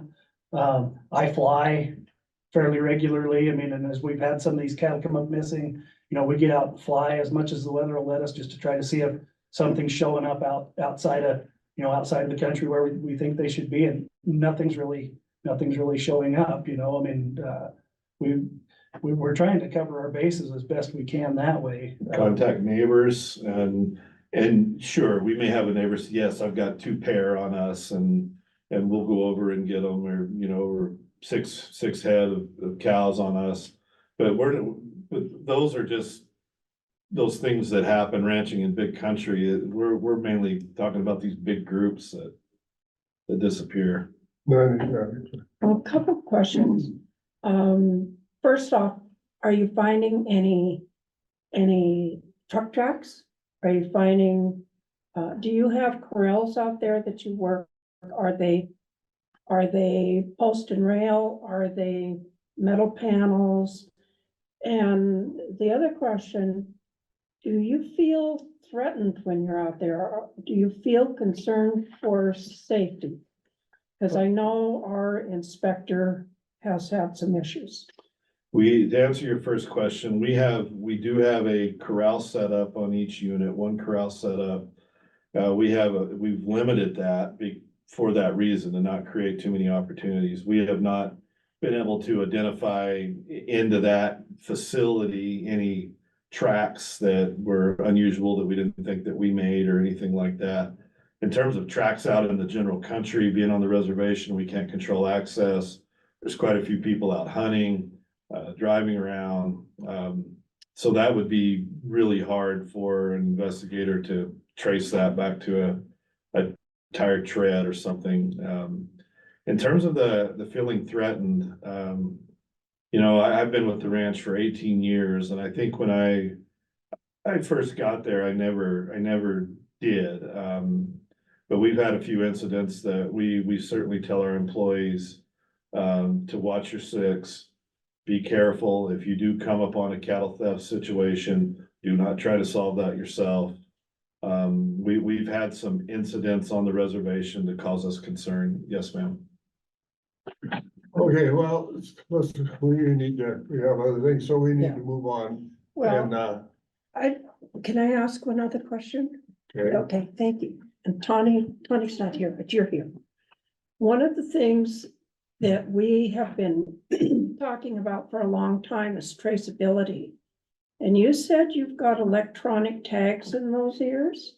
Yes, ma'am. Is there any way we could work with Wyoming, the Dakotas, Nebraska, whomever, on a traceability program or pilot program, using electronic ear tags so that the feedlots, kill plants, are part of that program? Would that give more information and be helpful? And is that something that the department as a whole would be willing to look at? So Mr. Chairman, members of the board, Jay Bodner, Brands Division Administrator. So your question, I think from the Brands Division, certainly, I mean, our first point of contact in those other adjoining states would be their investigative, you know, similar to our district investigators. So, beyond the traceability question and enlarging that to the volume that you mentioned, I think, certainly it would take a lot to get that done. I don't know the capabilities necessarily of all those other states and where they're at in conducting those kind of investigations of that size. But once again, from the Brands Division, I mean, our first call is going to be neighboring states. Are you seeing anything like this? Are you picking up any of these cattle? Have any of these animals shown up that you have concerns? And we do have pretty good relationships with those adjoining states that have brand laws. Now, you don't have to go too far to get out of that. And, you know, if anybody that was organized, most likely that'd be a direction you'd move. So. We were looking at traceability partly for animal health.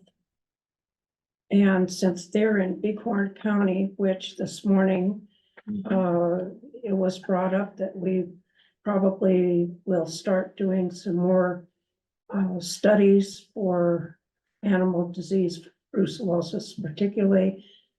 Would it work in there at all?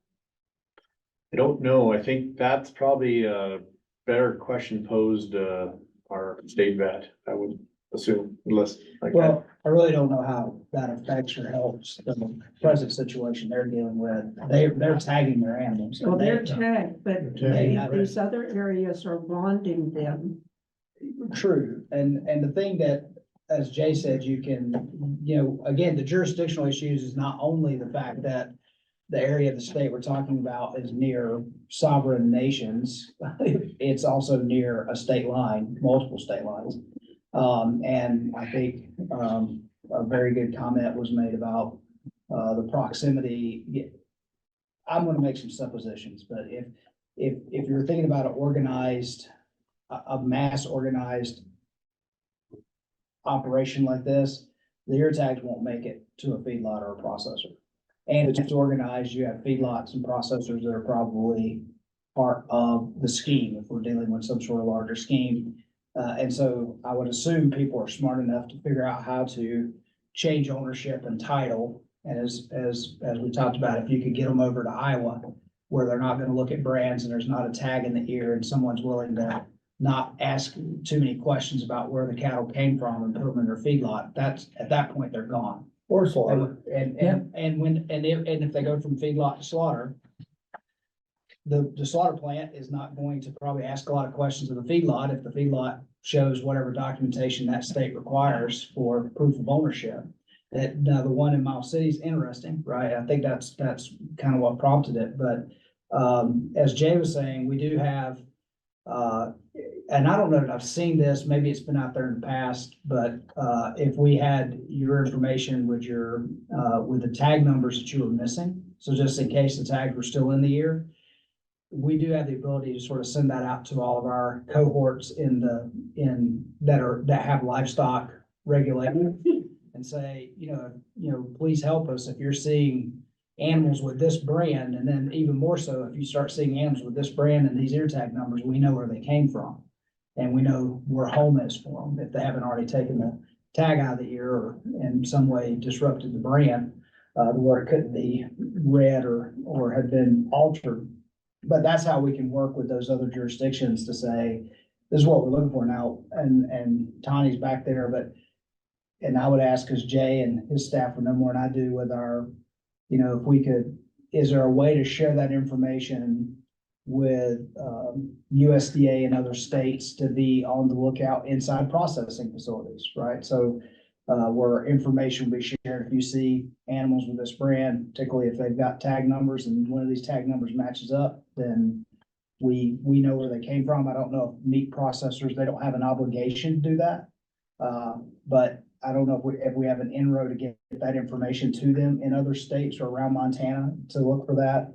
That's one of the things I've been writing down, several solutions, whether we talked about them here or not, but one of the solutions that I have on here is state cooperation, and there's multiple layers of that, because we get a notice every week that goes, and I'm on that distribution list, that goes to every brand enforcement person in the Western United States, that whether it's and I don't know if we share our lost stray stolen report through that, but maybe we should directly on this issue share with that distribution group.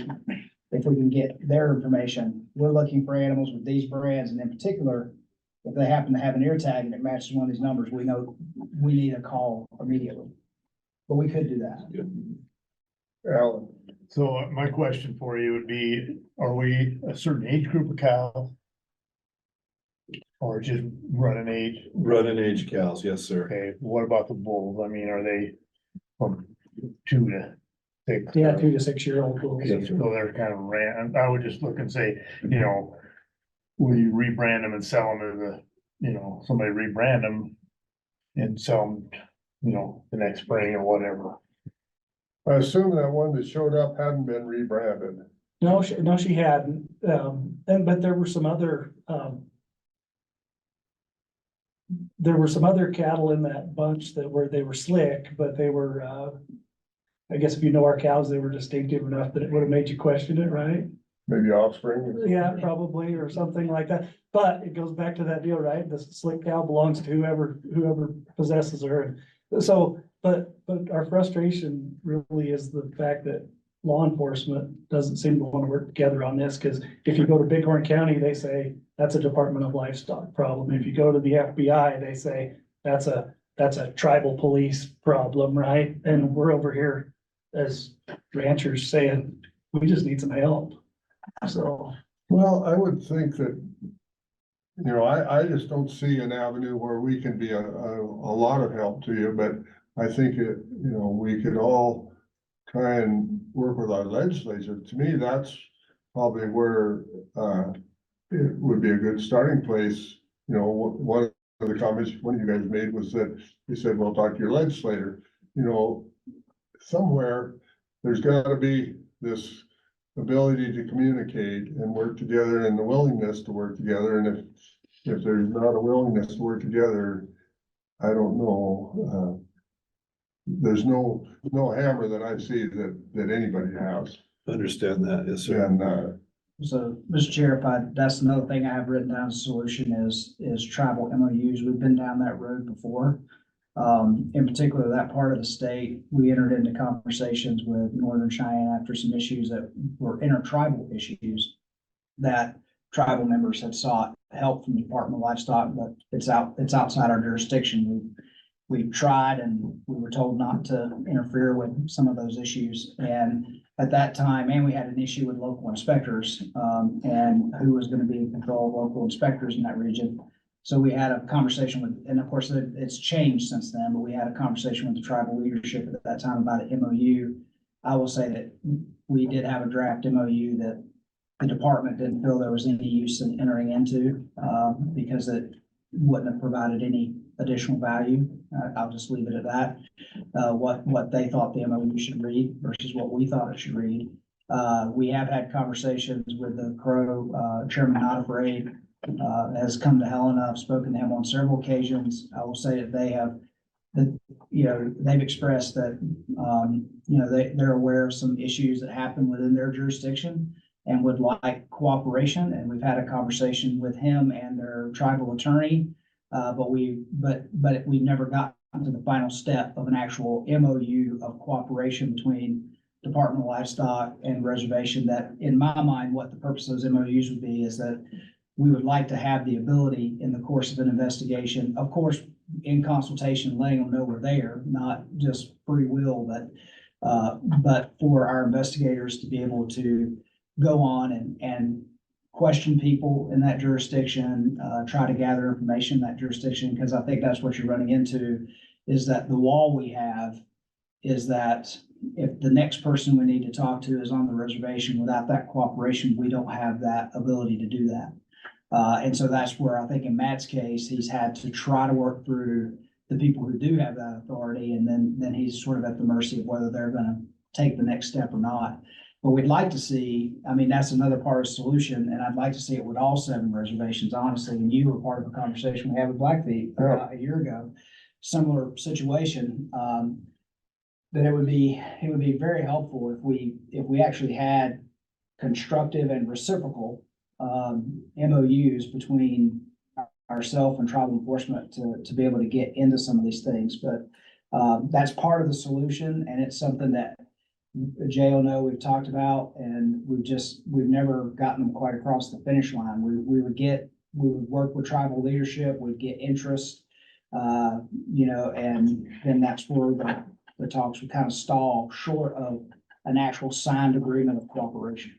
Well, that's what the meeting we had almost a year ago now. Yeah. With the Blackfeet, and the people who were at the meeting were all enthusiastic. Of course, a lot of them kind of newbies. And, we need some help. They were looking at intertribal issues and wanting some help training some investigators, basically, and among other things. And, boy, I was really enthusiastic. I mean, man, we have some people here that maybe will make a difference, but to my knowledge, unless there's something happened that I don't know about, that was the last conversation we had.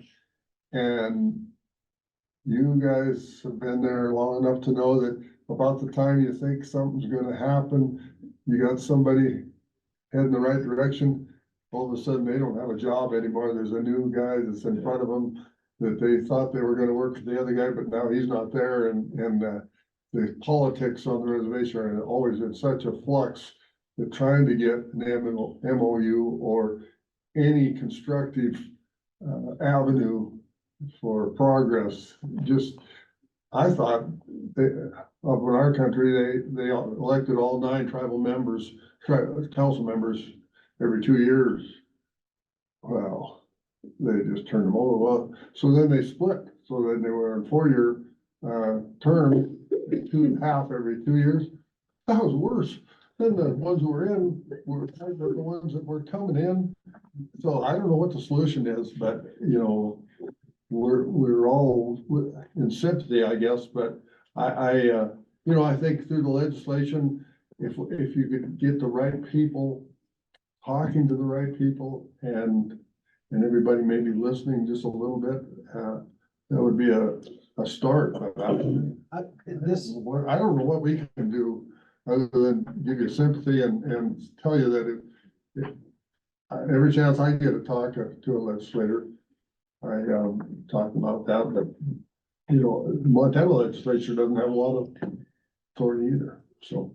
William, Mr. Chairman, would posting flyers about the information on the property, would that deter, would that help? I mean, just so they know you're aware of what's going on, or would it? That's a really good question, and we have done that. I know Matt has gone through at gate post and in strategic areas and put flyers up that information leading to missing cattle, call, and we could probably do more of that, and I think that's a good suggestion. A question I have for you is there availability to use a Department of Livestock tip line and offer a cash reward? And is there funds to help with that? If not, we'll put some in, or if they could be augmented, if we could make it significant enough where maybe somebody would rat somebody out, maybe it could give Matt a lead that would lead to a arrest and conviction. That actually brings me to the third solution I had written down, which is good news on this is that we got rid of the Livestock Crime Stoppers Board during the last legislative session because it was redundant. So this is the Livestock Crime Stoppers Board now, and there is the power of provision within state law for you to establish a reward, and certainly anything that others could do to augment that, to make it something that would be meaningful to people. That is a decision the board can make, and then that would be posted on our website, advertised. Would be also something we'd send out broadly to, when we communicate to other states, if we were to have your information and say, look, these are missing cattle just from this last year that we're aware of, they should have this brand, and here's tag numbers, and we send that out to our cohorts in other states. But we'd also say, and by the way, there is a reward, so you can tell people if there's anybody in your jurisdiction that knows what's going on, because maybe they're aware or part of any sort of organized activity that's happening, that they could claim that reward as well if they give information that ends up leading to a prosecution of someone in the case. So that's another solution. So there's another thing that the board, and that's one that the board would have the power to take action on if they so chose. let's go down that line just a little way. So we have the ability to offer a reward with proof of our conviction or whatever. So I'm sure that we have some parameters or sideboards on what we can do. Let me pull the law up. So Okay, that was, Quick question while I was Yes. doing it. What is your retention rate on your ear tags? I would guess probably about on the EIDs or Yeah. just a tag, yeah, Yeah. probably about a 95%, Okay. yeah. I mean, we obviously replaced Yeah. some, but, they've gotten better, That's right. they've gotten better. This is a small addition to the conversation, but if animal health had access to the list of tags that you're missing as well, we could run them through a lot of our systems to see if we can find them on anything. I agree with the assessment that they probably are getting taken out, but But if they showed up in a manifest someplace. yeah, Yeah. Okay. yeah. Yes. Could, yes. could we use them for, traceability for animal health, any sort of, pilot program? The ranch or, No, well, yeah, the ear tags. we could certainly I'm sure that there is something that we could explore as far as, potentials. There's a lot of systems already in place. And they participate in some of those offerings. We had a conversation in the hallway, before they came in to have this discussion with the board. Open-ended. But we were talking about actually trying to, if you don't mind me outing you, trying to work with Dr. Hazel, my counterpart in Wyoming, and do some work on security supply for an operation that does span a state line and runs within multiple Who jurisdictions. should get the reward? There would be some unique challenges to it, so I think we could probably partner that kind of traceability conversation into the biosecurity conversation. Okay. I'll take one more look down here, something on confidentiality, we'll see if there's anything. So I don't know whether you probably were listening, but there is an avenue legally that we can accept money from individuals Yes. to augment a reward program, it looks like. And there's the power for the And department. to put money, yeah, so there can be a pool of money from various sources, so. Real quick, check rules, cause you never know. Yeah. We might have a rule. We would be willing to have that conversation with you if that's, and put some money into finding who's doing this.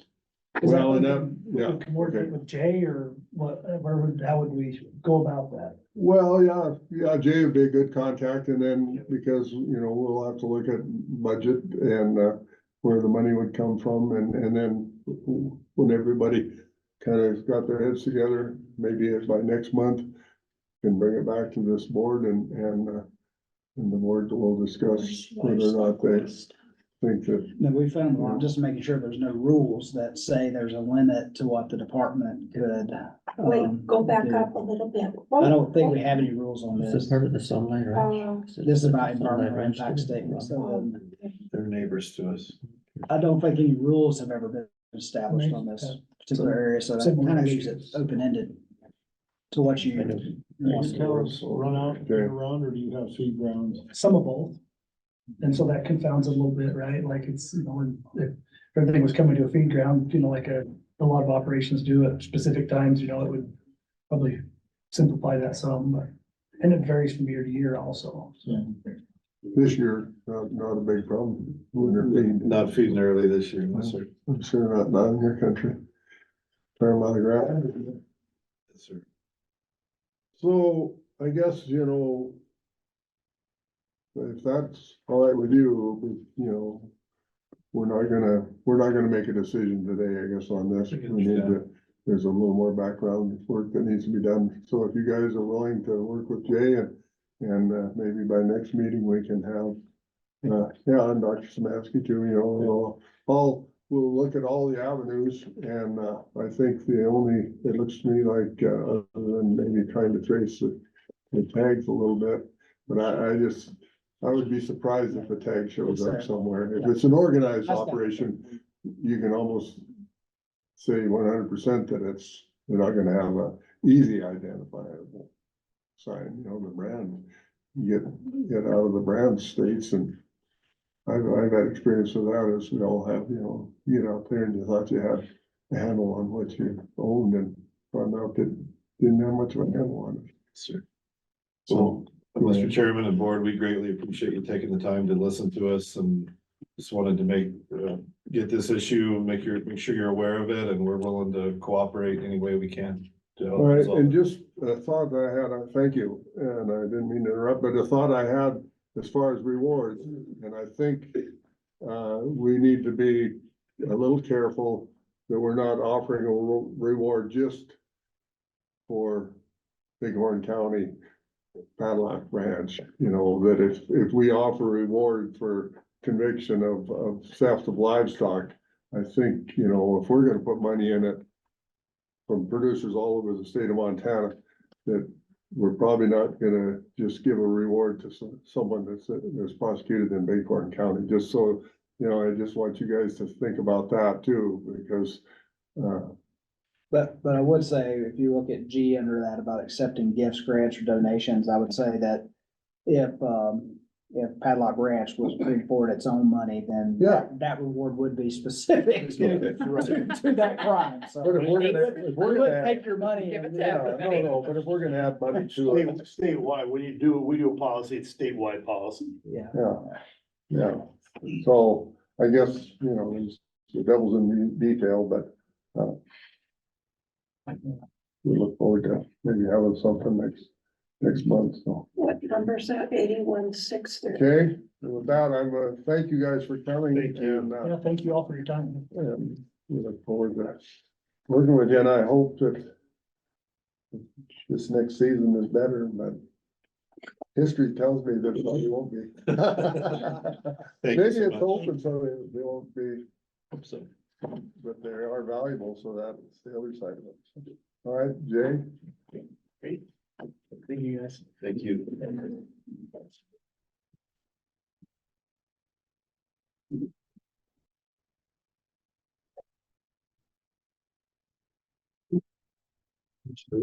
All right. Once again, good afternoon, Mr. Chairman, members of the board, Jay Bodnar, Brands Division Administrator. I'll start off with a request for hire. So this is for the livestock market auditor dealer licensing position. Covers a lot of duties, conduct on-site market and dealer audits, issues and renews market and dealer licenses, and is really our primary point of contact. So for any of the markets or dealers when they deals specifically with that, with those kind of questions. So. And this person was an internal move, I understand. That was an internal move, yes, and sorry to lose her, and I tried really hard to talk her out of it, but she'd done a fabulous job for us, but did move to middle control, so. Okay, So with that. motion to grant the request, all right, I have a motion by Alan, second by Lily. Any discussion? Any discussion? Hearing none, all in favor, say aye. Aye. All the same sign, motion carried. Thank you. Okay. All right, just gonna give you a few updates on some of the top issues that the division has been working on. So I'll start with just the service now and our Glide Fast project. So we did have, ServiceNow was in a production freeze from January 4th to the 20th. So basically, they're gonna provide ServiceNow, the company, much like Microsoft, they're gonna do a new version twice a year. So it's gonna happen in January and it's gonna happen in July. So through that production freeze, as they get a new version, the state IT folks get this new version, they're gonna go through and make sure that they include the upgrade or the new version, and then they'll have that testing period is that 3 weeks or 2 weeks to make sure that there's no defects or make sure that there's no impacts to the ServiceNow program. So for us in the brands division, we had a couple of things that were happening. So when that production freeze was happening, we let people know, and when it was coming out on the 20th, we made sure that we reached out to all our markets and all our district investigators saying, all right, the new version's gonna be here on Monday, so be watching, or Saturday, actually. So be watching to see if there's any impacts to our program. And really, there was no major program or problems with that. We did have a few things that did impact us. Just from the market side of things, we had a new button that showed up basically, and you had to tab through it. So it was, but we did realize, or we did find out how to fix that. So it was basically, you can go in your preferences and you just remove that. So that was really, and we explained that to our market. So once we figured out that's what it was, how do you fix it? How do you get rid of it? And it was basically just in the settings. So once that was pretty easy to address that one. We did on the issuing new brands, we did have so for issuing new brands to like corporations, one of the buttons that we were utilizing before to do that button basically disappeared. So we're still working through state IT, our IT, ServiceNow, and where did that go? How do we get it back? And how do we fix that? So that was one of the issues that did kind of slow us down a little bit. So overall though, I don't think we really had two major disruptions that occurred with that. So it sounds like the disruption was more in-house here than in the markets. Is that correct? Correct, yeah. Really no disruptions in the markets other than you had to tab a couple extra times to get through the program that you normally wouldn't have to. So but once again, once we found that, you can remove where we were having the issue in your settings, basically. So easy fix. So, and that was how long a time frame were we having that additional step? A couple days. And we just sent that fix out to all the markets, like this is how you get rid of that spot. And so you don't have to tab through it. So it was relatively quick. So if something disappears like that, The information's not gonna disappear, is it? No. So that button, so there is a way to address that. It's a pretty lengthy form that for basically corporations to fill out, and it includes through like other agencies. That's what we were now faced with. So some of that information we don't collect, so that's why it would be a challenge for us to go to this new system versus what we had previous to this upgrade. So we're just trying to recover what we had before, and so that we can continue on with issuing new brands. So, I wanna stick with this market. So, Yep. you know, at the last meeting, we talked about some, issues with, speed, you know, speed of commerce, the speed of our ability to process, whether it was through for internet speed, for hardware. And, you know, I think Glenn Dye was the last one, or two was where we put in, fiber optic right into our office. Is that completed? Yep, so that's completed, Mr. Chairman. So what we've done in the hardware division, so routers, computers, we've basically took inventory of what's currently in the markets today. We did send out a number of new routers to 3 or 4 different markets, a couple of laptops in 2 or 3 different markets.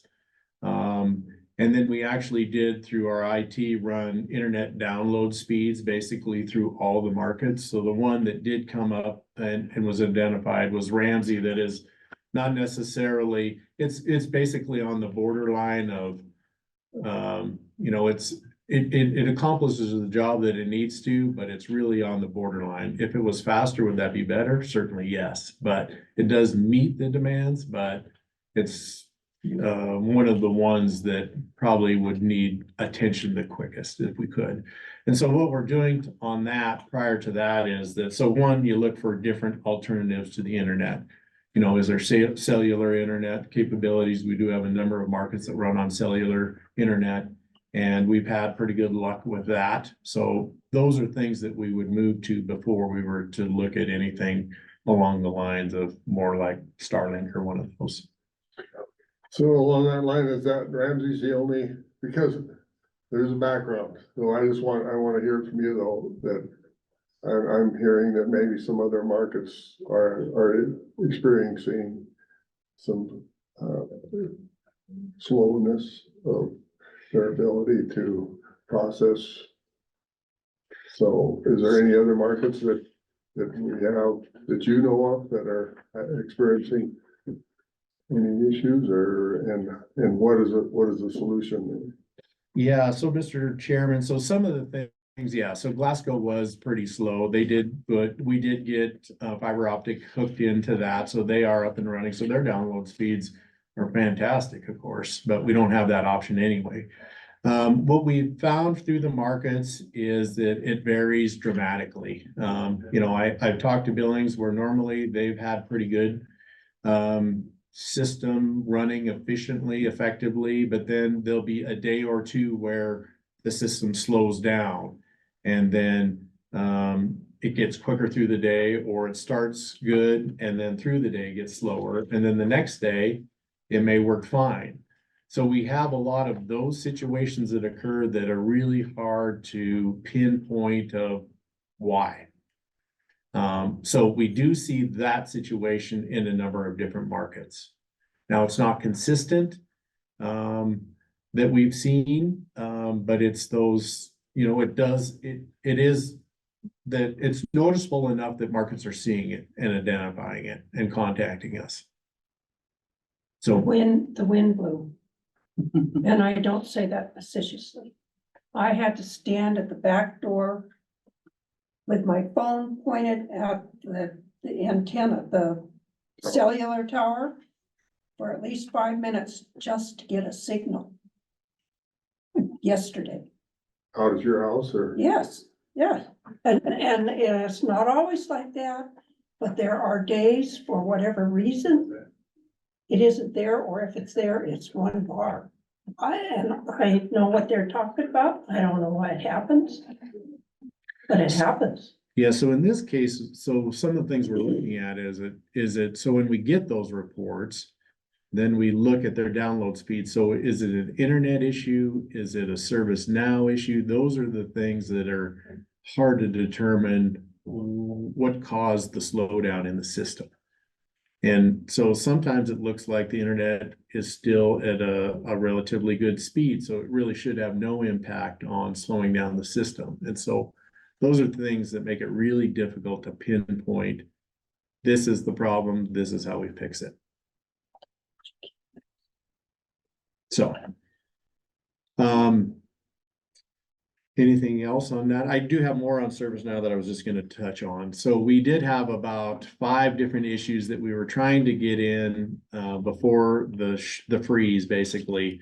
We did diagnose that liens weren't showing, or they were showing up on mobile issues, but they didn't show up on the platform. So we diagnosed that as a mobile issue. And so once again, we sent out the information of a workaround to all the markets and all the districts of, okay, this is what's occurring, this is how you fix it, and or work around it. And so that fix is in the mix. We thought that fix was all supposed to happen on the 20th as it came out, but then somewhere along the lines it did not. So that's actually supposed to happen tomorrow morning at 6. So we think that once we found that it didn't happen, we've worked with our IT and ServiceNow to make sure that that's first thing on the list to get upgraded and put into the system. So there's 4 or 5 other things along there that are relatively smaller fixes, I think, or upgrades, either way you want to look at it. But those will go in basically tomorrow morning. So. And so that's sort of the issue is when you hit one of those production freezes, if you had some enhancements or some upgrades you've been working on, they make you wait to the end of that production freeze to roll them out. That's right? correct. So it puts you off your schedule by about a week or 2. Yeah. Yeah, almost 2 weeks. And so what we did on these upgrades is that we did have opportunity then. So as the contractor implemented these new fixes, we had a time to go through everything worked. So then we were confident that as it goes into production, then when it hits production and goes live, then those fixes will work. So. So, in the past, Miles City was one that came up as far as their perception it was impeding commerce. And so have we solved that issue, and is that no longer an issue with Miles City that they feel that we're impeding commerce, or is that still an ongoing or?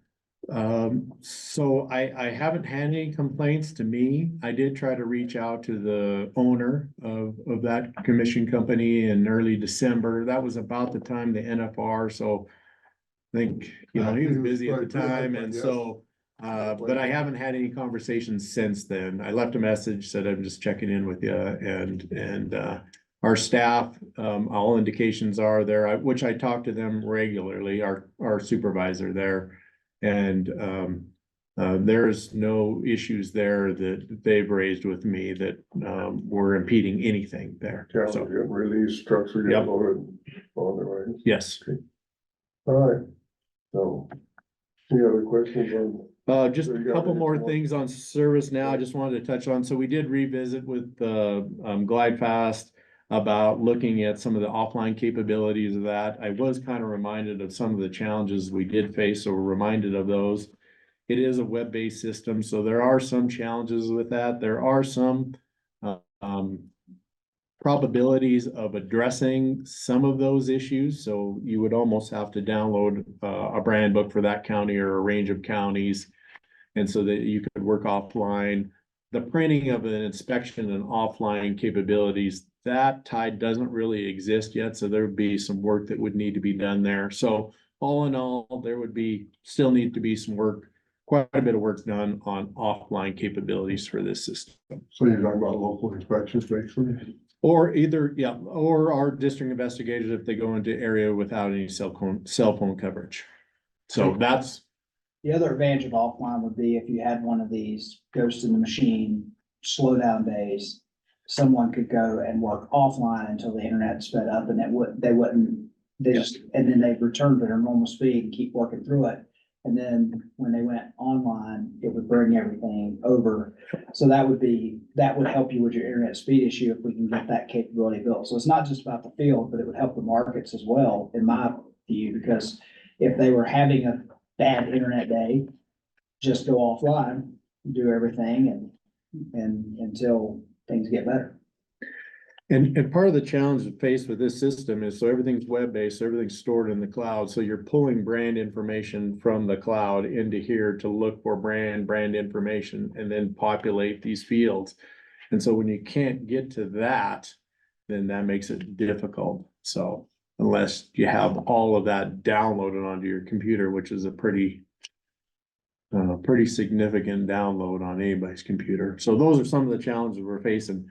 We also have kind of reached out to, as we're working on some lifetime cards. What we'd like to do is, as we put this information into lifetime horse cards, as we put that information into service now, we want a seamless transfer into print and mail, state print and mail. And so they're the ones that actually put our cards together.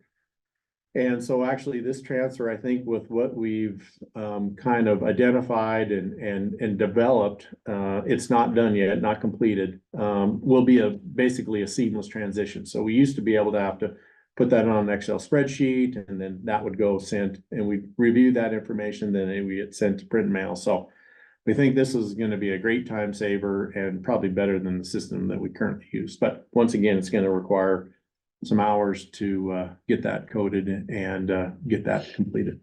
Thank you. Do you do a similar thing for rodeo stock? And I'm thinking like bulls, some of those things are moving all the time, every weekend, they're going someplace.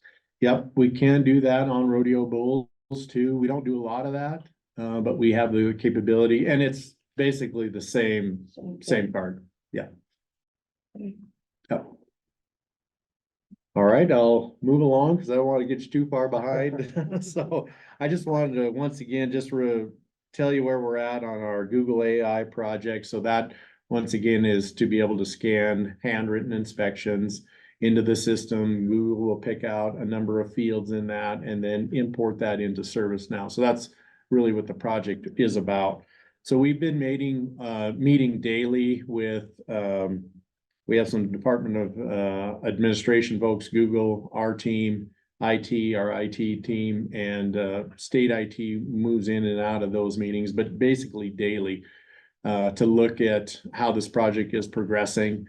One of the things that our team has been testing, so we put about 150 documents we have 3 years of forms that we're utilizing, 19, 21, and 22. So we put those into the system. Our team is testing those to see how did the system pick up the number of fields that we want. Did they pick it up? Did they spell it right? And to see where the discrepancies might be. So we're putting all of that information into a spreadsheet. We're tracking that. We're sharing that with the Google folks so that we can document, are there issues where maybe the model needs to be retrained more or not. We have hit I don't know about hit. Google is going away from their doc warehouse. And that was an application that we were going to store all our documents in there. So they're going to a new application. And so there won't be any additional cost to us, although that will probably extend the implementation time of this project. So instead, we were going to probably make all those adjustments in ServiceNow. It looks like now we might be able to make those changes or fixes into what the model didn't get and pick up maybe into this new application. So our goal, once again, is we want it quicker, we want it more efficient, we want less touches on this documentation than what we currently have today. And if we don't meet that, then that's a project that we would consider not moving forward with if it doesn't meet those kind of goals. Now, once again, if we feed all these in and it is searchable, that is a benefit that we would certainly look at. So ultimately, though, it hasn't slowed down our day-to-day, so we're still implementing We're still scanning inspections. We're still inputting those into service now. So that's, even through the development phase of this, we're still getting our job done in compliance too. So. Yeah, the big change there that we talked about last month is versus, like you said, we get those inspections now, they're scanned so that they're held somewhere electronically, but it's just a PDF scan of it. But then somebody has to then go back to that and put it into the computer. We're hoping to take away a lot of that, putting it into the computer step. Yeah, and we did have a little bit of trouble with actually ServiceNow pulling the information out of Google and putting it into ServiceNow too. So the ServiceNow folks are working on that too. So that's been a bit of a delay. So, which seems like a fairly easy process. There are a tremendous amount of links that need to be built, and it's a lot bigger project than I guess I envisioned, but that's our goal with the project, and team's very committed to making sure we're doing our part of that to hopefully have a successful program for us and save us time and money. Any questions on that? I'll just move on. Just wanted to give you a quick update on staffing. I think Mr. Spatz probably gave you a quick rundown, but we did hire our part-time inspectors in both Glasgow and Lewistown, so we filled those two positions. Our District 16, that is up in the Chinook, that's also runs the Chinook market up there. We did have those interviews, and we're hopefully getting close into making a decision there to fill that position. District 25, that is basically kind of Deer Lodge, Granite, Jefferson, Southern Lewis and Clark, this area kind of generally right in here. We got a pretty good candidate pool there. And so we're narrowing that down to candidates that we are interested in interviewing, and look at probably 2 weeks out for making sure that when we have time to actually put that all together to conduct those interviews. But just looking at the interview pool, I'm pretty excited that we'll be able to find somebody there that hopefully works for that. We still do have market inspector positions in Miles City, Great Falls, and Billings. And it was really tough for those markets, really, kind of a big push in the end of fall and trying to then look at hiring somebody in the middle of that. They're getting to a point now where I think they've kind of through the fall run and can revisit those open positions and then schedule some interviews for that. So. And with that, I just had a couple other things. I just was giving you a quick rundown of where we're at on brand statistics. So wanted to just let you know. So in 21, we had 47,669 brands. That was after the re-record year. We issued about 1,000 new brands. We did 3,000 transfers, a little over. In 22, we had 49,800 brands, so quite a few more, and we issued 1,049 brands and then transferred about 1,000 brands. So we've been averaging about 1,000 brands this year. This is a calendar year, not a fiscal year. So total at the end of 23, we were at 50,562 brands. We issued 727 brands, and we transferred 668 brands. So a little less than what we've done the last couple of years, but so that's kind of where we're at for the number for that. Yes. How many of those claim livestock? And how many of them are heritage or whatever we call it? So these are all livestock brands. These are not the ornamental brands. I'd have to look.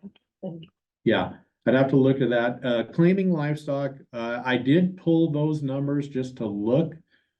It was probably a little over a third claimed on those new applications that they did not own livestock.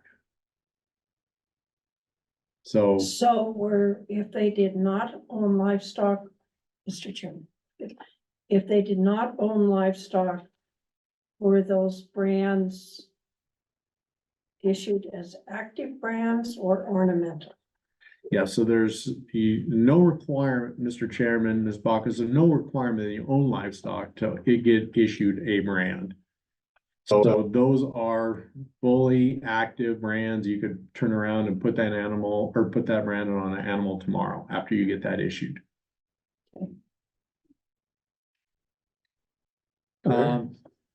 Just one other thing, I guess, Mr. Chairman, and apologize for taking time.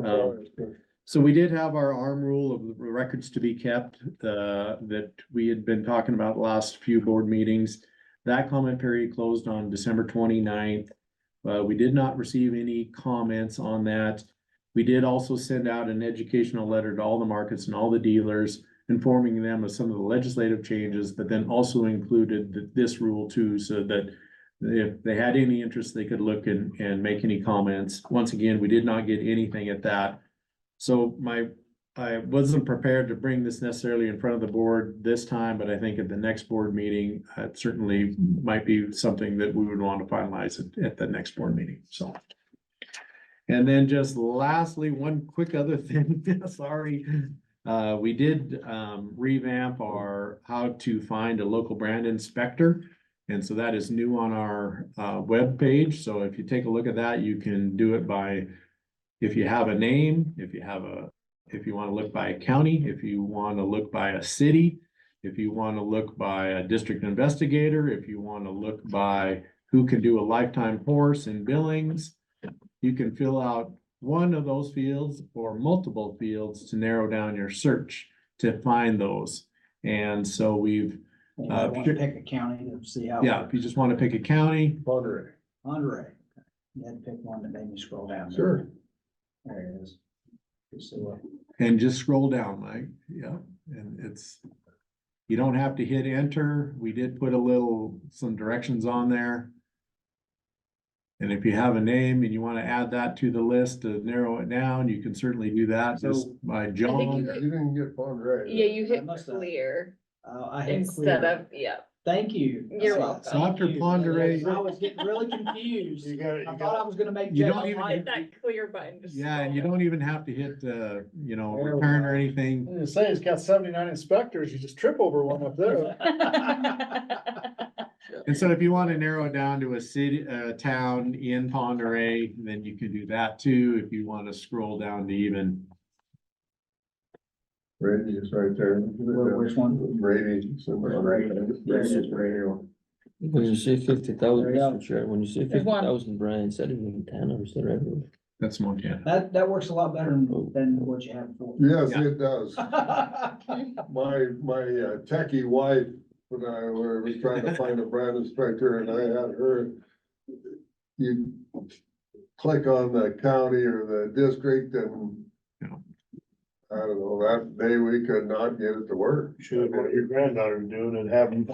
So yeah, I think it'll be a nice upgrade, our brand staff and Kim Dallas did a really nice job of working with state IT to put this up, and so I think it'll be pretty useful. We've shared that kind of throughout the department, so if anybody gets questions that they're familiar with it, and so with that, That looked good. I if like you have that. any other questions, I'd certainly answer them, but I'd try to get you back on track. Well, I'm sorry. It was not your fault that we're behind schedule, might be mine, but, so, any questions? All right, thank you, Mr. Chairman. Thank you, board.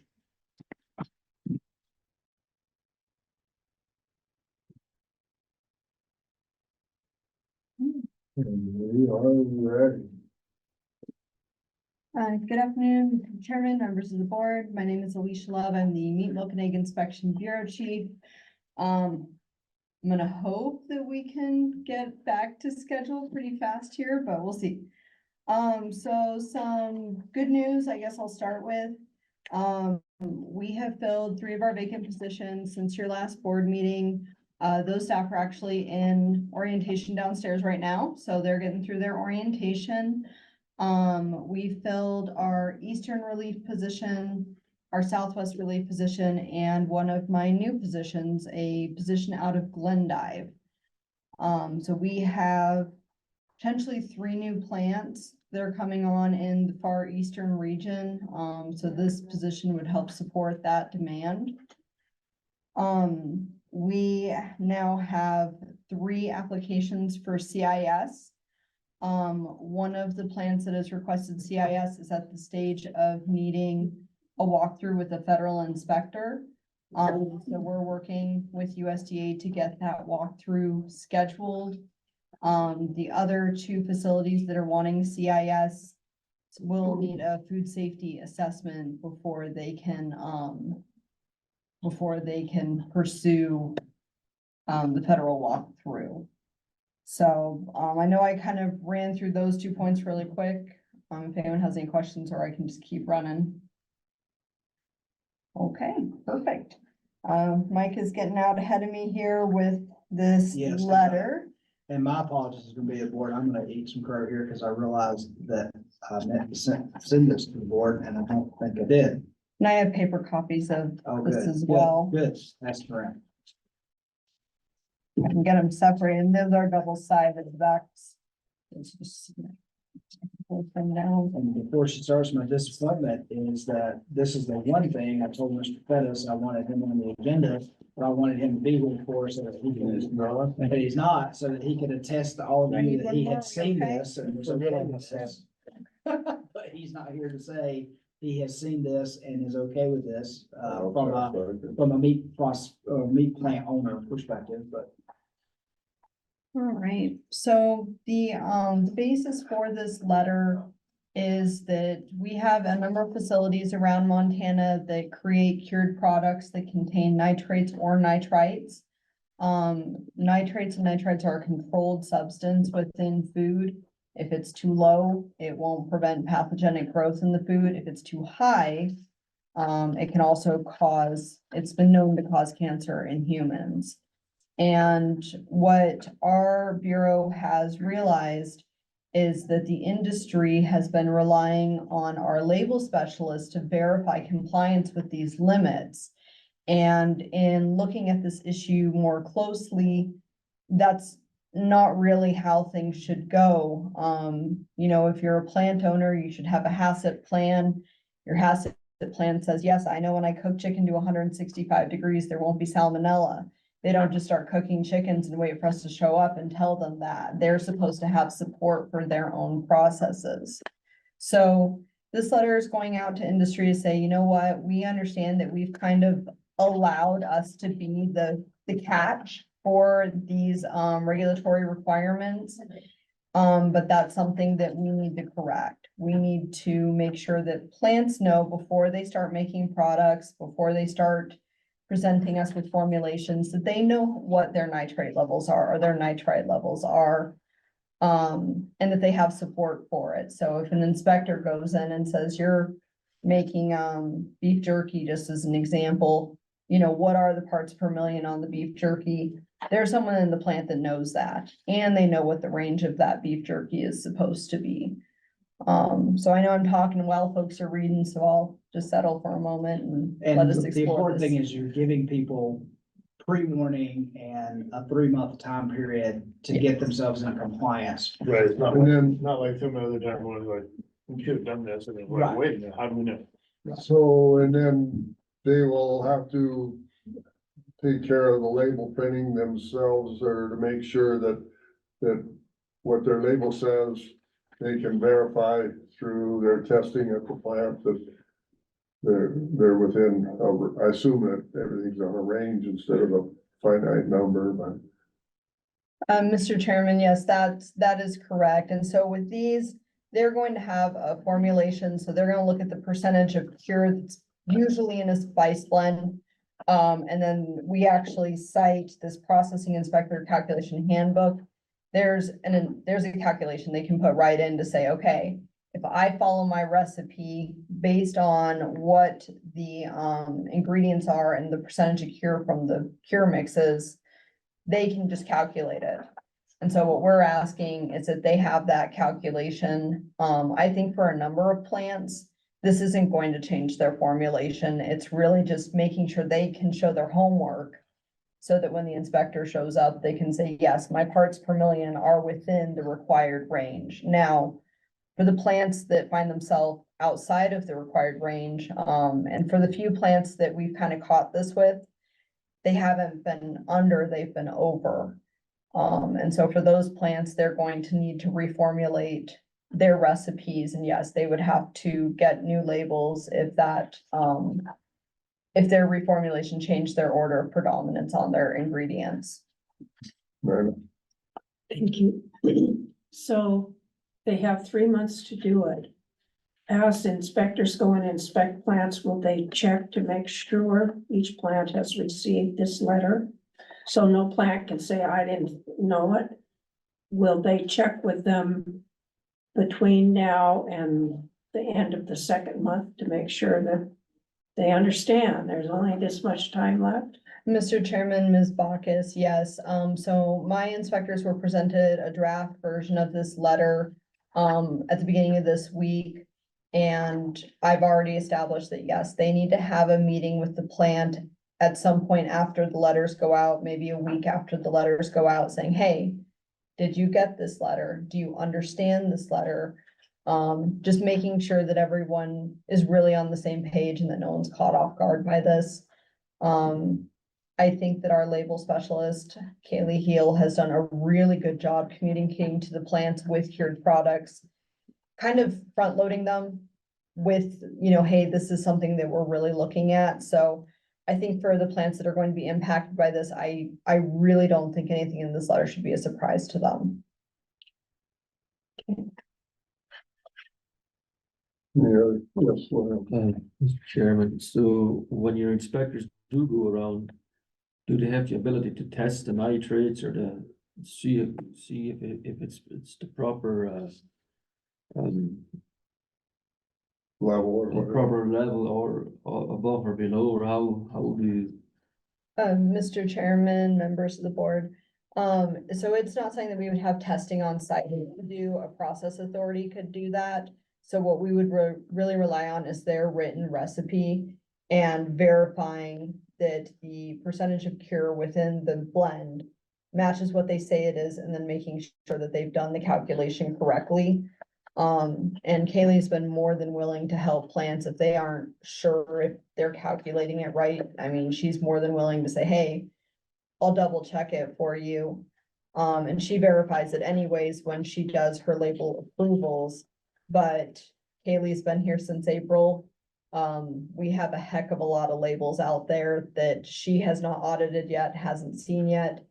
And truly, I mean, she should be kind of that last quality check before these products enter commerce. She shouldn't be the only stop to make sure that these products are safe for human consumption. Yeah, and not that it really ties, but there has always been sort of a historic issue with labels. Partially because in some plants, they'll change formulations and then not change their HACCP plan, not change their ingredient labels. We've run into that before where it's like, and that's the things that our inspectors should be looking for, which is this is the spice blend you say you're using, but I see a different spice blend on the shelf.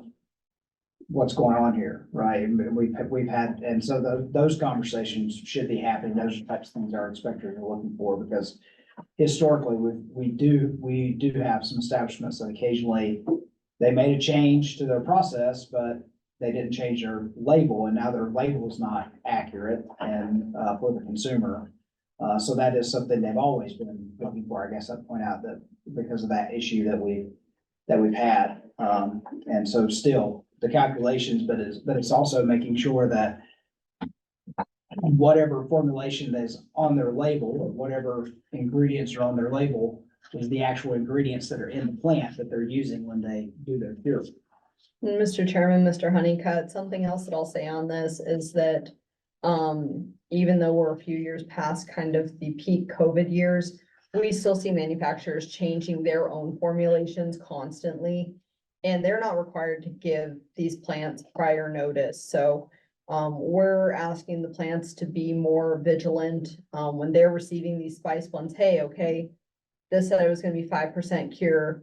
Is it still 5% or now is it 7%? Because the plants do not have an obligation to notify you separately from their own ingredient statement that their formulations have changed. So we're really asking the meat industry to be more vigilant in protecting their own products, making sure they're not culpable.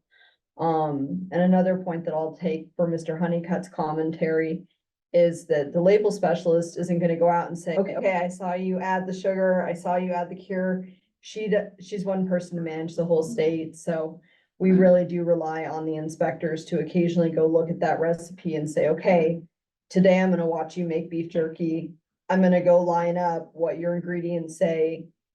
Do the sub ingredients of your ingredients match what Kaylee has on file? So I think this change of mindset will put several people paying attention to this, not just with cured products, but with all products. You know, the onus is starting with the plant. The inspector is periodically checking, and then when Kaylee does her label reviews, she's another layer just to kind of protect public health.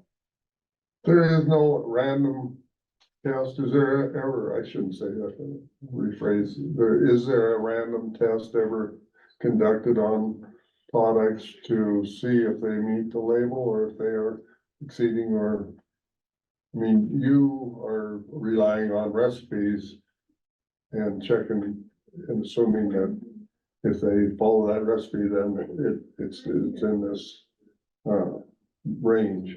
But is there ever an actual test on that, say a jerky product or something like that? So Mr. Chairman, I know that USDA has lab contracts set up to do that. It would go to a process authority. We would literally be taking product from the plant, sending it to a process authority for analysis.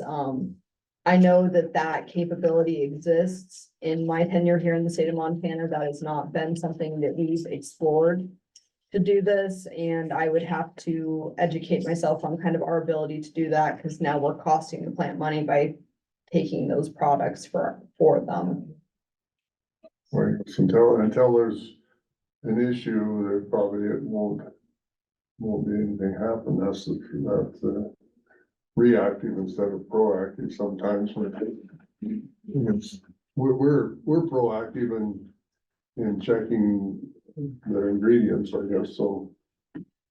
Okay, any other questions on that? On the letter, so do we need action on this then? Or, I don't think we need action. We wanted to make sure that there was awareness and if there was any sort of need, you would need to take an action if you want us to hold or anything like that. But other than that, we just want to make sure, as we try to do that, you know, if one of you gets a call from the processor, you would know that this was coming and wouldn't be blindsided by anything. okay. All right, so foretold is forewarned. Okay. My next item on the agenda is a request to hire another meat inspector for the Ravalli County area. We currently have an inspector in this region. We thought that one inspector in that region would be sufficient, but apparently things are happening in the world of meat in that part of the state. We have a jerky plant that is likely going to come online in the next month. Our plant that opened in April is now asking for another slaughter day. And they have demonstrated to us over and over again that they have a true need for those additional inspection services. And we had a plant that had told us they were going to go to federal inspection, and they've changed their mind and they're planning to stay with state inspection, which means I now have one inspector with 5 plants with 4 slaughter days is what her workload is looking like it's going to be if I don't take action on this. I don't think that that's realistic. So I would like to use one of my new positions to help support that person. Okay, So move. all right, got a second? Second. All right, got a motion by Nina, second by Greg to grant the request for hire. Is there any discussion? Any discussion? All in favor, say aye. Aye. Opposed, same sign. Motion carried. How many more positions do you have? So with that bill happening, I think that leaves me with one left. That'll get us to the next legislative session now. Hopefully. We'll see what happens with these 19 potential plants she has in her pipeline and how fast they get their work done. Absolutely. My next item is an out-of-state travel request. The Western Milk Seminar is going to be held in, Colorado in April. This travel is completely grant funded other than just our hours worked. So we were able to secure funding for that. I am hoping to send our laboratory evaluation officer, who is one of the lab people, but I figured I'd throw Aaron in with my group for this request. Myself and Joe Greenall and Rosemary Hickey, my two sanitarians there. Alex originally was going to go, but he's got some conflicting training, so he's gonna bow out for this one. Will we still be covered with inspectors in state while you're gone? Okay. Okay, entertain a motion, stuff, fine, motion by William, second. And a second by Nina. Any other discussion? So just so we're clear, there'll be 4. Mr. Chairman, yes, there'd be 4 traveling. So I know I have 5 on the original request, but it will be 4. Okay, yeah. And, so the cost of the department is just hours work, so we just budgeted salary. So, okay, all right. Any other questions? All in favor, say aye. Aye. All same sign, motion carried. All right. Okay, I think the only other thing that I have then is just to recap back to the discussion on milk fees. Something that I wanted to share with the board. And I have a copy of the full report here, but the piece that I would really like folks to kind of hone in on is that because I'm a very lucky bureau chief, my fiscal audits all happen in the same year, every 3 years. And so my FDA audit occurred last May and June. And what I'm having you look at here is the conclusion piece of this audit. And what you'll see is that we were routinely, and this audit is looking at a 3-year time period, so it's gonna go back 3 years. But the audit found that our staff were not routinely accomplishing metrics required by FDA, such as sampling and doing follow-up inspections when non-compliances are found. And my closing interview with FDA said they strongly felt that another sanitarian would help us be successful going forward. They were very relieved that we had hired another person specifically in that region. And so basically how we left our meeting was, now you have Job. Job is going to get trained. I'm sure that these numbers will be better when we see you again in 3 years. So the concern that I have is that now the discussion is looking like maybe we would remove that 3rd position. I don't want to go down the road of us not being compliant with FDA and the implications that that would have for the plants if they were not compliant with the pasteurized milk ordinance. So I know that this information doesn't help answer the money questions or the budget question, but I am very concerned about losing my 3rd position because I do not want to have a program that is set up to fail with federal government. Well, I want to thank you for that information because that is crucial information to bring before this discussion that needs to take place between the milk and people and here that, you know, it's just another case in point of where the budget is and where it will be if we don't do something. And like Mike has said, you know, there's 2 ways to balance budget, cut expenses or increase revenue. So cutting expenses is not what you would like to see there. And Mr. Chairman, members of the board, I recognize that I'm kind of cherry picking one with my audit.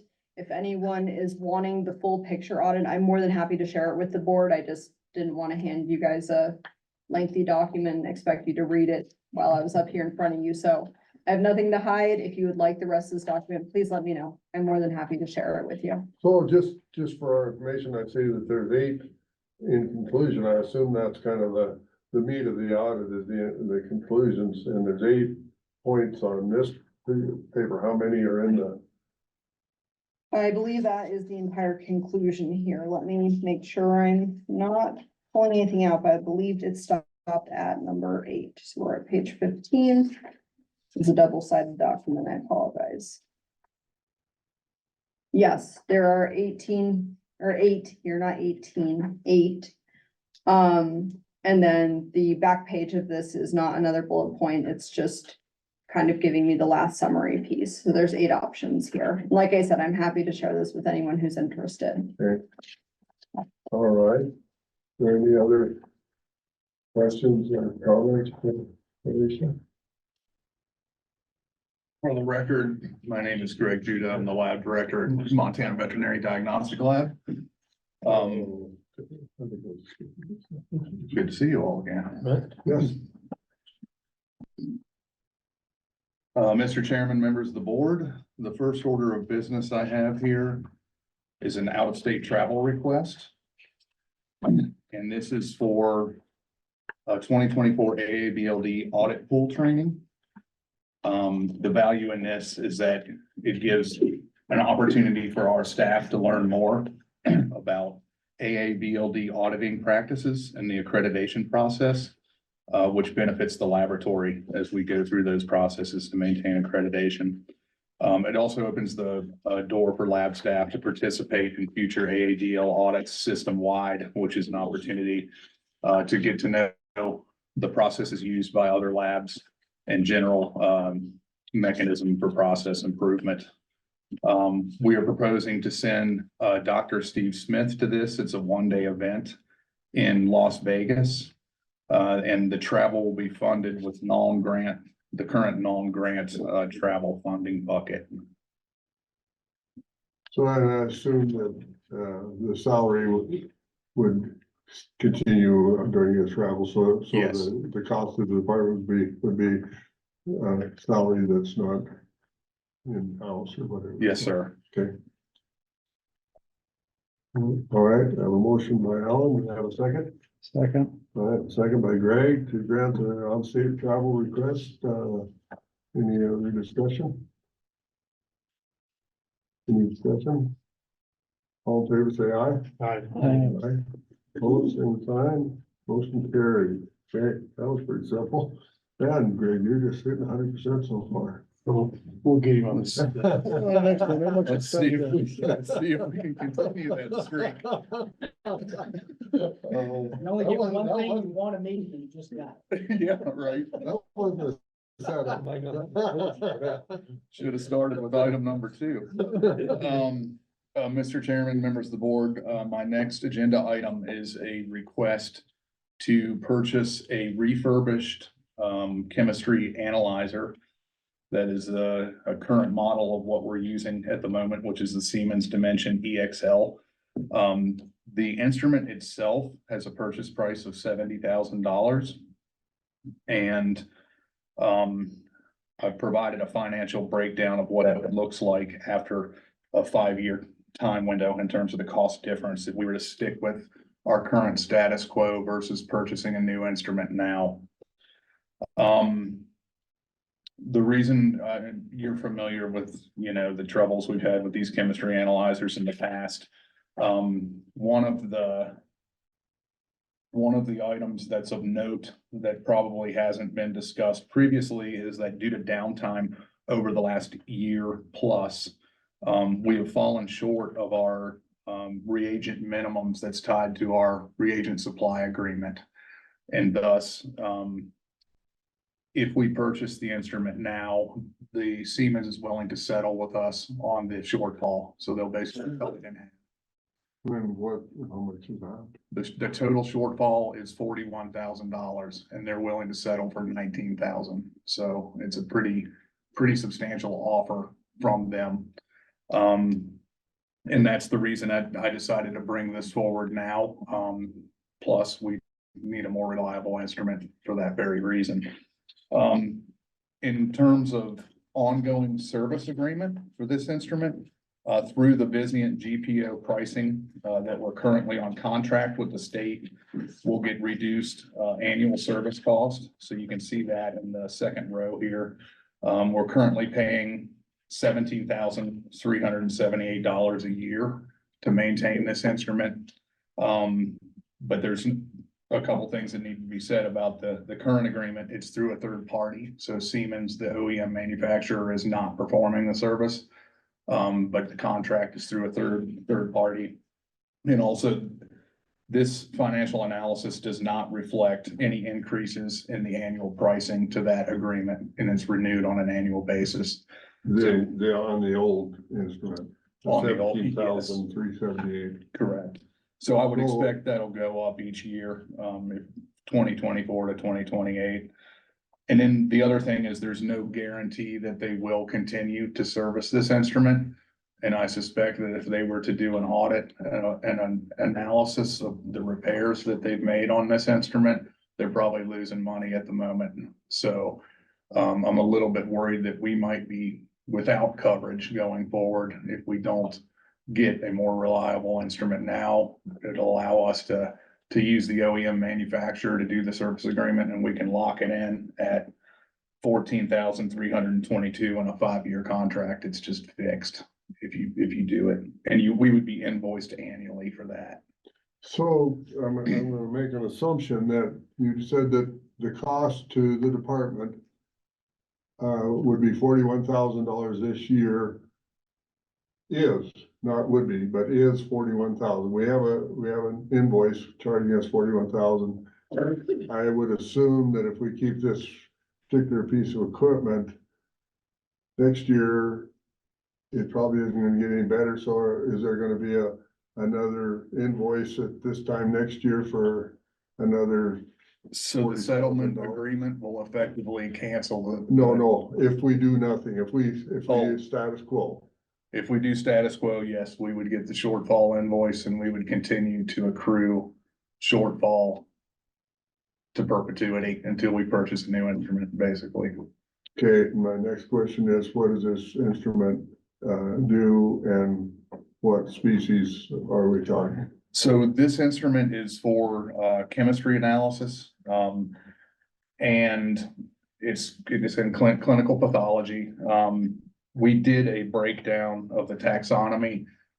28% of the tests in that ClinPath section are for livestock related, which was actually higher than I had expected, but nonetheless, that's how the numbers came out.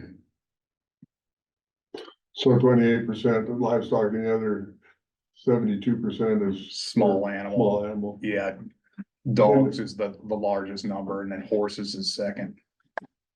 And then, so, cost return analysis for this instrument as far as the charge for testing and the cost of the testing other than the. So, Yeah, so this lab section is, yeah, we all know it's not a money maker, you know, none of our lab sections are, quite frankly. We operate, you know, in the red continually, which is an odd situation, but you know, it's a necessary thing for our industry, and it benefits the people of the state. So in terms of total revenue that this lab section, or test fee revenue, this lab section brought in last year, it was 68,000 and change. So just to give you an idea. The other benefit of this lab section is that the direct labor of the two individuals that work in ClinPath, they are cross-trained and perform a substantial amount of work in other lab sections. Matilda is well-trained in bacteriology and helps out there quite a bit. And Courtney helps out in histology operations. So they do provide a benefit to other lab sections outside of ClinPath. okay, Nina had a question. Thank you. What's the percentage on horses? It is 24%, I believe. Does that sound right, Connie? I was gonna try and do that math really quickly. And 28 on livestock? 28, all livestock combined. Okay. So All li- basically horses. But does that include the horses? Yes. Oh, I thought it was. Yeah, 'cause you said outside it the sounded, horses. like it was separate to me, dude. And then 70 whatever for, All other Dogs. species, dogs, cats, can't remember what else showed up in that analysis. okay, So, Mr. Chair, members of the board, there was approximately 1,400 tests for dogs, 530 for horses, 130 for cats, 57 for cattle, 17 for sheep, 15 brown bear, 15 domestic goat, 5 alpaca, 5 mule, 3 donkey. is this where they test for HVAC No, No, that's Yeah. molecular. in predators? William, Well, Mr. Chairman, Jude, Regular Jude, how can your maintenance be exactly the same price for every year? I don't quite understand that. Great question. In terms of what, it wouldn't be for the status quo model. I just used our most current year as the number, since I don't know how much it'll increase year to year until we renew the contract. But with the purchase of this instrument, we will look to lock in a 5-year service agreement that they're giving you a 7% discount across the board to lock in 5 years. So that will definitely remain the same at 14,322. Is that, no matter what happens to the machine, either above or below the cost, if the cost will stay the same? Yes, correct. so our cost this year for the new instrument would be 50,000, because we're invoiced already 41,000 and 19 of that would come back, so we're on the hook. I mean, we're gonna get a decrease. We're on the hook for 40,000. If we buy the instrument, we're gonna decrease that by 20,000. Yes, And, so the cost of the instrument would be 50,000 in the different delta. cash outlay. You could look at it that way, Mr. Chairman. I guess I should point out one other thing is that once the supply agreement is terminated with the settlement, we would revert to Vizient GPO reagent pricing. So we will get a further discount on the reagents going forward, locked in at the GPO price level. So that's another we benefit. won't see this if, I mean, there's gonna be a minimum on the reagents. then. That's correct. There will be no minimum. It'll be a set price through the group purchasing organization. Mr. Chairman, what's the cost of a new machine? Or is this a refurbished machine? Mr. Chairman, Ms. Bacchus, this is a refurbished machine. That does come with 1 year of factory warranty, which is nice, so we wouldn't have to pay, the full annual service premium for the maintenance agreement for the year after the purchase. Would you like to know the cost of at list? At list, I believe it's 128,000. At Vizient pricing, I think it was somewhere in the range of 100,000 for a brand new instrument.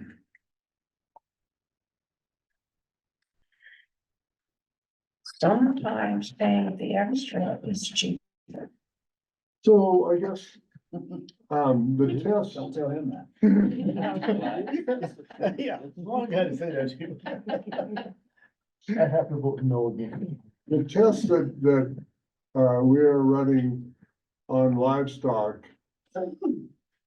If we don't have that, because, I mean, it looks to me like the old. I just question whether we would want to continue down the path that we're on right now. If looking at a $40,000 cost. Probably every year. Plus the, say 20, so we're talking about $60,000 a year maintenance for this equipment. So if we discontinue the testing that this piece of equipment is doing, what does that do to our offering to the public, and is there another test that's available that will yield, same results or similar results? So Mr. Chairman, members of the board, there would be no substitute for this testing. You would have an impact on your pathology services. For instance, if a pathologist is doing a, pathological workup and needs, clinical pathology results to compile into their report, the mechanism for getting that would be having to refer it out, which would have higher costs associated with it due to shipping, longer turnaround time due to the transit. So that's one impact. The other impact is one that probably can't be quantified, but that is if clients know that we do not offer ClinPath services and they're having to ship those out of state to an out-of-state lab, are they shipping other business with it in order to save on the shipping and combine? So that's another potential, unintended consequence of not having a full service laboratory. Well, I'd go totally contrary to my comments last month, that if we're gonna have a new lab, somehow we need to try and generate as much interest in this lab and get as much use as we can from the state of Montana, because everyone in the state of Montana is investing in this lab, so. Yeah, I would provide some history. I'm sure the board book, just like this one, is somewhere in my 8 years worth of board books, that are in my office. But we did, come to this crossroads when we were trying to figure out some things financially on the lab. Probably 6-7 years ago. And so we discovered then when we did the first, what I would call real detailed cost analysis of the lab that needed to be done, to defend the lab with the legislature. We discovered that the ClinPath section, even though it's not majority livestock activity, did require some subsidy from per capita fee. And part of the reason for that was, again, you look at comparative pricing to other labs. To make this work, we'd have probably had to up 50 to maybe double our prices at the volume of work we were doing, which would have priced us out of the market at that time. And then what we did, Dr. Layton, who was the director of the lab at the time, I worked with him, and actually we did put a decision package in front of the board about whether they wanted to remain in ClinPath, knowing that subsidy, or whether they wanted to exit. Not that the board can't make a different decision now, and there's nobody but Nina was a part of that decision. At that time, the best description I could have is that the board came to a conclusion that they looked at it as a loss leader service. We were aware we were losing business, but if there was a potential of losing other veterinary clients by not having the service, that we might be doing more harm to ourselves and good. And the board at that time voted to keep ClinPath, but we did put it in front of them to say, is that a part of the business we need to exit? But the board supported at that time staying in. And I think where we're at today is not exactly that same crossroads. I don't think we have some of the financial problems that we had when that conversation took place several years ago, but without refurbishing the equipment, we'd be making a decision that we're exiting that business because we would take those test offerings away. Now, I do not, and I'll admit that even then, I had no data. The board made that decision on their own. I had no data to support that, what percentage of clients we would lose or what business we would lose if we discontinued it. But, and I want to say that, John Scully, who was a board member at the time, was one that was very adamant about if there was any potential of losing veterinary clients, that it was, like I said, a loss leader service. We're losing money, but if it's bringing us other business, then we probably should continue it. And that's what the board decided at that time. So there is a history with this conversation. Great. Mr. Chairman, was this a piece of equipment that was slated to be new in the new lab? Mr. Chairman, Mr. Wishman, yes, I do believe that. And we initially had soft costs built into the project budget that were slated for new instrumentation. These two chemistry analyzers, I think the feeling at the time was these two chemistry analyzers, the Dimension and Emulite and ClinPath, would be replaced with that bucket of money, as well as a couple of the instruments that are in the milk lab. That are very dated, but are much more reliable, just due to the nature of how they were built and what have you. So if we do this one right now, then that money can be used that money will be used to do this? No, so the instrument costs, and Max could probably speak to this better than me, but they were pulled out of the project budget in order to close the gap between Okay, our estimate and what was approved in the bid that came in. okay. And I don't want to speak for Greg, but I think in the justification for this, and bringing it as a board item today was that even if there was money for instrumentation, that your staff don't feel like they'll make it to the opening of the lab with the current equipment, right? They don't think they That's can correct. limp them along for another year. Well, I don't, the numbers just tell me that either, I mean, $60,000 when you add the maintenance fee for next year and the shortfall in the reagents. I mean, yeah, exactly. You bought a new piece of equipment, granted, there's going to be a $20,000 cost this year for something that we didn't hold up our end of the contract, but wow. That's not too tough a math in my world, so. And my financial guy that I was gonna call on even kind of acknowledged that maybe this was, so. And Mr. Chairman, members of the board, I did convince Brian to come in case there were, if the question were to arise, can we actually afford this and how that would look? So I don't know if you wanted to. Well, as long as he's here, we better hear from my guru. Mr. Chair, Brian Simonson, Chief Financial Officer again. So from a standpoint of can we buy it today? Yes, we've got the cash in the bank to buy it today. We could probably use lab fees to do that. The other statement that should cause some consternation would be, what does the lab look like at the end of the year? Because this obviously isn't in the budget, right? This is coming with a proposal to the board. And if you look at the last couple of years, the labs run, 100,000 or so over their budget, and they've gotten help from other sources of funding within Program 4, been transferred in. So it's not in the budget.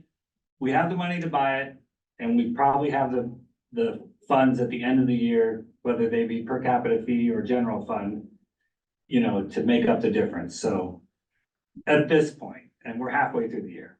Well, so is that $40,000 in the budget for Well, the reagent shortfall? I'm just gonna accept, Mr. Chair, your business logic there. To me, it seems like it's still $50,000 when I look at it, that's not in the budget. No, exactly. Okay. Yeah, no, I think we're looking at a $40,000 expense and we're looking at a $90,000 purchase. So that to me is a $50,000, Okay. right on the There you same go. number. Okay, Yeah, we're a $50,000 hit to the budget, but not a $70,000 hit to the budget.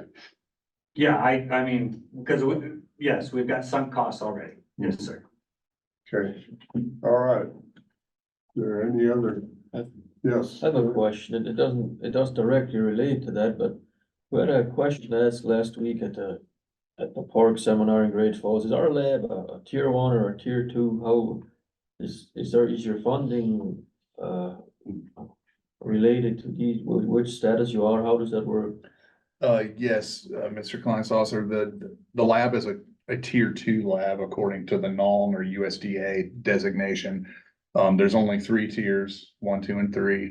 Level 1 gets the highest percentage of funding or the most amount of funding annually out of the pool that NALM provides to the member labs. And it's the same amount for every tier 1 lab. There's a bucket for tier 2 labs and then tier 3. So we're in that middle bracket. Typically, as of late, the amount of funding has increased just due to ARP funds and all kinds of different awards, farm bill, supplemental funding, stuff like that. But prior to that kind of anomaly in time, it was about $130,000 to $150,000 a year. Whereas the tier 1 labs were bringing in slightly over $300,000 annually. When the new lab goes into effect, the hope is to get reclassified as a level 1 laboratory. And that'll be made possible by the actual biosecurity of the facility, so you get credit. They have a matrix they score you on, but having BSL-3 lab space as well as BSL-3 necropsy will hopefully throw us over that threshold, and it'll increase our funding annually, which is nice. That's the goal.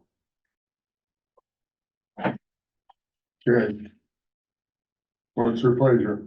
I still say it's cheaper to spend more. We'll get a new. But, so I'll stay out of that because Greg and I probably on the same page. So you wanna go new, you mean? She wants to go to 100,000 round instead of $70,000 route, because then you've got something that's not refurbished. You've got a Exactly. new one that's got all, any better warranty on the new one? 1 year manufacturer. Same on the, It's the same. so it's the same. So you Same. really didn't gain anything there. Yeah. But- Nice back. That's why. Yeah, no, that's right. If you don't have any additional warranty, what would be the advantage of a brand new one or the refurbished if you, and that maintenance contract is non-deductible, let's call it, or it covers everything? Is that? Yes, sir. How dependable is the refurbished? This a trick question?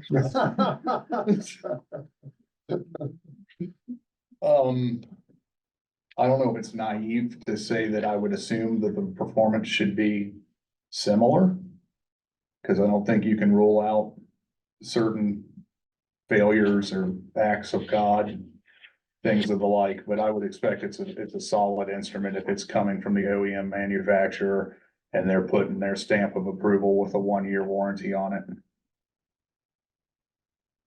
Which is all they're giving their new one. Well.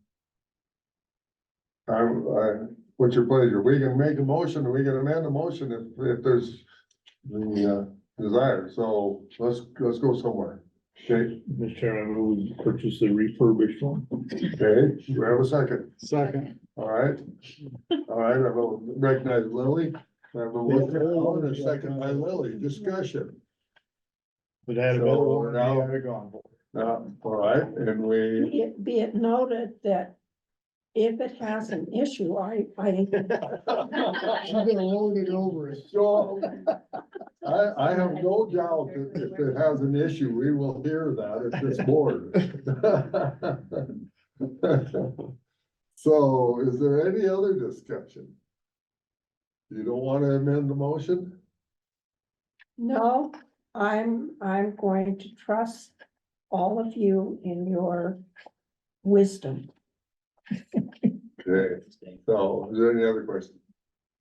Hearing none, all in favor of purchasing a refurbished, what do we call this piece of equipment, Simons or Siemens? Siemens Dimension X EXL. Say aye. Do we ever get Jake in here? Jake's not on. Jake's He on. left us? He's in his afternoon nap. Yeah. I dodged Yeah, that. I'm gonna give him the benefit of how he's out pulling the cow. I'm taking a nap in the sun. Yeah. All right, opposed, same sign. Motion carried. All right. Thank you, board. As Max is transitioning up, Is that all we have to? yeah, for Greg. If Is he there only, any, maybe there's, he only spent 100 grand, so don't worry about yeah, but his, come on, Greg, I can help you out. I saved you 40. it. You still spent 100. Wait till we pull the trigger on the incinerator. Told him anyway. That's a plan. And there's budget for it. so Well, you can't have a refurbished incinerator. But as Max is transitioning up, I'll get him prompted to get peppered with questions, although I don't think there's a lot of questions. You know, we did late last week, beginning of this week, process on the new lab. Swank Enterprises asked for a 90-day stoppage for winter conditions at the site, which will probably end up delaying the end, portion of the project or the actual, move-in date of the project. I don't have, and I'll answer that question, I don't have a date set, still working with other partners on looking for a groundbreaking, but I was gonna share with the board a couple of things. These are some things that Dr. Judith sent me, just so in case you haven't been down to Bozeman, to what the site looks like today, or looked like a few weeks ago. Before there was more snow than that, but a lot of dirt work, a lot of earth moving at the site. Another one with some of the equipment and some of the other things that are showing human activity around the site. And then I want to share, I'm gonna have to go to my email because I had to email it to myself. But my wife happened to be, well, I thought it could, oh yeah, I gotta go through my,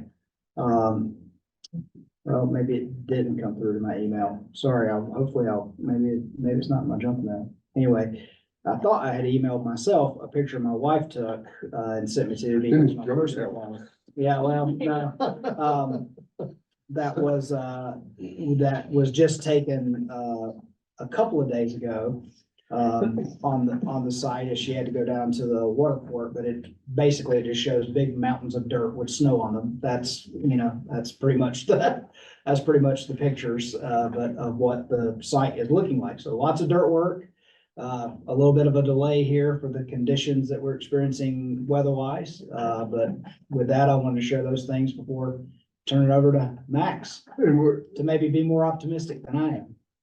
We are doing a chronological, photo, aren't we, of the site? I thought we talked a little bit about that earlier. Just, just a, photo. Dr. Judith needs to stick his phone out the window. Yes, Mr. Chairman, the request for a time lapse was not approved. However, I have, my virology staff doing a chronological pictures out the window that I think Sarah's been taking several weeks, so we should be able to put something together. Perfect. Every Monday morning, take a picture. So introduce yourself. Thank you. Max Greavy, Principal Architect of Record on the Combined State Labs project. So thank you all again for the opportunity to chat. I wanted to give you a quick update and just kind of run through. As Mr. Honeycutt already mentioned, we're in a bit of a winter shutdown right now. January 16th, the contractor, Swank Enterprises, requested a 90-day shutdown.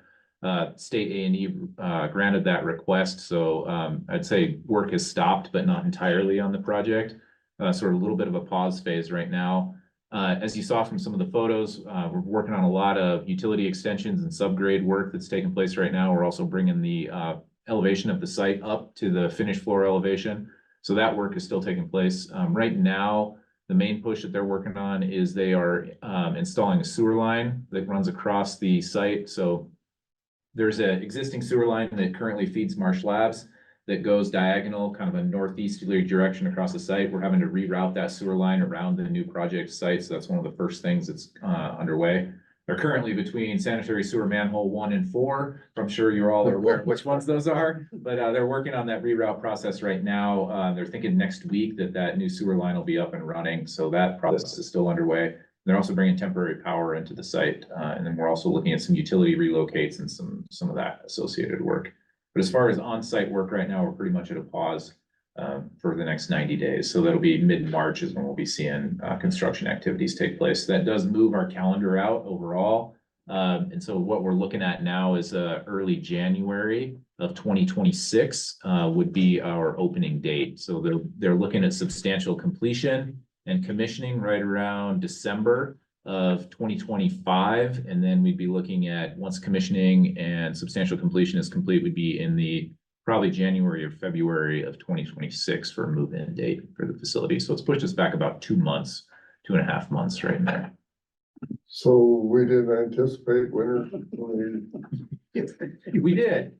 Yes, Mr. Chairman. So yes, we did all anticipate winter looking at the schedule. There's a number of extenuating factors that created some delays early on in the project. I will not go into details or point any fingers. There were some utility issues and some right-of-way problems that we had in the process between different state entities that were fighting amongst themselves. So there was a little bit of a delay there that cost us about a month and a half. In the initial schedule that we had put together, we were supposed to have concrete and subgrade work done by this point in time. Due to some of those delays, we weren't able to get that done. Everybody talked about it and decided the smart thing to do was to just push pause versus trying to do ground thaw during the wintertime, snow removal and those sorts of things. The cost associated with that probably likely costs more than any potential shutdown and delay in the project. So everyone decided the best course of action was to just pause. If we get unseasonably warm weather, as we've continued to do, they may consider starting up and doing some operations. But at this point, I think they're just going to work on utility work that's not subgrade related. So with that, where are we on the easements and That process has all been approved finally, and that stuff is taken care of. So we are through that hurdle. The issue that we had was getting the easements approved. And then the city of Bozeman requires a pre-construction conference. Because the easement was not approved, the city was unwilling to allow us to do the pre-construction conference, which meant we couldn't do some of the utility work associated with it. So everybody was kind of in a stop as we were working back and forth to work through that, but that's all been resolved at this point. The sanitary sewer manholes that I mentioned earlier, those are part of that system. So that work is underway currently. right? Well, I was gonna ask that question, so I'm glad Jean did. Are there any other things that might suddenly pop up to slow it down? And if we get really good rains this spring, are we a Schwank okay and can handle this and it not get into the sewer system? That's, we should be fine. So, a lot of that work that we're doing this time of year, is below the water table, which we all know, it has high water in that area, high groundwater. Water table's low during this fall and winter time, so that's why they're getting a lot of that work in now. They are currently doing some dewatering operations actually now on site to deal with some of the groundwater, but all of that work will be completed prior to any spring rain. So we'll be out of the ground by that point in time. Do you have high water now? It's within our excavating trenches in some areas, yes. I shouldn't say we, they're excavating trench. So yes, they are doing dewatering operations now, even in some of the areas. For agricultural people, I'd say the question that gets asked is, with ground like that, that has those water issues and the high water table, it makes a whole lot of sense for building buildings on it. Yeah, yeah. That's. Yeah. I The whole, was that's just the gonna- whole campus. Especially on Yeah. that. Gallatin County. That was- That's Gallatin County. Well, and also one thing to keep in mind, so that was something that we've known about for a long time. We did a geotechnical investigation early on in the design process. We suspected that there were groundwater issues. We did the geotech during high groundwater, so we knew that was there. We designed the facility. Part of the reason why we're doing so much earthwork there and bringing the building elevation up, we're raising the building elevation up almost 5 feet by the north end of the project, just to make sure we don't have any groundwater issues associated with that. So it doesn't look like it, but that site gently slopes from one direction to the other. And as everyone knows, the building is very long. So as it slowly moves north, the ground falls away. And so what we're having to do is bring up the whole north end of the site to get out of any potential groundwater. So, and I'm trying to think of the building footprint. Is there parking gonna be out on that north end? Or is most of the parking gonna be at elevation? Most of the parking will be to the northeast corner of it. It'll be slightly lower than the building elevation. And then there's a sidewalk and ramps and stairs that bring people up to the building elevation. But we are doing a fair amount of filling for the parking lot as well. So, yeah. So everything will be out of the ground, will be well above any potential groundwater issues that we've got there.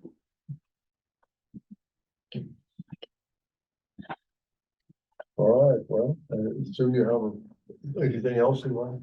Unless anyone else has any questions, we are still working, as Dr. Judah mentioned earlier, we're still working on procuring some of those items that we had to move out of the project budget into the owner required requirements. That's a requirement for all 3 of the lab facilities there. So we're working through that procurement process. The incinerator is one of the items that's probably one of our more critical items. That's part of our critical path. So we're in the procurement process with that and it's on track. So at this point, everything's looking pretty good on the project. Lots of structural steel has been delivered to the project. There's mountains of structural steel laying out there. So as soon as they're able to pour concrete, they'll be swinging steel. The building frame should move relatively quickly. One nice advantage that I will add, I know that no one likes to hear about delays, but the last few years, construction and particularly mechanical and electrical components have very long lead times associated with them. So we've approved and ordered all of that equipment, and we're using this, the shutdown phase as procurement to be able to order as much of this equipment upfront as we possibly can. So in some ways, it's working to our advantage. So all of the funding is available as the bills come due. We have, there's funding source that's ready cash, basically. That's correct, yeah. So the contractor is able to order and procure materials. If it's delivered to the site, the state will pay for it. If it's not delivered to the site and it's stored off-site, then the state requires a insurance certificate for it to be stored there, but they will pay for the cost of any materials that are procured ahead of time. So, yeah, all of those materials and components are being procured, any that we can. So are materials costs going up still, or have you seen a downswing? Because one of the things that was talked about is if we're delayed, building costs should go down. So the way that it's all set up now, all contracts have essentially been signed for procured materials, so we're locked in at the cost that we are. So there won't be any effect with an up or down cost. So as soon as the state gave us a notice to proceed, Swank Enterprises went out and signed all the subcontracts and has all the materials under contract. But that you didn't answer my question. Oh, overall, generally in the Overall, industry, I'm general. sorry, I apologize. Yeah, definitely not down. I would say that we're seeing it level off. About that, and yeah, not often things go down. Yeah, but I'd say industry-wide, in my opinion, I think we're seeing things starting to level off a little bit. Particularly in the mechanical, electrical components, lead times are starting to shorten up. So I think we're coming out of the craziness. So I thought this was gonna be Dinah's question, so the next thing that's kind of on our agenda is looking at when would be a time to do a groundbreaking. Yeah. So, and, you know, if we have what is it, a 90-day? So we're talking end of April, basically. Before Should we do there's that or not? Yeah, You can do that anytime. And I think we said we wanted to do it. Yeah, but that to me fits. March and April, if you're interested in my opinion, members of the board, I'm not sure if you are, but March or April might be a great time to do that. There'll be more activity on site if you're interested in that. But that would be a good time to do it. You're not standing outside in frigid temperatures. Well, that's right. We want a sunny day. Yeah. Yeah, can you pick that? I will do my Ahead of best, time? yeah. Set it up in March and it'll snow like hell. Let's just do it. We need to snow. Yeah. Yeah. That's a good. So I guess I'm thinking that, you know, sometime late April is kind of I would hope to see It's the. been moving back and back and back. So do you want to go there right now? I mean, I guess we do it could. tomorrow. Last week? We said that we wanted to do it in March at the last. All right. Yeah, All right. once April starts, I'm done for 60 days. Yeah. Oh, you're Between like, lambing and pasture moving and stuff, I'm just. Everybody, need you March. Yeah. I start April, I'm in the night shift, well, no. Yeah, so I mean, you're getting too old for that night, you're supposed to pass it on. I know, have you passed it on? Yeah, but you told me I'm not as old as you, so I don't have to. That's just not. All right, let's get back to what we did. So what needs this board, what do we need to do? No, you established your timeframe last month, and that's what I've been working off of, is the timeframe the board set at their December 14th meeting. Okay. And we'll continue to work towards that date. I think that'd be good timing. I just want a good day. Yeah, and get that done. The only question I might have for Max really is I just want to make sure I heard what I heard, which is because I've seen some documents that with this easement situation, I saw a document that indicated that might still need Board of Regents approval and that had not happened yet. I believe that's all taken care of. Mr. Judah and I were talking earlier. I'm gonna double check on that, but as far as I know, that's all been taken care of. Because based on because I know the Board of Regents doesn't meet until March, and Brian and I were at the cabinet meeting where we get to share some time, or we're in the same room as the Commissioner of Higher Education, and I did talk him into calling a special Board of Regents meeting if we needed to do that. So if that's not been approved yet, but I'd reach out to him and say, well, you know, if we need it, if you could pull together a form of the Board of Regents and get that approved, we'd be very appreciative of that. Absolutely. Mr. Honeycutt, I owe you a favor, but I would.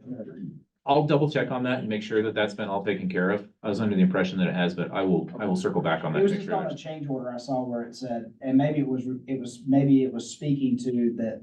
That delay is what put us into the winter pause situation, and maybe it's already done, but I just want to make sure if it hadn't been done, I wouldn't want there to be another delay of saying, oh, well, we're ready to fire back up, but we can't have this pre-con meeting because we're waiting for the Board of Regents to meet later in the spring. So if there's a way to work on, I could probably try to speed that up if it was needed, so. Absolutely. Okay, any other questions? Thank you. Thank you. Thank you, board members. Okay, and with that, we'll take a 10-minute break. We'll reconvene in about 25 till. Meeting back to order. And, Good afternoon, board. Tanya Shemansky, Animal Health.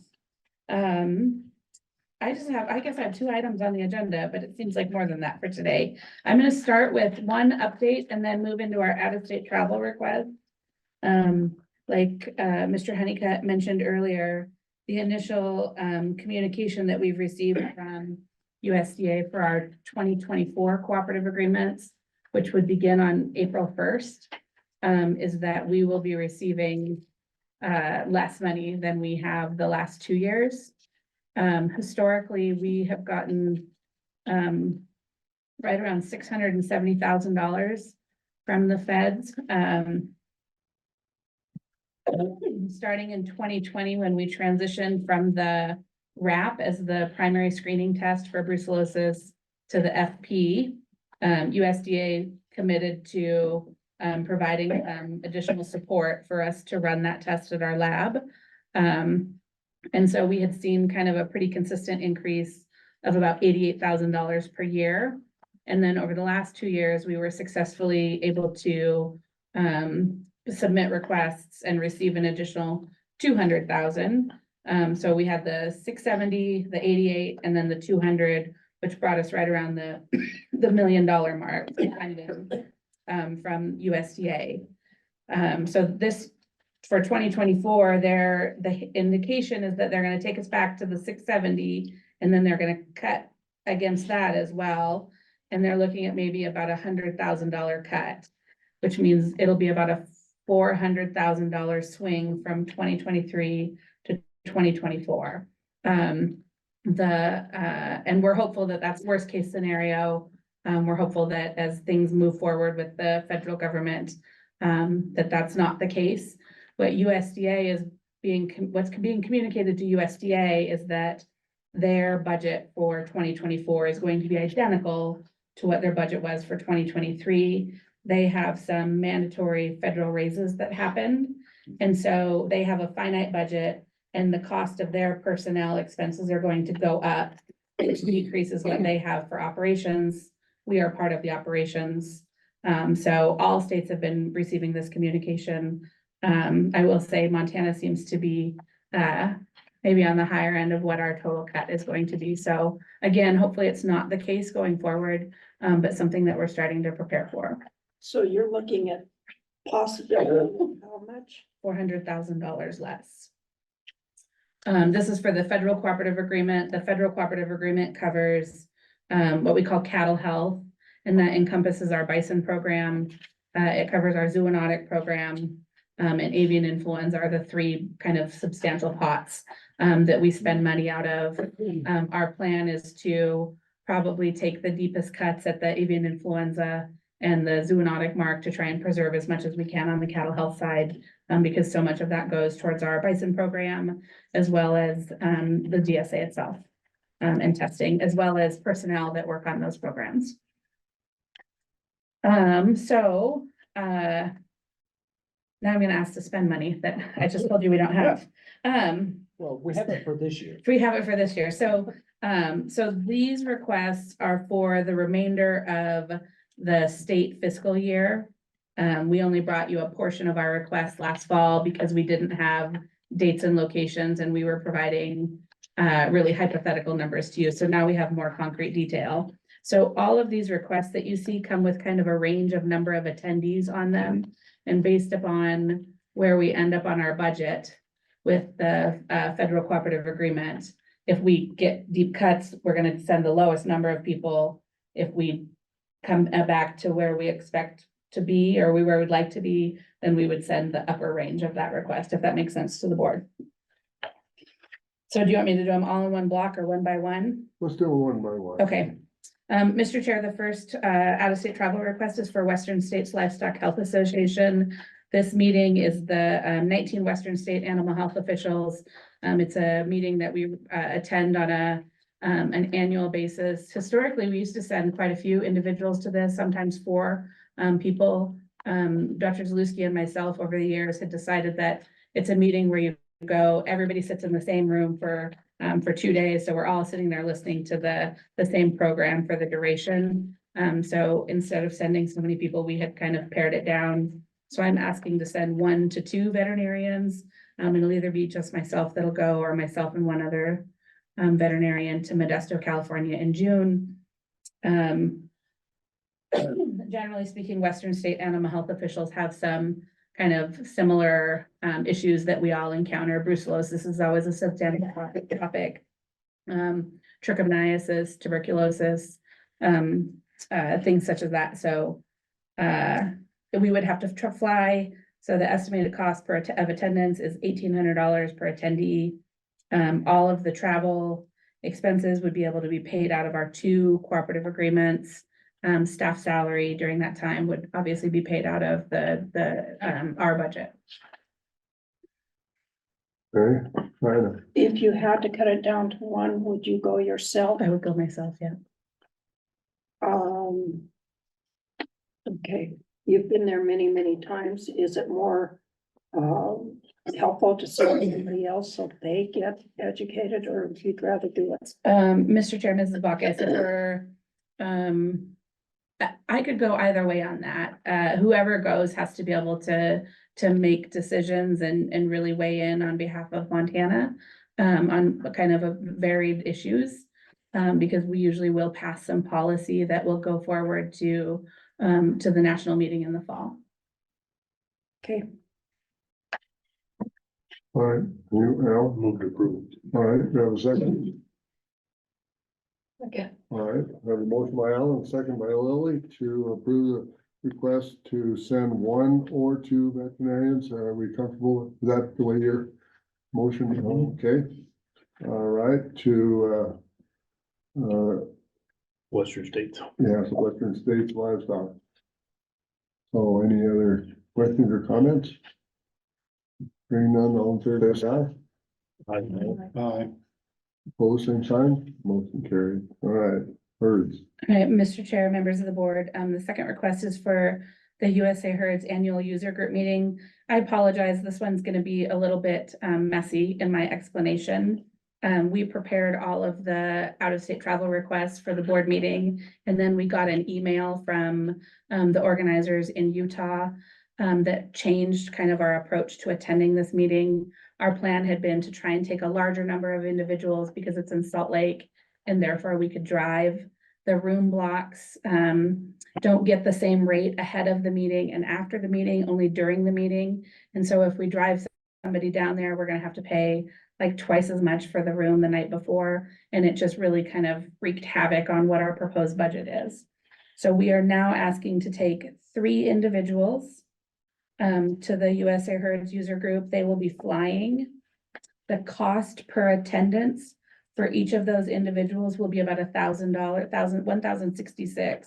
So you can see in our original request, it was 1,041. 2 of those attendees will be going on our ADT cooperative agreement. They will come from within animal health. One of those attendees, I'm actually asking on behalf of IT and centralized services.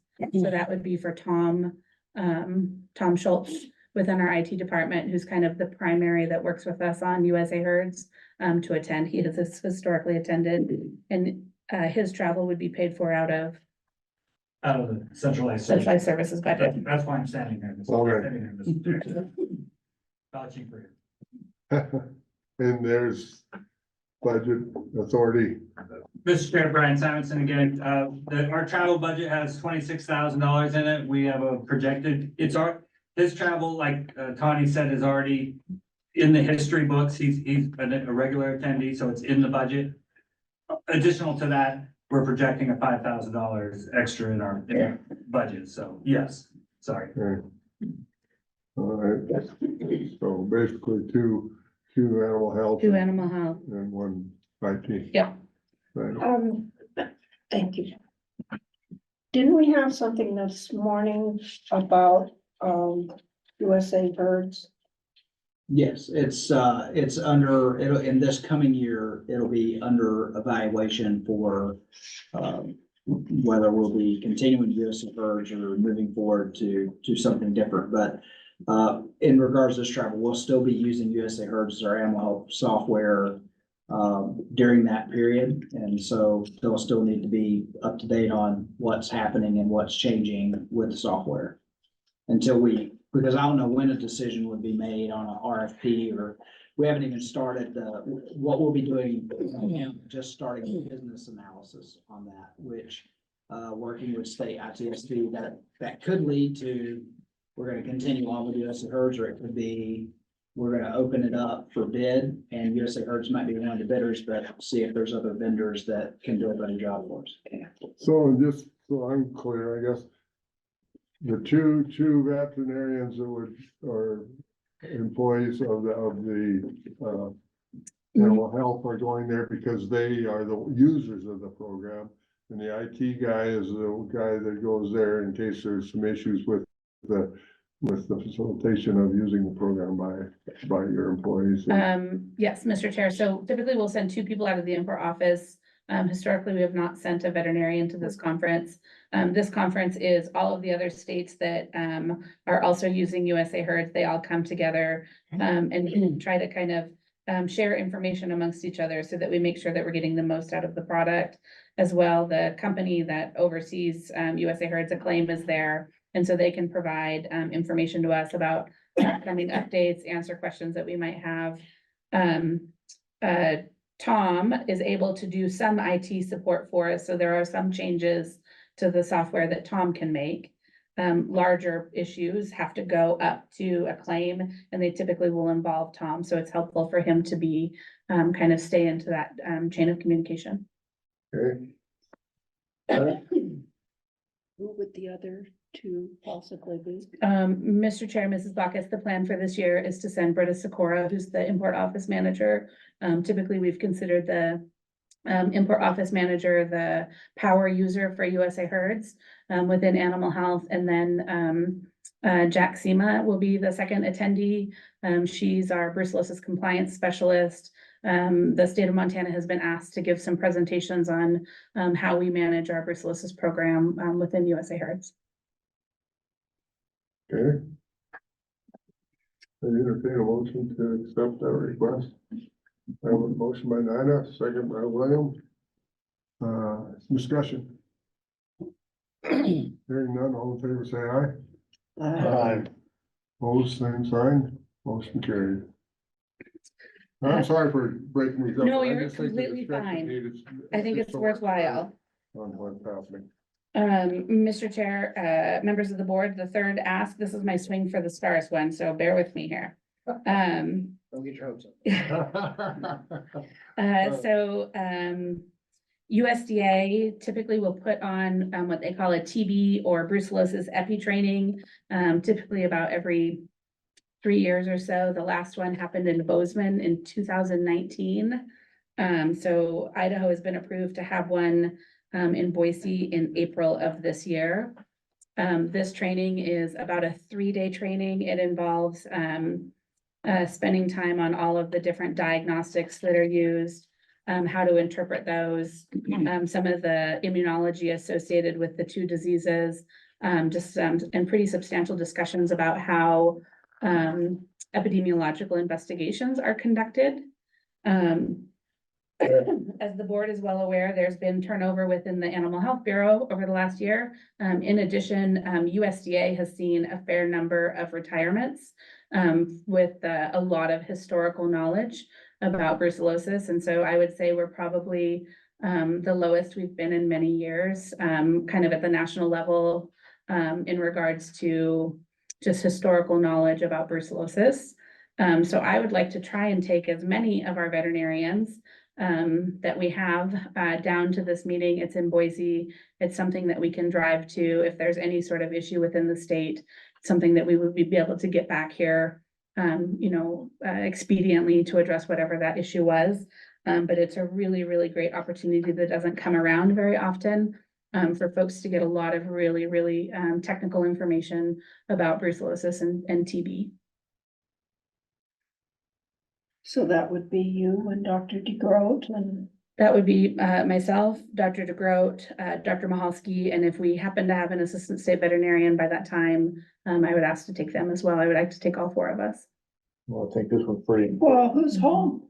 This, like I said, this was my swing for the stars. I would like to empty the state out of veterinarians for 3 days in Boise. Well, somebody has to stay home and mind the chicken coop. Raccoon might get in. A raccoon might get in. I would argue that our import office staff is pretty capable of handling a lot of the day-to-day. We would all be available by phone and by Teams. And like I said, if if we got word of something happening that was a substantial animal health event, we could depart the meeting early and be back in short order. This one, I guess, I mean, I understand where you're coming from. But if we're changing a bunch of people at the federal level, we have people who have more knowledge than the people coming in. And we want to make sure, but we will make sure that they understand what happened, and I think that's really gonna be important. We have 2 people who know more than anybody coming in. Exactly. 2. And I would say those 2 absolutely. The child is learning. And whether we have a assistant state vet then or not, that person wouldn't know. And I don't see any reason for that person to go because their teachers are right here. Yep. So. But I'm just saying, we have 2 people that need to go, Absolutely, absolutely, without absolutely. question. I would agree with that. So I would ask, you're asking for all 4, what's the counter? What is the advantage to taking a new veterinarian to this?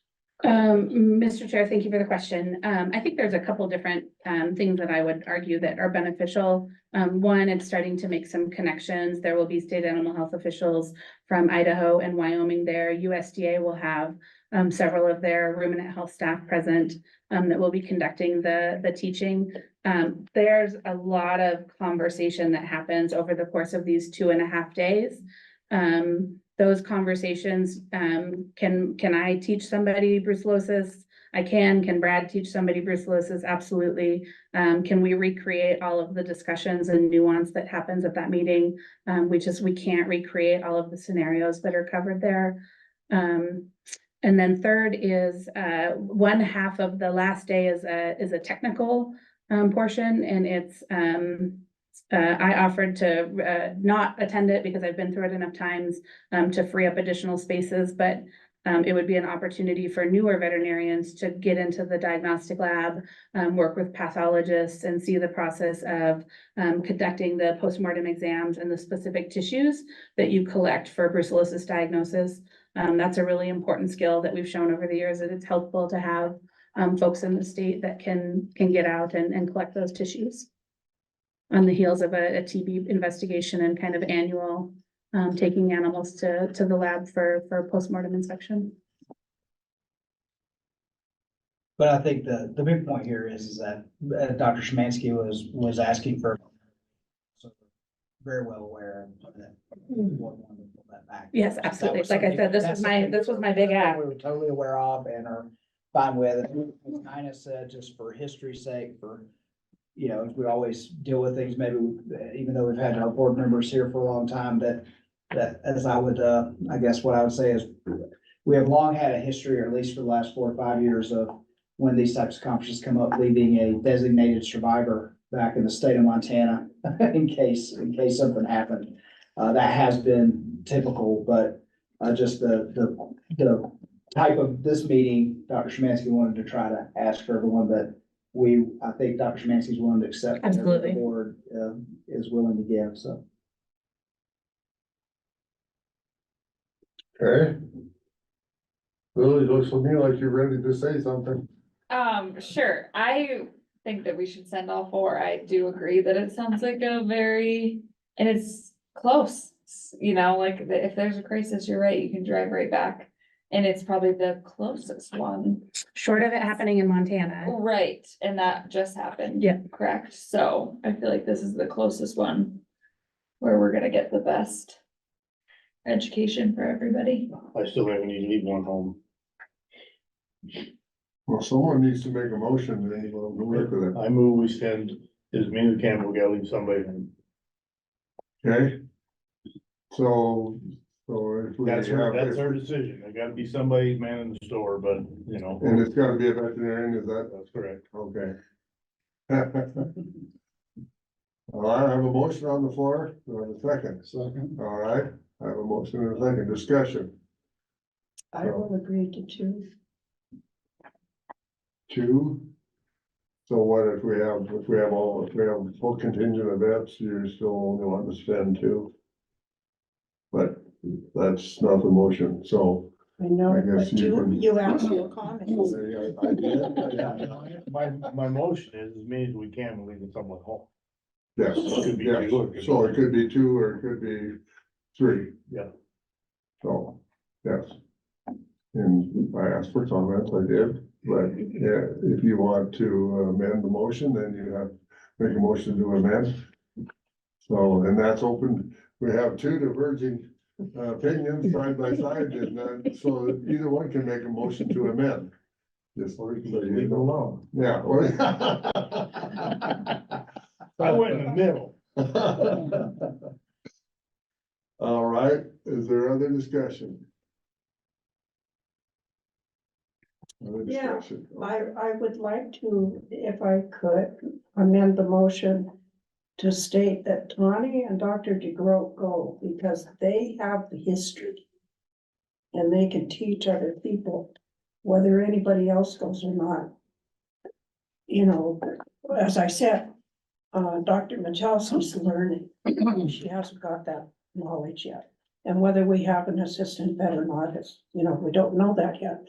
But I absolutely think you and Dr. DeGroat should go. Yeah, Mr. Chair, Mrs. Backus, thank you for that comment. The range that I had asked was kind of the 2 to 4, and the 2 would be myself and Dr. DeGroat. Absolutely. Absolutely. Okay, so then, do you still want a motion to amend, or do you want, to take Tony's, Dr. Szymanski's word that she will?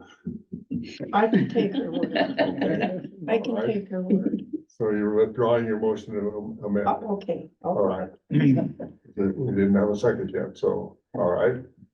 Other discussion? All right, all in favor of the motion to send at least two? I guess the motion was to send at least two and make sure that there was Leave one behind. one vet behind. Is that correct, Alan? Yep. All right. All in favor, say aye. Aye. Opposed, same sign. Hearing none, motion carried. Thank you, Board. One abstain, one abstention. Yeah. Like an IBMP meeting. No, a decision was made. Decisions aren't made there. And I have absolute confidence in you and Dr. DeGroat when it comes to brucellosis. You're probably the best that are out there. You've dealt with it so much. And I just have absolute confidence in you guys. Thank you. I appreciate that tremendously. Well, and I think the conference will appreciate having you two there. Yeah, I would fully anticipate that, that at least one of us will probably be presenters at the meeting, so. Okay, all right, well, that's why we divided them up, so that we could have these discussions. All right. Absolutely. Okay, Mr. Chair, last one is the live bird market system working group. We're asking to send one attendee to this. It happens in Miami, Florida. Terrible place to go in February. This is a meeting that we have historically occasionally attended, I would say. This meeting happens every year and a half. And we have always somewhat gone off of what the agenda for this one looks like. The agenda for this one actually looks really good, on the heels of 2 years of high path avian influenza, across the United States. There's going to be a lot of conversation about state response. How we respond to avian influenza has evolved substantially over the last 2 years. So this will be a chance to bring in multiple states' perspective, talk about diagnostic testing, carcass disposal and response plans. So funding for this would be out of the federal umbrella, the avian influenza portion of that. So that would pay for all of the travel expenses except for salary. And that is within the current umbrella fiscal year.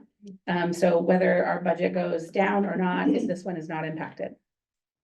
Okay. And you had listed Dr. Machalski. Dr. Mahalski. Mahalski, Yep. thank you. I apologize. Mr. Chair, with the AI, with the bird flu ramping up, so why won't want to send 2 veterinarians to get a full perspective on everything and get on top of things? It's very important. Mr. Chair, Mr. Kleinfelser, that's a great question. We didn't even consider that. We certainly could consider sending a second attendee. I believe it's something that is within our budget that we would be able to do so. I think that for this one, we have a pretty solid knowledge base of avian influenza here in the state based upon our last year and a half of experience. And so I do think this is an instance where Dr. Mahalski can probably capture a lot of that and bring it back, for the rest of us to digest the small pieces of it.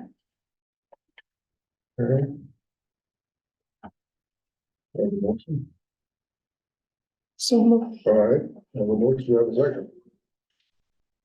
All right, I have a motion by Nina, second by Alan, to grant the request to send someone to the live bird marketing system working group. Any other discussion? Discussion. Hearing none, all in favor, say aye. Aye. Opposed, same sign. So. Thank you, board. The only thing I'd say on travel requests, and kind of tongue in cheek, but actually not as tongue in cheek as it would seem, is when we do go to these meetings, and since you guys are typically there, because I rarely leave Montana if I don't have to, but we do need to work on locations. There's been a lot of scrutiny on state travel because of the appearance, and we've got a former legislator here, but the appearance of some of these locations. So if we can in the future, we got to encourage these people not to have the meeting in Miami, then Bismarck, North Dakota, or somewhere like that. So, Boise's not a big deal. yeah, so it doesn't look like, paid vacations for people, but that actually, I said that tongue in cheek, but that actually has become a topic here recently, like with some of the national conferences, particularly natural resources, wildlife, having them in places like Panama City and. Oh, gosh. So I would just say, when you're there. Gotta find and one you're of those talking to your go to. colleagues, Yeah. encourage them that it reduces a lot of scrutiny on us as state employees if you try to not do these in tourist destinations. Or if you do it at a tourist destination, you do it in Phoenix in August because it's cheap to go there in August. You don't do it in Phoenix in February because it looks like people are taking a holiday. Yeah, So agreed. that is, so whatever influence we have on that, you and I hadn't talked about that, but I wanted the board to hear that too. Whatever influence you guys have on that, that's something that needs to be getting said to the planners of these conferences. So Agreed. just for instance, this last one in Miami, how many attendees will there be? Trying to think of a historical attendee list. I would be willing to bet that's probably about 100 attendees. Oh, so it's not It's not huge. not a huge, so it's not the fact that there's only a few places in the United States that can Correct. handle this crowd. Yeah, right. You can handle them in Great Falls probably. Yes, absolutely. And I take that because I recognize that we approved an out-of-state travel request to Las Vegas earlier in the week. Yeah. And that was the first time that hit the head. And then I was like. Here's Miami, that's what that Here's was. Miami. Miami, February. Miami and Las Vegas, That the sounds same rough. meeting. Might be popping our head up. Let's be careful. Well, the board members are all going, we know about. Yeah. All right, well, All right, Mr. Chair, members of the board, I just have a couple of updates. I've already moved through item number 1. The second is just the veterinary medical loan repayment program. The last time I spoke to the board about this, we had submitted our nominations. We did receive word back from USDA NEFA that all of them were approved. So we've got 6 shortage areas across the state. I can give you the counties if anyone's interested. One is in Macomb and Garfield. One is in Musselshell. One is in Glacier. It's 4 counties all in one: Glacier, Liberty, Pend Oreille, and Toole. Or I think I say that correctly. One is the county of Bighorn, county of Yellowstone, and then county of Treasure. so just refresh me, so there's, additional funding for these, veterinarian students if they will commit to going back to one of these. Yep, there's 2 actually different opportunities that open up to veterinarians that practice in these areas. One is the veterinary loan repayment program. Successful applicants can get $25,000 per year over 3 years against their student loan debt. At the national meeting this year, it was communicated to us that they actually can re-up one time. So they could actually do 6 years at $25,000. So it's a pretty substantial potential benefit to getting folks back into these rural communities. The other one is USDA has a grant program where like veterinary practices can apply for this grant program and bring on additional diagnostic services. So they could buy equipment with that grant program. They could go out and receive some additional training, just something that shows that they're expanding the services that they provide to that local community. And I think we have had a few practices here in Montana that have received those grants over the years, and many beneficiaries of the VMLRP. So that cycle is open. We'll be communicating that to veterinarians around the state so that they can potentially use that in recruiting, as well as just maybe some veterinarians that are existing in practice. So there's a practice for sale up in our neighborhood, and it's been for sale, and the veterinarians are getting very close to closing the doors. Closing the doors. Mr. Chair, I fear that that's going to be more common going forward. I hear from several veterinarians around the state that are ready to really start slowing down, and they've been trying to recruit for an extended period of time, and they're not successful in bringing veterinarians into their communities. So a little bit makes me nervous a little bit for what's ahead of us. The next item on the, as we end on that low point, the next item is, we applied for funding, and this is a small, essentially cooperative agreement from USDA, but this is for US SHIP. We received $10,000 that we'll get for fiscal year 24. That will allow us to pay the travel expenses for a few, what are they called, William? Delegates to attend the annual SHIP meeting. This is modeled after NPIP, but every year all of the delegates come together. Each state's allocated a certain number of delegates based upon the size of their industry, and then changes are proposed to the program and all of the delegates get to vote. So we'll be able to send 3 delegates. Typically that's 1 veterinarian from our agency. And then last year, William attended and Dr. Wertz attended. So some profile that would be similar to that would be able to go this year. And then we have a small amount of funding for some outreach to swine producers to continue enrollment in the SHIP program.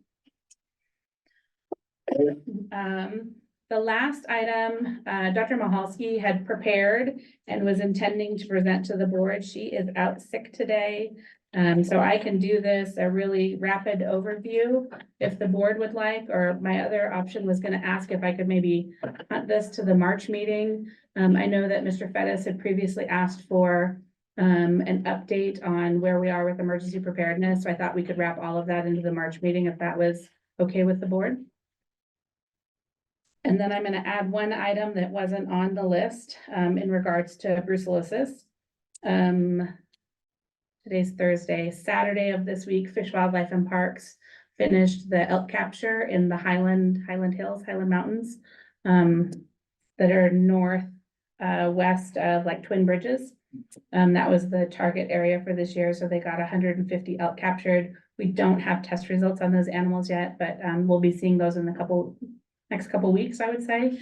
So, hopeful that they all come back negative. Just, you're fine with postponing that, okay, Alan? So my question was, we did the reimbursement thing for the Brusso cow. Yes. How do they get that?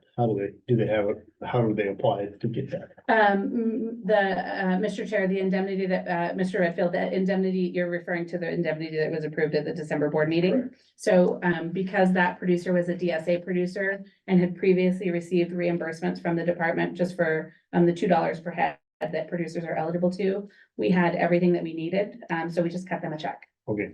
And they got it, and they were very pleased with it, so thank you to the board for that. I was asked about it in a meeting. So that's all I had for the board, unless you guys have any questions for me. Yes. Is that the end of, are we done? That's the end. Unless you would like me to talk about secure wool supply. No. No. Already funded that. We had a potential candidate and how was the wandering around through the bison and the market, et cetera? Yes, Mr. Chair, Mrs. Bacchus, thank you for that question. So the candidate for Assistant State Veterinarian arrived in Montana Sunday and left yesterday afternoon. So we spent a good chunk of Monday and Tuesday out in the field, and then a small portion of yesterday morning here in the office doing kind of a meet and greet. They were able to meet, gosh, a good chunk of the Helena staff here. For the field portion of it, we traveled down to Headwaters, spent some time in the brand office with the Eastern Area Supervisor, the district investigator, and market personnel. Spent some time out at the vet shack with Dr. Nick Johnson while he was bleeding DSA cattle that were there for the sale. Had some really great conversations about the program, reimbursement. The candidate was comfortable in that setting, asked really, I think, relevant questions. Next, we traveled down to Twin Bridges and Alder area, where we stopped and chatted with one DSA producer about their plan for testing going forward. So working on updating their management agreement. And then two other producers where we were collecting follow-up samples on brucellosis suspects. The candidate was very comfortable. We were in corrals around just single animals in both of those instances, but was very comfortable in the setting. There wasn't a large amount of conversation that they participated in there, but afterwards had good observations and asked, I think, really relevant questions. The following day, we traveled down to Yellowstone National Park. We toured the Stevens Creek facility, and they were working some of the quarantine bison, so we were able to get in there with Yellowstone National Park and USDA staff. Candidate jumped right in, was bleeding bison. I thought it was a really nice visit, so really good conversation. I think got a representative look at some really substantial issues for Montana. Okay. All right, any other questions or comments for Dr. Mahal or Dr. Szymanski? I've been talking about Dr. Mahal. Well, thank you, Dr. Szymanski. All right, thank you, board. And so do we have anyone out there? There is no one online that doesn't work for the department, so they've had their opportunity. All right, so then the only thing we have left is next board meeting. And I think we have a calendar here in our place, so. When might we look for your stuff You from last year? will, by Monday. Monday, Yeah. okay? Yeah. I have a request for the 15th of February, if that works, if we're going into February or if we're. I'll be That's good. early in the week. How about the last week? I have to be in Helena on the 14th, so. Oh, you're trying to double it up. Good thinking. The last week of How February. about the last week? Is that when you're going to Hawaii? Mhm. Oh, So do they have internet over there? You can just. Oh, yeah, Get on that's the beach and exactly what I wanna do. We'll take Why your would you wanna go to comments. Hawaii? We're going to see Nickelback, so. No, and listen to the board meeting, I mean. Yeah, exactly. Yeah, I don't see any issues on staff side. The that company week, retreat, other yes, than- It's, yeah. Oh, I should point out that, February 19th, that Monday is a state holiday. It's President's Day. I know it's not a holiday for any of you. But, so my only request would be if we're in that week, that we would be on Wednesday or Thursday, so we wouldn't force poor Donna or anybody to have to come in and work their holiday to get food and stuff ready. But 22nd. I'll have to zoom from the store, cause. So is that, the 22nd, that? Well- To get, Well, yeah, 22nd. when do you leave? The 29th. So we could do it earlier. Kyle would love that. Let me just be gone. Yeah. I have a conflict on the 22nd. William, yeah, good thing When- Cheryl's here. it's, what day do you not, is a bad day for you in the week? Right? When, Every day is a busy day, I guess. Wednesdays are out for me. Okay. But I know the 8th, the 15th for remodeling, but 23rd. whatever, we'll work around it. 23rd? How about the 23rd? 23rd would work. for me. Cheryl, Well, 23rd? 23rd. Well, that's I gonna, won't be here, but I yeah, will. I'm gonna put, I got an evening commitment for the 22nd. Oh, that's right. Is that? Does that let you have time to drive down? Well, if they let me have time to drive down, I usually try and meet with Mike the night before so that I'm up to speed on. Do we wanna do the You're gonna 27th? schedule the whole thing around meeting with Mike the night before? We could do the 27th. 27th, on Are Monday. Tuesdays bad day for I you? mean, yeah, we typically Mondays are just. Mondays are hard difficult for because Donna. of- Are hard for Donna, that's why I'm trying to stay off Mondays. It doesn't bother me. Is the 27th a Tuesday though? Or am I looking at that? 28th is Tuesday. 27th is a Tuesday. 27. Are we looking at the same month? Says 27th. Oh, yeah. Tuesday. Tuesday, yeah. Okay, yeah, it's a Tuesday. Yeah, the 19th is a Monday. What's going on? So the 27th, Yeah. That works. I will check with my secretary. Yeah. Well, it'll be after. Good. I know, he's gonna kill me. I know, you can go to the cabinet meeting. Okay. I don't have to go to the cabinet meeting. Oh. In other words, he don't wanna go to the cabinet meeting. All right, the I 27th. don't need both of us there. They don't get to say anything anyway, we just sit there and listen. Okay, Go to my calendar. I'm getting a lot better doing that. Especially when schools are trying to schedule. Physical therapy the same day. And. We didn't ask Jake. He's not on. so, Too bad. You snooze, you'll lose. the world is run by those who attend. That's true. And just a reminder, I think we talked about that at the end of the meeting last time, but just a reminder coming up here. Vacation for me in February, that week of the 5th through the 9th.